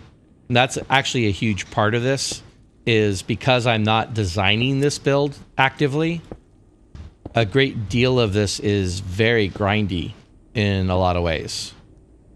So it kind of lends itself to me being able to sit and have a conversation with people, because I don't have to figure out what something's going to look like or what direction to go with it. Pull the motherboard and swap in processor. Wow. Well, like I said, good luck with that. There's a small part of me that misses system building. Small part. It's been a while since I've built a system. Lately, I've contented myself with purchasing and just changing components or adding components. It takes a lot of the grunt work out of it. And when I was growing up, back in my day, you built systems because the systems you could get in the stores were trash. So if you were serious and you wanted a system, you built it. That's not true anymore. There's so many manufacturers out there making systems now that you build a system because you want very, very specific components, or you just are that kind of person. You just want hands-on on your own system, which I totally respect and understand. But I've built enough systems that I'm like, I'm good now. I'm happy to farm some of that work out to someone else.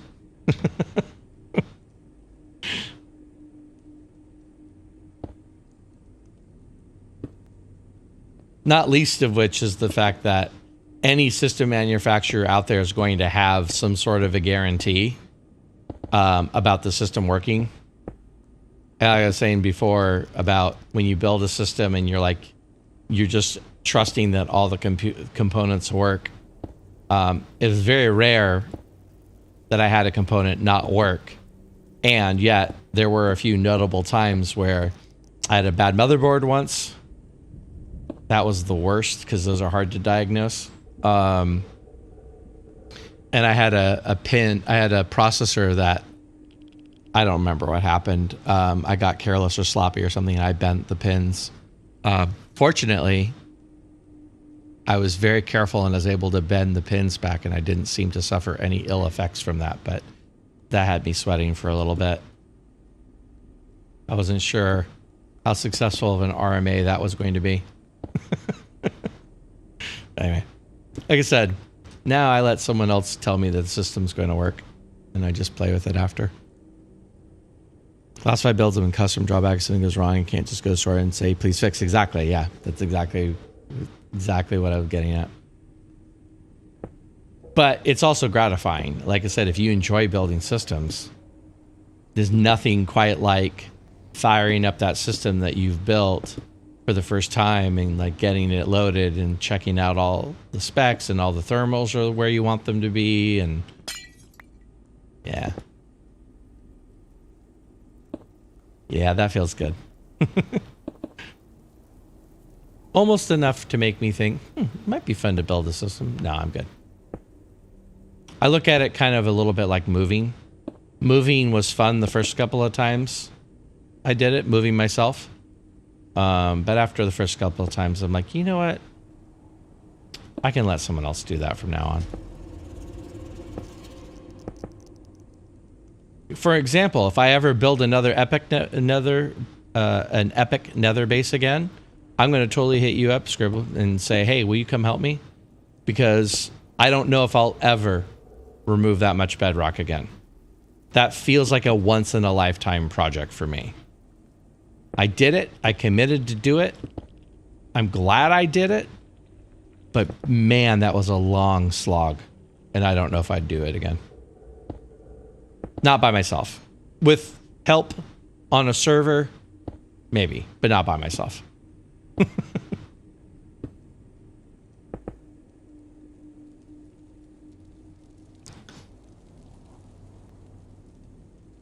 Oh no.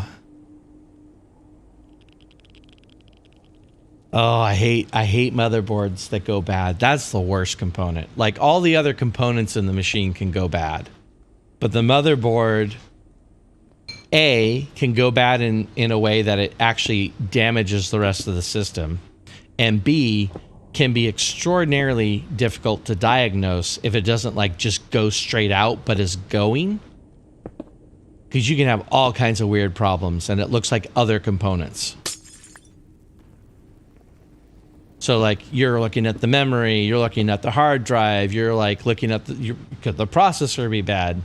And all of that's really the motherboard. And you just can't see that clearly because of the way the motherboard starts failing. I've had, I don't know, I feel like a total of like 4 motherboards in my IT career go bad. But 2 of those were the slow kind of going bad. I don't know if, I mean, not asking for anyone to reveal age necessarily, but I don't know if any of you remember the great capacitor crisis. What was it? Late 90s, early 2000s, where there were these really crappy capacitors that were being made and sold. And they were the capacitors on your motherboard. And the final symptom was that the capacitor would leak. And that's how you would know if you had one of the bad capacitors, because you would pop open your system, you'd look at the motherboard, and you'd see the capacitors had fluid coming out of the top of them. Not fluid, but whatever the special capacitor goo inside of it is. Or they'd be bulging. The caps would be literally popped. But until you knew that was the problem, all kinds of weird stuff happened with that system. It got bad enough that anytime I had anything weird happen to a system for a long time, I actually pulled the case open and immediately checked all the capacitors on the motherboard. I eliminated the motherboard capacitors before I checked other components. Those are good times.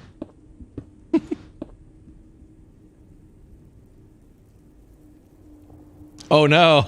Yeah, I started to laugh because that could be obviously dangerous and possibly even tragic, but I smoke tested a power supply or two, but I haven't had an actual machine fire. But yeah, I've definitely had a power supply smoke test on me. That's happened a couple of times.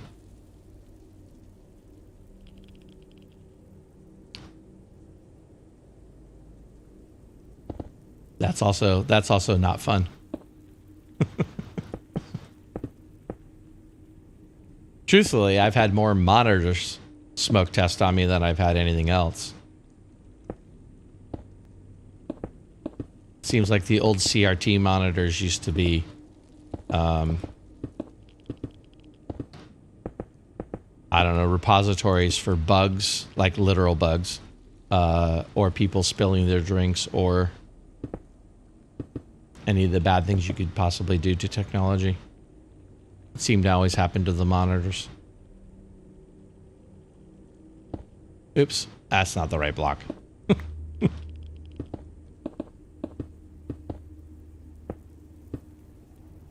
I was like, oh, yeah, I mean, that's about the right response. What else could you possibly do? That's also that moment, I mean, depending on what environment you're in, that's also that moment where you're like, do I have an electrical fire rated fire extinguisher nearby? Because that's one of those fires that you don't want to have that. You don't want to have that fire if you don't have that extinguisher. That way. That happened. That actually did happen to me once. That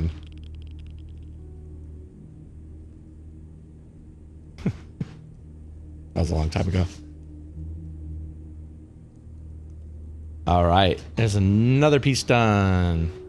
There's a little bit more work to do on these stained glass too. I keep missing that. I don't know why. I gotta like fill it in with temp blocks so I don't keep falling down that stupid hole. Have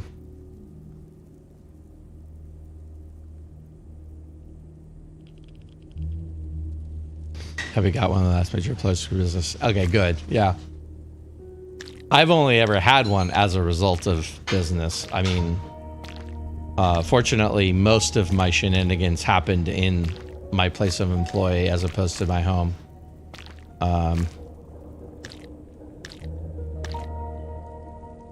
So yeah, I ran out of honey blocks. I'm a little surprised by that, but also not. Oh, look, that's where all my honey blocks went. Get him, get him, get him, get him, get him, get him.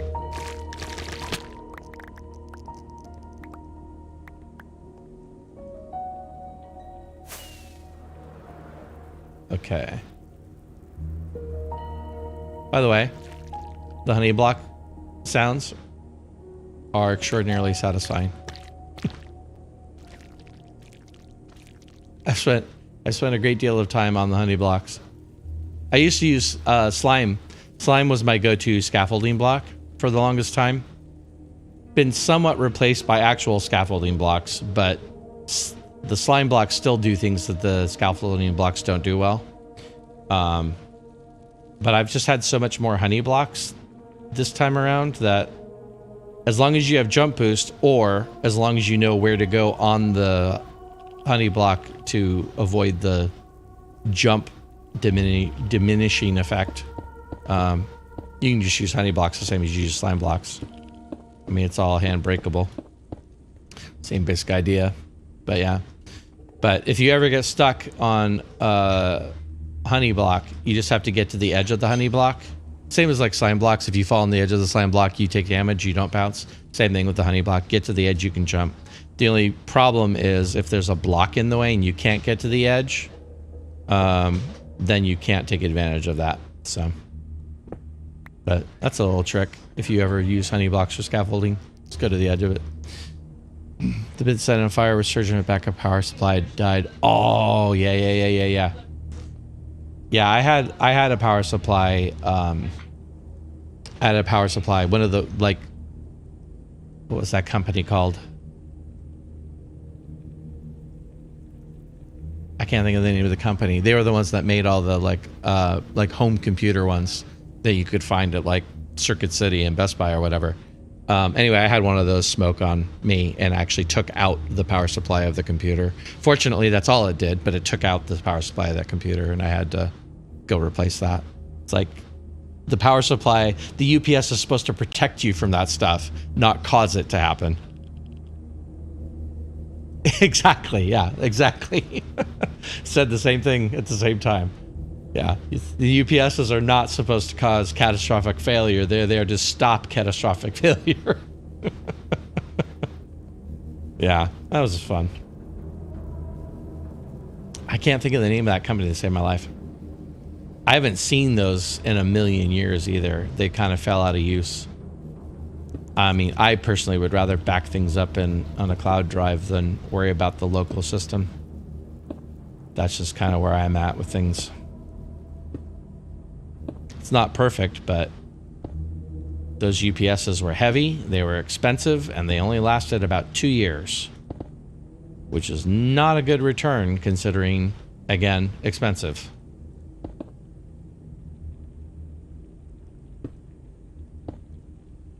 That is not the right block.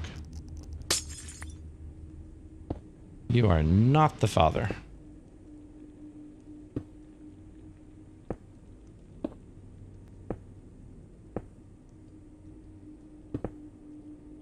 Yep, they are that. I always, again, being in my place of employ, I always rolled the disposal of them up with other equipment, with one exception. But it was always a case of we were picking up or leasing other equipment, and part of the condition of whatever it was them picking up existing equipment, and I always made sure that the UPS was part of that, whether it was part of the lease or not, because those companies who do those pickups have much better facilities for disposing of those things than you or I. The one exception I had was I had to actually have one of those junk haulers who specialized in UPSs come and take one of those away once, which was a little expensive, but we didn't have a choice. So, but those things are heavy and not good for the environment. So they need to go away to someplace safe. So, absolutely, Aldi. It's great to have you here. Appreciate you hanging out, even though you were just kind of chilling today. It's always good to have you here, my friend. You and your wonderful Bob Ross energy, even if you're not actively chatting in my ear. Actually, I've lost track of time. Probably till about 10, probably 45 more minutes. My original thought was going to about 9 or 10. I'm making up for I can't stream Saturday, so I'm just trying to make up some of that time and be productive this week. I'll probably play Saturday, just can't stream, but yeah. So yeah, 10 o'clock.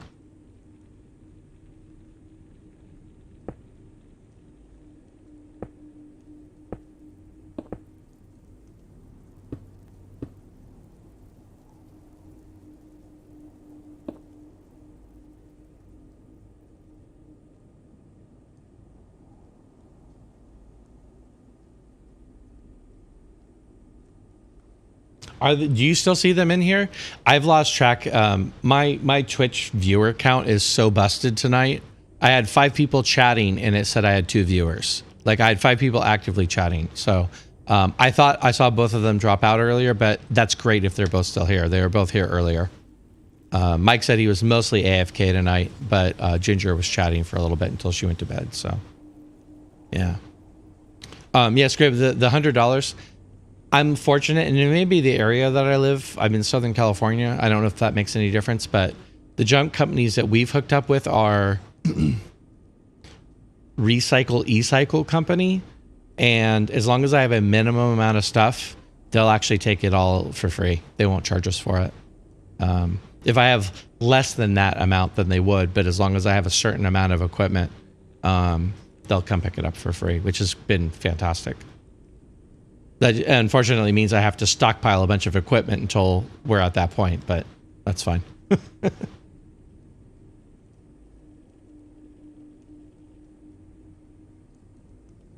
That's so interesting, Aldi. I got to get to the bottom of that because I know we chatted about that.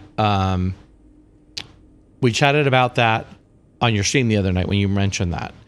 You've said you've heard streamers say that. I have never heard a streamer say that. And most of the streamers I follow are Mixer transplants, and that was not a thing on Mixer. So I'm almost wondering if maybe there's a knowledge they don't have.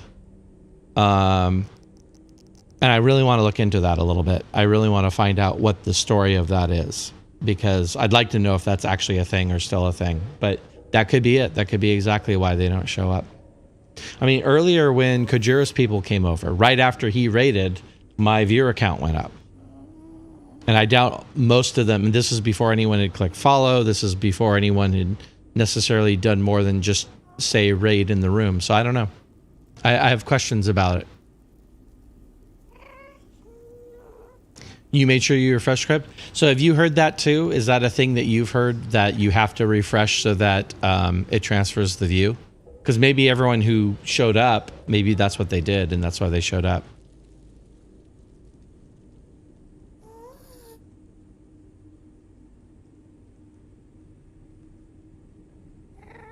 If you're on PC, you can tell by looking in the browser tab.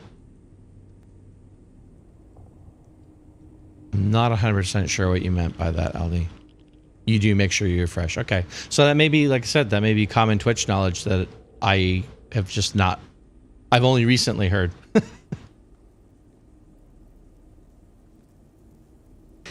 Oh, I see what you're saying.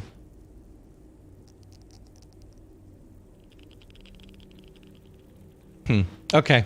I'll have to keep an eye on that. Like I said, Aldi, I know we talked about that in your stream the other day. I know you went so far as to add a command.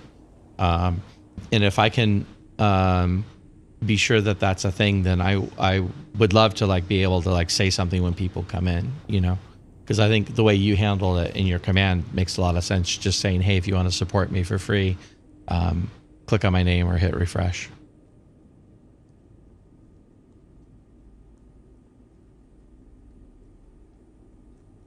Right. Well, I mean, that just has to do with how the raid works. If you're still watching, if you're watching someone through, it's basically a host, I think, at least that's my understanding. When you raid someone, you're effectively hosting them. And if you click on that person's channel, you're watching what they're hosting. So I guess that's the piece that I am unsure of, is if you're hosting and the host has 10 people watching you, does that not count or does it count? So, but yeah, I mean, if you're sure that it doesn't count, then I'll just implement. But I think I would love to just get confirmation somewhere from something. The URL is different. Yeah.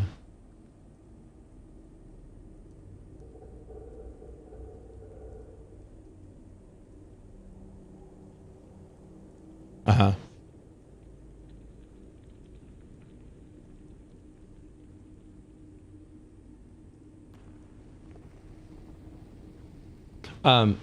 Scribble, does yours say my name? Since you refreshed, does yours say my name or does it still say Kojira? Referral raid, huh? I'm gonna have to pay more attention to that. I mean, I've obviously been in a raid from a streamer, and I really have not paid any attention to that piece. I usually, like, if we raid somebody, if I am part of a raid and I plan on staying in the channel, I'll usually jump in the channel and hit follow. But okay, thanks, Script. Read referral 1 of 2. Okay, I'm definitely gonna have to pay more attention to this. Not something that I was even aware of prior to your conversation about it the other day. So it's all kind of new information still to me, you know. So yeah, I will definitely be doing the old searching on that. I mean, it seemed like you were saying the other day, Aldi, that you are not 100% sure, but it's just something that you've heard other streamers say or do. So you've inferred that it's a thing. Please correct that statement if that is wrong, and that you are actually 100% sure.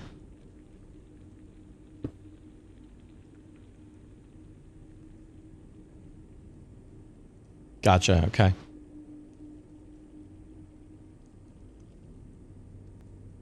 100% sure about PC. Okay. All right, cool. Like I said, that is good to know. Yeah, and I don't know about mobile either. I'm only on mobile in extraordinarily rare situations, so I don't know. I know very little about the mobile environment.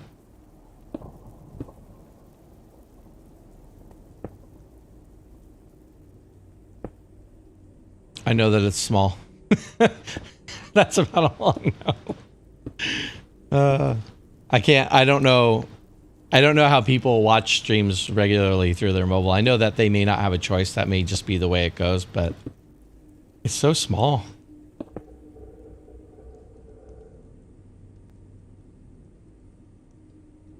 Okay, cool. All right, like I said, I appreciate all that information because this is not something they told me in the pamphlet when I switched over to Twitch. You know that pamphlet that they gave out to all the Mixer people that said, hey, you used to be on Mixer and now you're on Twitch. Here are the things you need to know.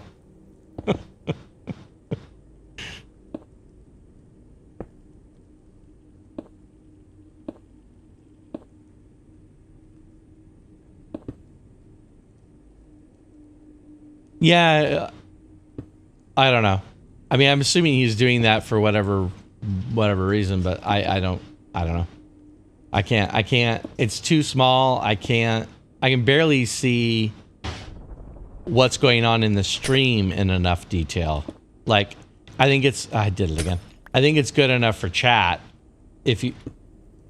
I've done it in cases where I want to be in the stream, but I can't be local to a computer.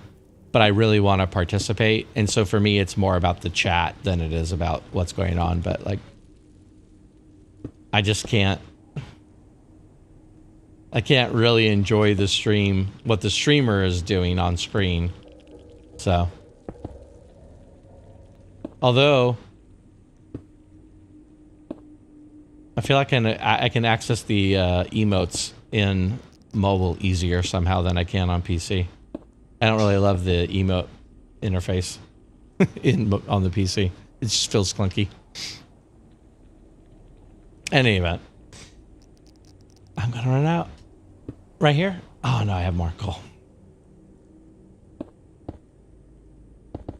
I think if I can get all 4 of these stained glass things done tonight, I'm gonna consider that a win. It probably will be off stream since I only have about 30 more minutes, but if I can get all of these done, I will consider that a strong entry today.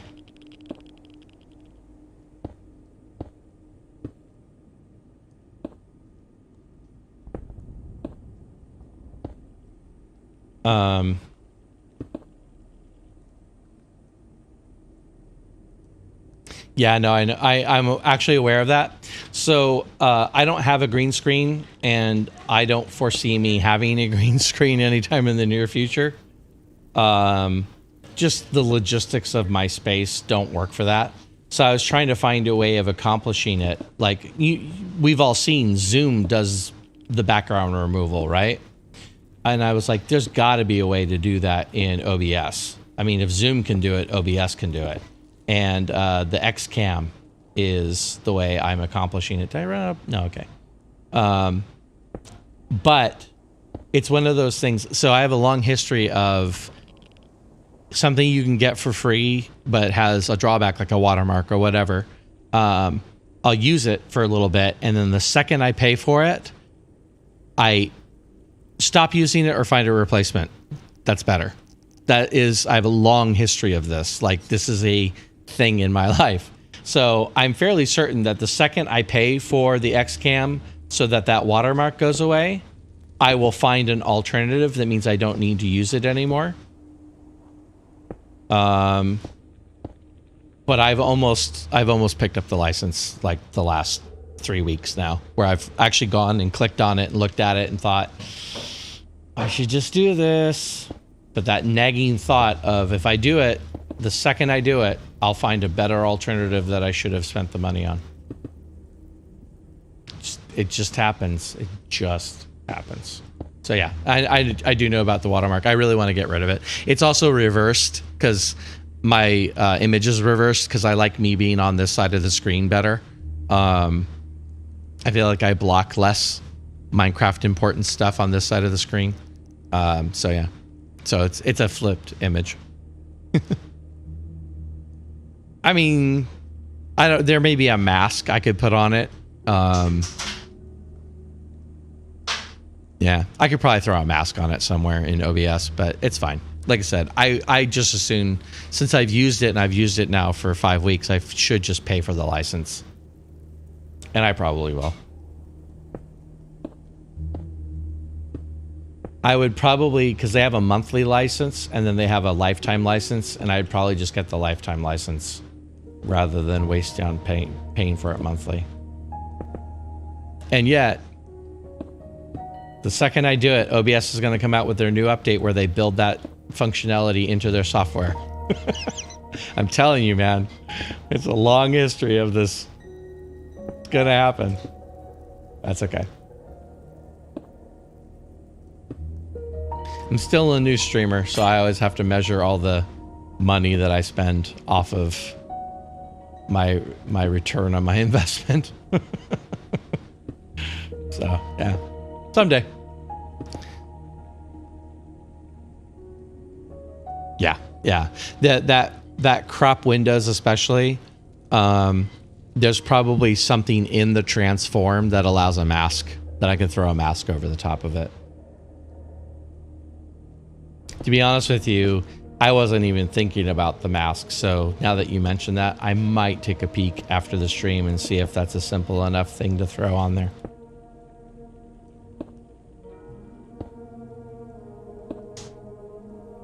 Especially since it's at the top of my window.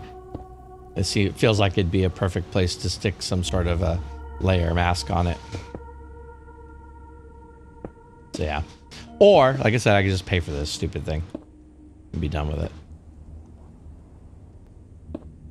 That's the actual solution to it.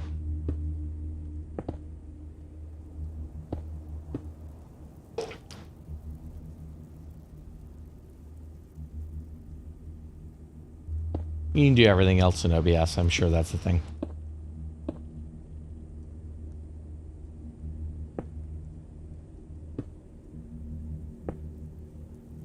I had a question for Gojiro. I don't remember what it was now. I wasn't sure if he was still here lurking or not. But I don't remember the question, so even if you're here, don't. Don't stress.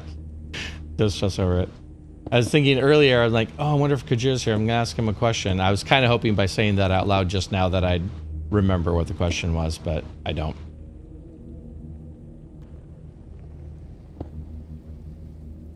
Used it on Picarto. Now, what's Picarto? I'm not familiar with that. And since you're talking about streaming Minecraft, I'm not sure what you were thinking of using, unless Picarto is an OBS alternative. That's the other thing I was trying to figure out from when you said Picarto. Hey, puppy. An art streaming service. Got it. So I got a question with regards to that specifically. Is it better for those kinds of things to specialize? Like, obviously OBS has... OBS. I'm sorry. Twitch has a huge following. Is it better to stream? And maybe I'm misunderstanding what Picarto is. I'm assuming Picarto replaces Twitch as opposed to replacing OBS. Maybe Picarto streams art to Twitch. That's what I'm trying to say. But because that would completely change what I'm saying, if that's the case. It replaces Twitch. Okay. Is it better to stream? Like, is it a better audience? I could see it. Yes. Because you have a specific targeted appreciative audience, but I could also see it no, just because Twitch has a large audience. Like, I was on Mixer for a long time, and Mixer was great because as a new streamer, you were infinitely more discoverable on Twitch. I'm sorry, on Mixer than you were on Twitch. But it's a numbers game over here on Twitch. Twitch has so many more people than Mixer ever had, so the upside for being on Twitch versus Mixer is almost not even fair to Mixer I mean, I'm not really surprised that Mixer didn't succeed.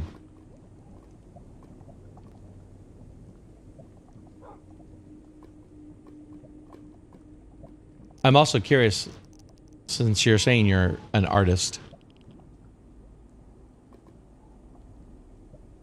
Oh, okay. So they do other things that you would consider to be artistic, not just strictly speaking drawing. That's interesting.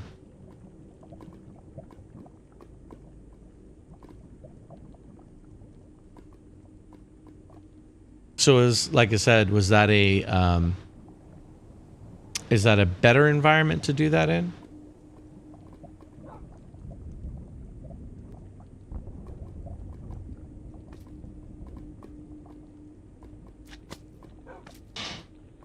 I'm genuinely curious just because I don't know any different. I don't know any better. Like, I mean, I am not a Twitch fanboy. Twitch is fine. It's been good for what I need it to be. But I've often wondered if, like, Twitch is the best place to be at any given time for anything. I'm here to get these blocks. Forgot what I was doing. It's fine.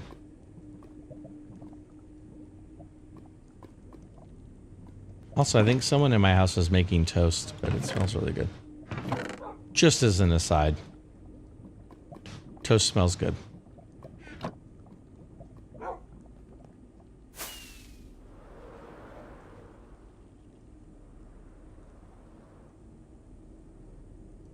Oh, rip. Did not make that.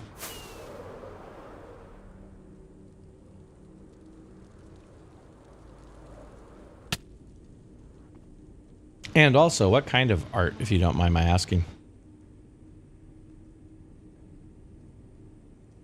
Ah, gotcha. Yeah. Yeah, I know Twitch has very specific rules when it comes to that. So it sounds like it's a much more artistic space, so it's a little bit more permissive because it's a artistic space.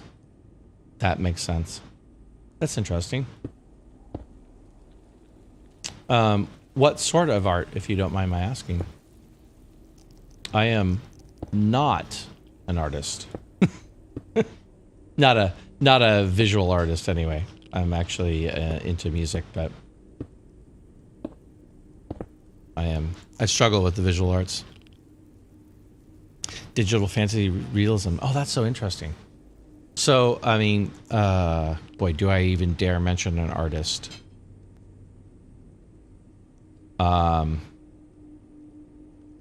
I don't even know who's contemporary anymore. It's been so long since they've even thought about it. Yeah, I don't think I know anybody who still do music on Picardo. That's interesting. I'd be curious to know if the music presents differently over there. Part of the reason I'm asking this question is specifically because of the music. So I find streaming music to be really a weird monster. I come from a space where music is performative.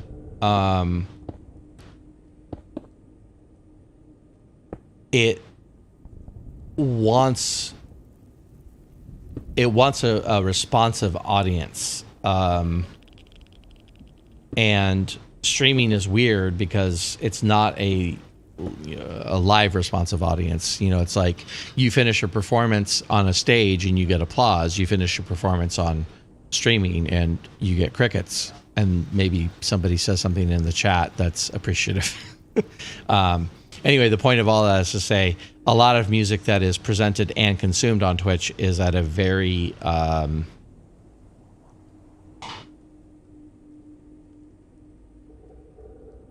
trying to think of the right way to say this. It's consumed at a very rudimentary level. Like the distinction between an artist who has been doing their craft for 30 years and is a giant is almost indistinguishable on Twitch from someone who's been doing it for 6 years and is good. You know what I mean? Like, I mean, the industry person might have more viewers, but that's not even a guarantee. And I say all that to say, I guess the audience on Twitch is not necessarily people who would appreciate what a musician does. And I wonder if it's the same thing with an artist. The people on Twitch don't necessarily understand art. They can look at it and go, oh, that looks cool, or that looks pretty, or I like those colors, or whatever. But they don't necessarily know enough about art to be a really receptive audience, I guess. So that's why I see the advantage of something being specialized like that, being maybe even more appealing, just because your audience is a little bit more knowledgeable about it. I mean, art's meant to be consumed by everybody. I am very much a believer in that. And there's a difference between someone who appreciates it because they understand it and someone who appreciates it because they like it. Neither is bad, it's just different. Usually it's arrangements. Interesting. When you say usually it's arrangements, it's yeah, I thought I had a guess there on what you meant by arrangements, but I wasn't sure if it's like, are they performing or are they just showing off how they've arranged the song, I guess. Maybe that's the question I thought I was trying to get to. Sorry, I'm giving you 20 questions about this whole service now. I'm just fascinated by it.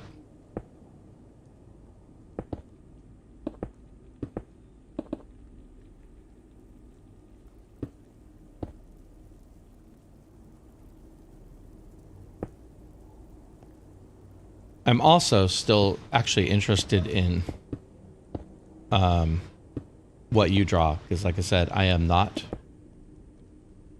visually inclined, so I'm very fascinated by people who draw. I'm fascinated by that skill. I mean, I've drawn things, but usually it takes me a lot of work to draw something that I'm even happy with. So gotcha. Okay, so they actually will kind of break down the music. See, that to me definitely is a different kind of audience, because you have people who can appreciate that. Not that your average Twitch person couldn't sit and watch that or enjoy that. But like, just inherently, that's a much more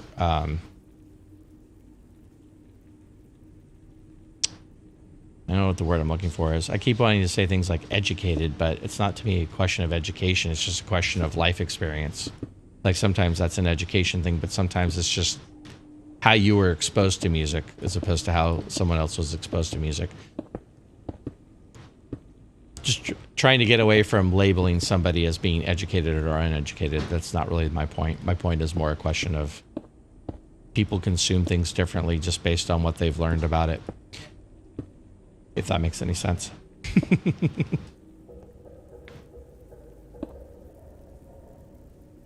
Anyway, curious about your drawings. If that's available to be seen. I usually, after my stream, I usually go through like anyone who rated or followed or any of that, and I try and track them down on social media so I can follow back and all that. But since you say you don't stream Minecraft, I didn't know if I'd find anything. But if your art is available to be looked at, I am always down to check out new artists, because, like I said, that's something that fascinates me. And I actually kind of like fantasy realism. That's like one of my favorite. I like realism in general in art, but like fantasy realism is fascinating to me, because it's like taking something that doesn't exist and making it look real. I think is a talent. Definitely not a talent I have. Cool. Okay. All right. That is 2 walls or 3 walls. 2 walls on that side. So I got 1 left. How am I doing on blocks? I definitely need more of these. Let me grab them while I'm here. Also, I gotta check the time. I feel like time keeps getting away from me while I'm streaming, and I start losing track of what time it is. Not a bad problem to have, but I do have a family who's here, probably patiently waiting for me to stop streaming so that they can be loud and unguarded again.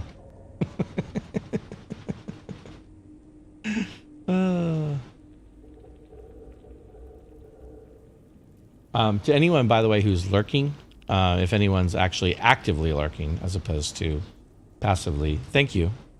Thank you to the passive lurkers too, but since you're not listening, you're not going to hear me thank you. But thank you to the lurkers. Thank you to everybody who's joined me tonight. It's a pleasure every time I get a chance to do this. So thank you for supporting directly or indirectly.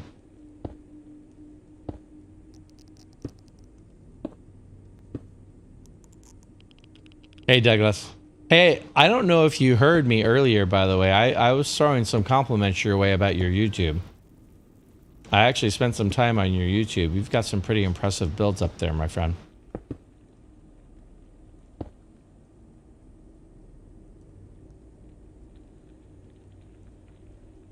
Oh, hold on. Did you get modded on that, by the way?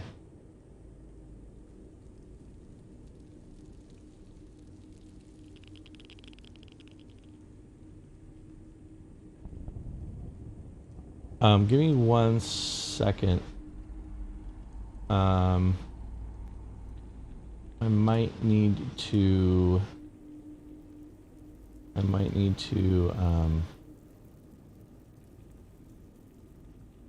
copy. Hold on 1 second. I think your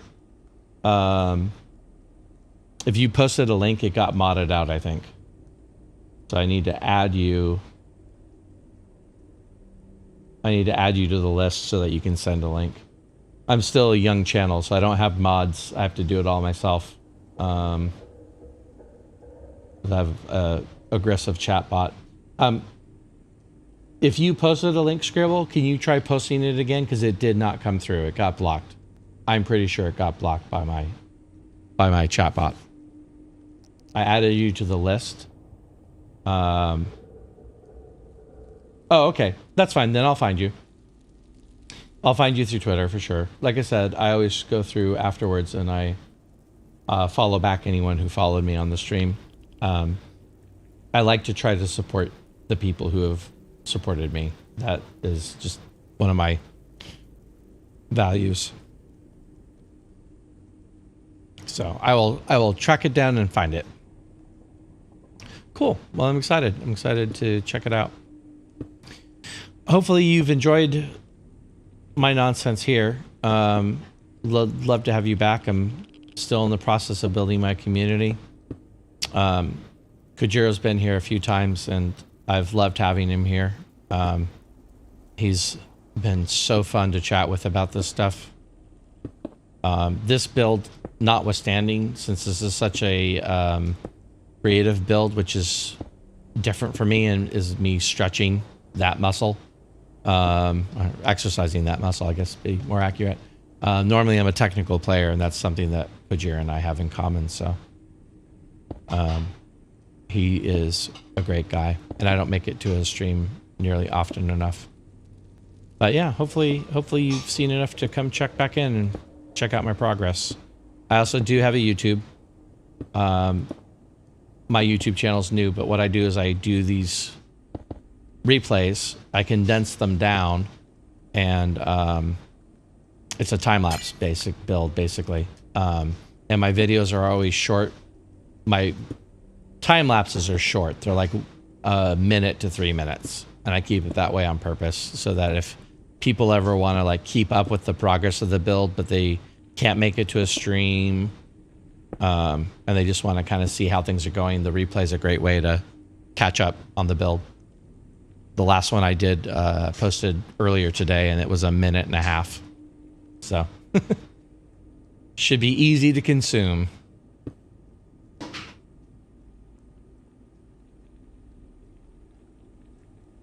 So yeah, so hopefully we'll definitely catch you back again.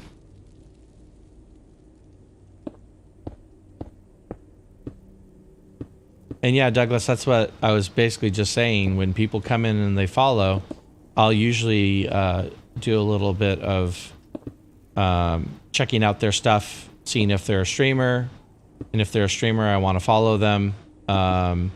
Try to repay the kindness, check out the streams, but also if they do other content like YouTube or whatever, also try to make sure that I go check that out as well. A,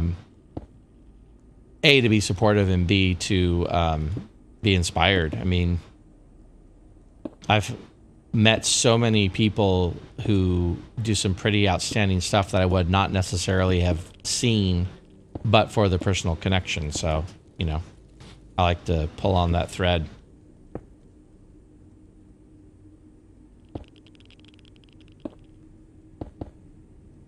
Since I have the opportunity.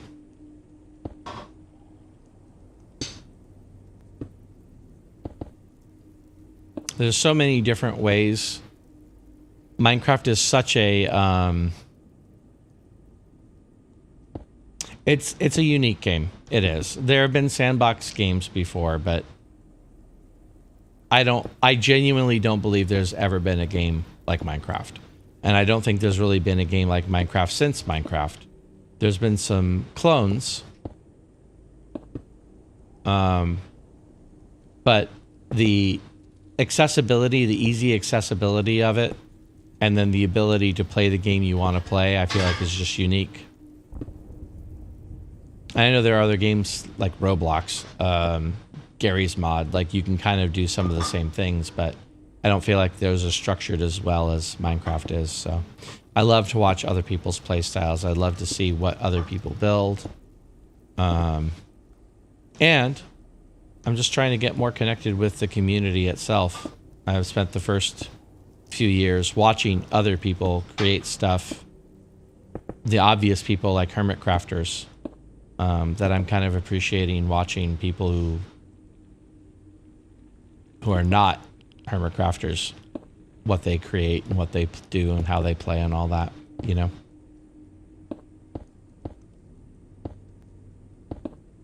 I truly love this game.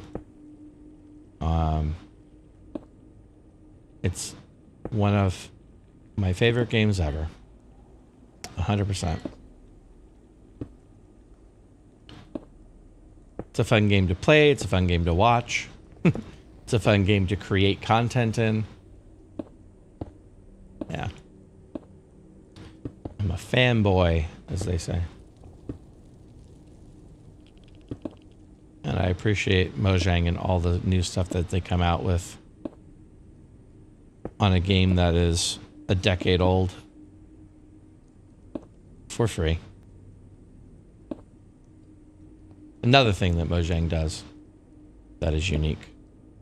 Continue supporting a game that they came out with over 10 years ago with new content that isn't paid DLC.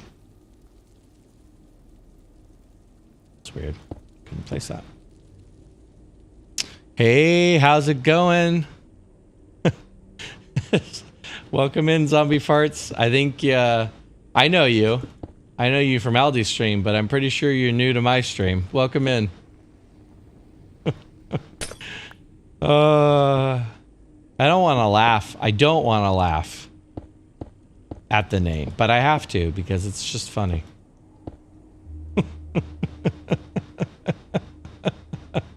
Right? Right, Scrib? That is. It is.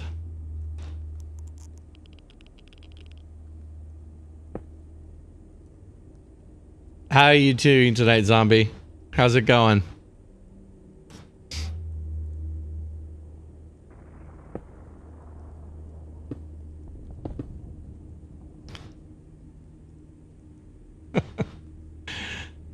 I don't know about you, Scribble, but honestly, the names on Twitch are continually a source of humor or horror. And probably a little bit of both. Especially if you're streaming, because you're the one who has to say the name.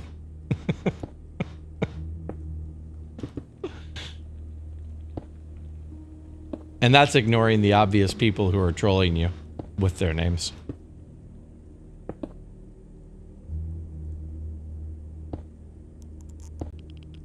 I don't believe this is a troll in this particular case. All right, where are we at? All right, about 7 more minutes. I will wrap this puppy up so that my family can breathe a sigh of relief, say all the cuss words they want to say as loudly as they want to say them.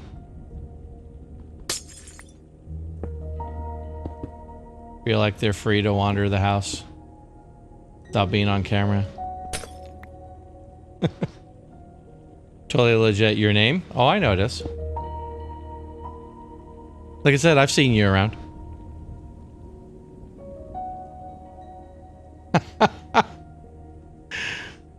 Yeah. Yeah. That's what I'm talking about. That's what I mean by the troll names. I've seen a few of those. Yeah. There are many ways to troll online. I gotta admit that the names are a little bit more creative than most of the ways that people troll on this platform.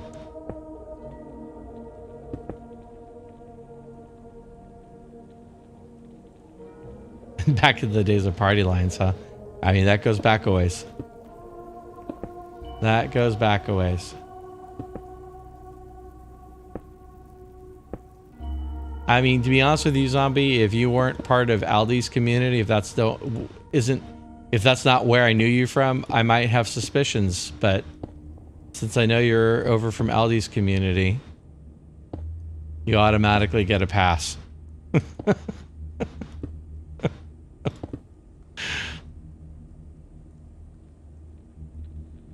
Well, I mean, that's fair. There isn't much original under the sun, really. But at the same time, if you haven't seen it in 2021, it's new to you, you know? Oh, awesome. Cool. Yeah, he gave me permission to post in his Discord when I go live. I mean, more than permission, he encouraged me to do it. So yeah, I'm definitely taking advantage of that. He specifically, and his community have been profoundly supportive. It's been such a huge, thank you for the follow. It's been such a huge, blessing for his community, for him and his community coming here. So, yeah, definitely took advantage of posting in his Discord. So glad you're here. Glad you found me. I am only going to be streaming for a little bit longer, but let me show you real quick. I am not going to finish this. Let's do this. Let me slab this out so I can avoid the drama. Here, let me show you what I'm working on. So this is an epic Nether build. This is the biggest build I have ever created. I'm not normally a builder. I'm not normally a creative builder. I'm normally a technical person.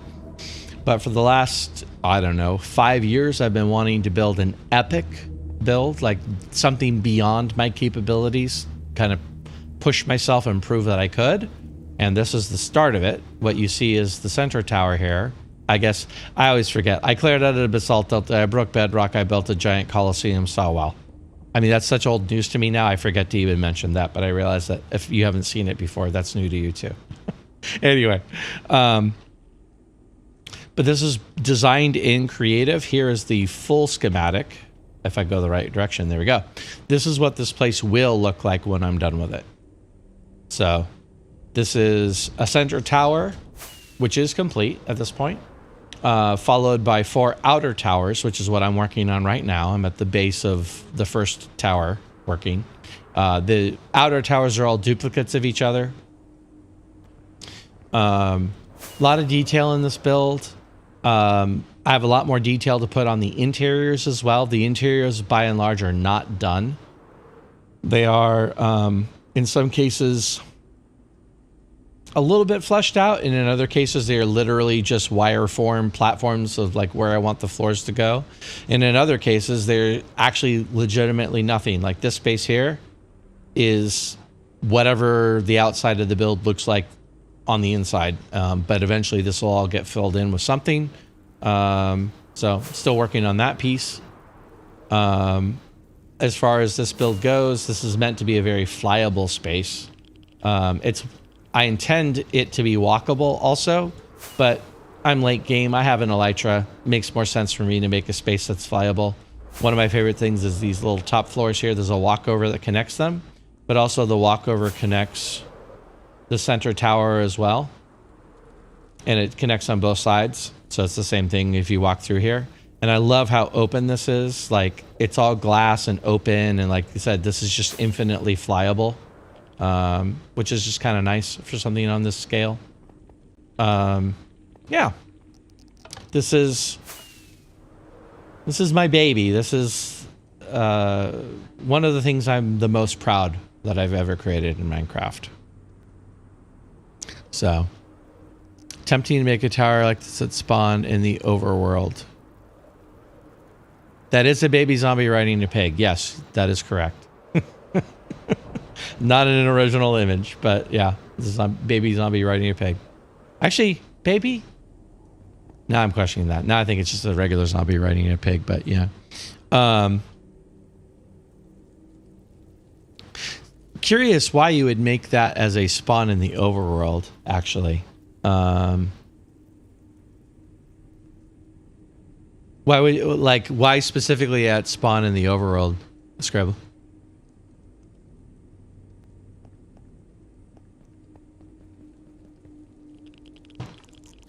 Just the big center tower. Is it just because of the size of it, you mean? Like, just because it would be at spawn and it would be huge?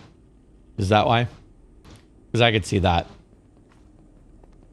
Me personally, as a technical player, I don't build anything at spawn. Because of the way that the Minecraft mechanics work.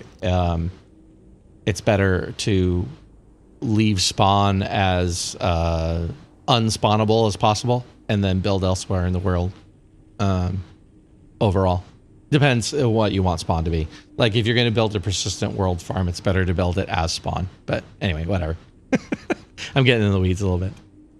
Yeah, but it would be fun. I mean, my take on this, and I'm a little biased, but I almost never speak about things I've done in terms of being proud of them like this.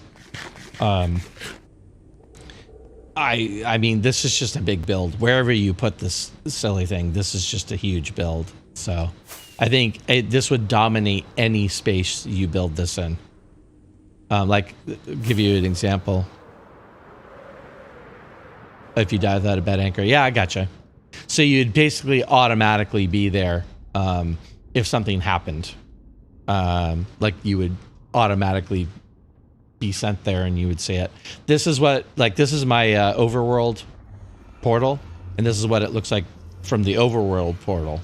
This is actually another benefit of me removing the bedrock to be able to have that view. But yeah, I have my other favorite view. Oh, on the wrong side. Let me get over here. My other favorite view of this is, I got to figure this out too. At some point, I got to make use of this. When you come from this angle, this is the best angle to come from because it gives you the most. Oh, the ceiling's not loading. It gives you the most unobstructed view of it as you approach. Whereas, like, almost every other approach angle, you're stuck. Ow, ow. You're something gonna kill me? No, okay. You're stuck underneath blocks almost from every other angle. So yeah. But yeah. But anyway, zombie, that is what we are up to. Designed this in creative. Took me about a month to finalize my design in creative, using the Litematica mod to help. Basically built a schematic out of the creative and brought it into my survival world, and this is a vanilla Java survival server. This is my family server, and basically just reconstructing it, rebuilding it in survival. I mean, that's the challenge for me, is like, I designed it because I wanted it to look a certain way in creative, but I wanted to build this in survival block by block. I mean, in creative, I took a lot of shortcuts to create this. I did a lot of copying. I did a lot of fill commands. The schematica mod in creative allows you to copy paste things. Like I shortened my creative processing using creative mode by being able to mirror things and copy things. But like I said, the long-term intention was to actually build the thing in survival. So once it's built, I'll come back in. I'll figure out interiors. A lot of work to do on that. I'm also going to work on some lore for the world so that there's a reason for all this to exist and who lives here, why it was built.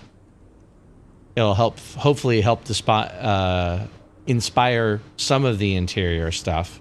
But it also will help possibly with other builds that I'd go later in the process as well. So, hey, Carrot. It is zombie, because one of the things that I appreciate about survival is the limited blocks. Like, you can build anything in creative, you have all the blocks in the game. I appreciate that it's survival. You either build with the blocks you have or you have to go get the blocks you want to build with. And that, to me, is part of the fun of the game. Is either the grind to get the blocks or having that constraint of this is the blocks that you have available to build with, so build something with it, you know. When in doubt, lava fountains. I mean, that's not a bad idea. I'm definitely going to have to keep that in mind for my interiors. I mean, some of the interiors will be huge. I'll utilize the buildings are huge. The center tower, I don't know if I mentioned this. The center tower is bottom of the world, bedrock. It's actually one layer above to build height, which is the same in the Nether as it is in the overworld once you've torn out the bedrock ceiling. But it's a massive vertical space. So some of what I'm going to do to fill this interior is just honor the size and the verticality of it and basically leave it as is. I'll give you as an example of it. This interior, this part of the interior is closer to being done than most. This is the grand hall of the center tower. It's probably going to continue to look a lot like this. I want the external elements to shine through on the interior. So the stained glass is going to be here. I've got some work to do on this contraption here. I'll probably add some more detail, like I need to cover up these blocks. I have that in my schematic. I just don't have that in, I'm not building interiors right now. Let's see, there you go. Yeah, see, normally I have blocks covering this. So there's a little bit to work to do, but I intend for this room to be this tall and this open. And there's a kind of a space up above here that is meant to be more exposed. But then some of the spaces, I've got multiple floors, multiple levels to fill in. So, you know, they'll be Minecraft sized, if you will. Yeah, statues. Oh, pixel art's interesting. You know, it's really funny that you mentioned that. I actually had in this tower originally, on these walls here. Long story short, these walls used to not have a window, and I used to have pixel art in them. I ended up getting rid of that because I made a design change that enabled me to have windows, and I preferred the windows because the pixel art was fine. It wasn't great. The stained glass itself is kind of pixel art, although a lot of it's non-deliberate. Like I just literally did a pattern. Like this looks a little scully to me.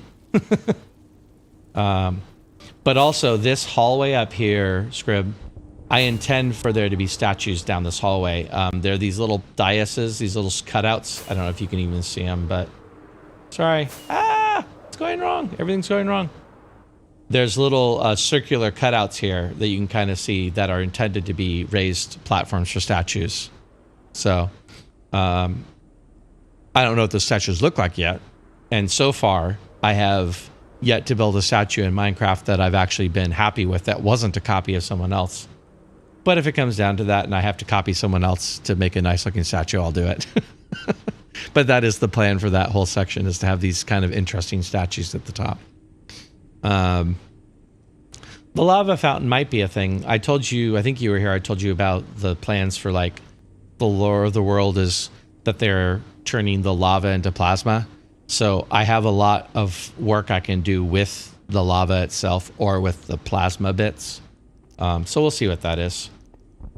That might actually be an interesting thing, is to use honey blocks and to make a fountain, a perpetual fountain out of those honey blocks. That actually might be interesting. Sorry, that was gratuitous. That was totally gratuitous. He wasn't bugging me. I didn't need to do that, but I did it.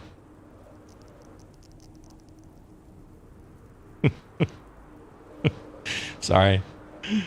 I've said this to a couple of people in here. Being a basalt delta, all you get in here is magma cubes and ghasts, and I'm over magma cubes. I'm just straight up playing over them. I don't need to see any more magma cubes, but I still like to torture the ghasts periodically. So, death from above, and with a pickaxe to boot. I don't even, my sword, I keep my sword in my inventory because this whole base is unspawnable, so very little spawns here, and I don't usually have to worry about being attacked. The ghasts that spawn are far enough away that they don't come bother me most of the time. But yeah, anyway. Kind of like spider eyes. Yeah, it does kind of look like spider eyes, that one section. Yeah. Honestly, the stained glass, all the stained glass in this building is fairly random. Like, I had a vague idea of a pattern, but it wasn't, I wasn't trying to make anything. So some of it is straight up Rorschach test. Like, you see in it what you want to see in it, because I had no design. Like, this ends up looking kind of eagle-ish or griffin-ish to me, which was not intentional. That's just the design they came up with. You know, so I just knew I wanted to have some sort of version of white and black stained glass to help accent these.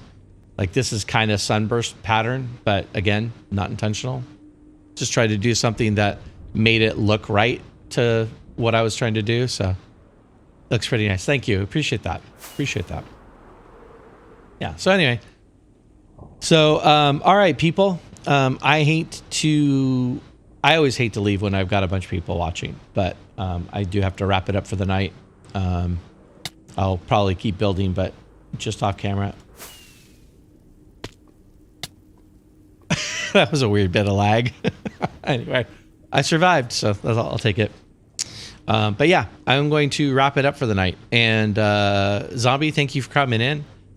Usually stream on Saturdays and Sundays. I usually go a long time. I'm scheduled for 10 to 4 on a Saturday, but I usually go 10 to about 9 or 10 o'clock at night. And then Sunday is 1 p.m. to 5. But also I usually run long on Sundays as well. I'm not able to stream this Saturday, so that's part of the reason I'm streaming tonight. Also trying to pick up some weeknights, but we'll see how that goes. But obviously, please come back if you enjoyed what I did. Also, I enjoy chatting while I'm building. As I said before, if you were here, a lot of this is not me having to be creative on stream, so it's easier for me to sit and chat, and I'm more than happy to chat about anything. It can be Minecraft, it can be life. I don't really have a preference. So yeah, welcome back. And if not, if you want to just keep up with what I'm doing, I have a YouTube page where I will take my build videos and do time lapses.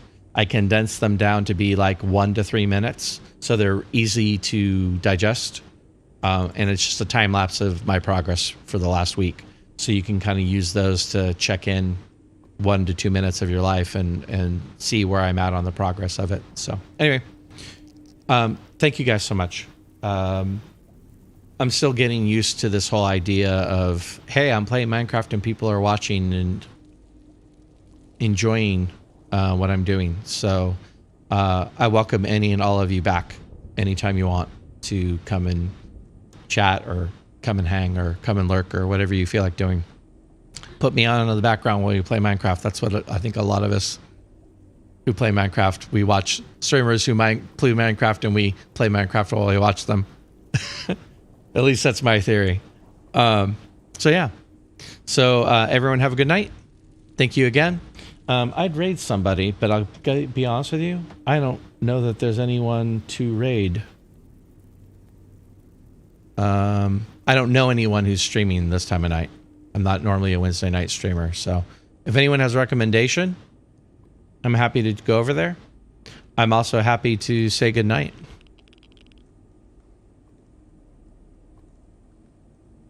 Is what you do? Yeah, you play Minecraft while you watch Minecraft? Is that what you're saying? Yeah, like I said, I think a lot of us do that.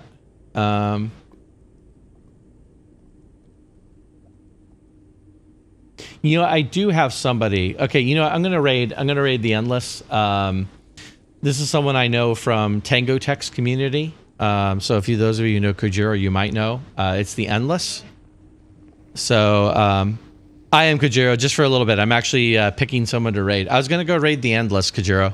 I didn't have anyone else to raid, or anyone else I would recommend. So yeah. It's late. Like I said, I wanna let my family go back to cursing at the top of their lungs if they feel like it. So I have to shut off the microphone. So anyway, yeah. So thank you guys for all being here tonight. And how do I do this? Let's see. It's time to learn how to do things. Do I need an @ sign when I do a raid? Those of you who know, do you need an @ sign or do you just put in the channel name?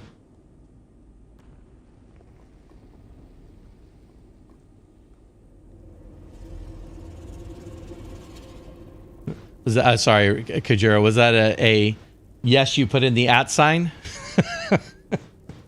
I gave you a yes or I gave you an either or question. I have no idea which one you answered. That's my fault for the way I structured the question. So you do an @ sign or you don't do an @ sign? Okay, cool. It probably is easier to do, but I've literally never rated. So here we go. All right. Thank you guys. Have a wonderful night. Thank you so much. I hope to see you again.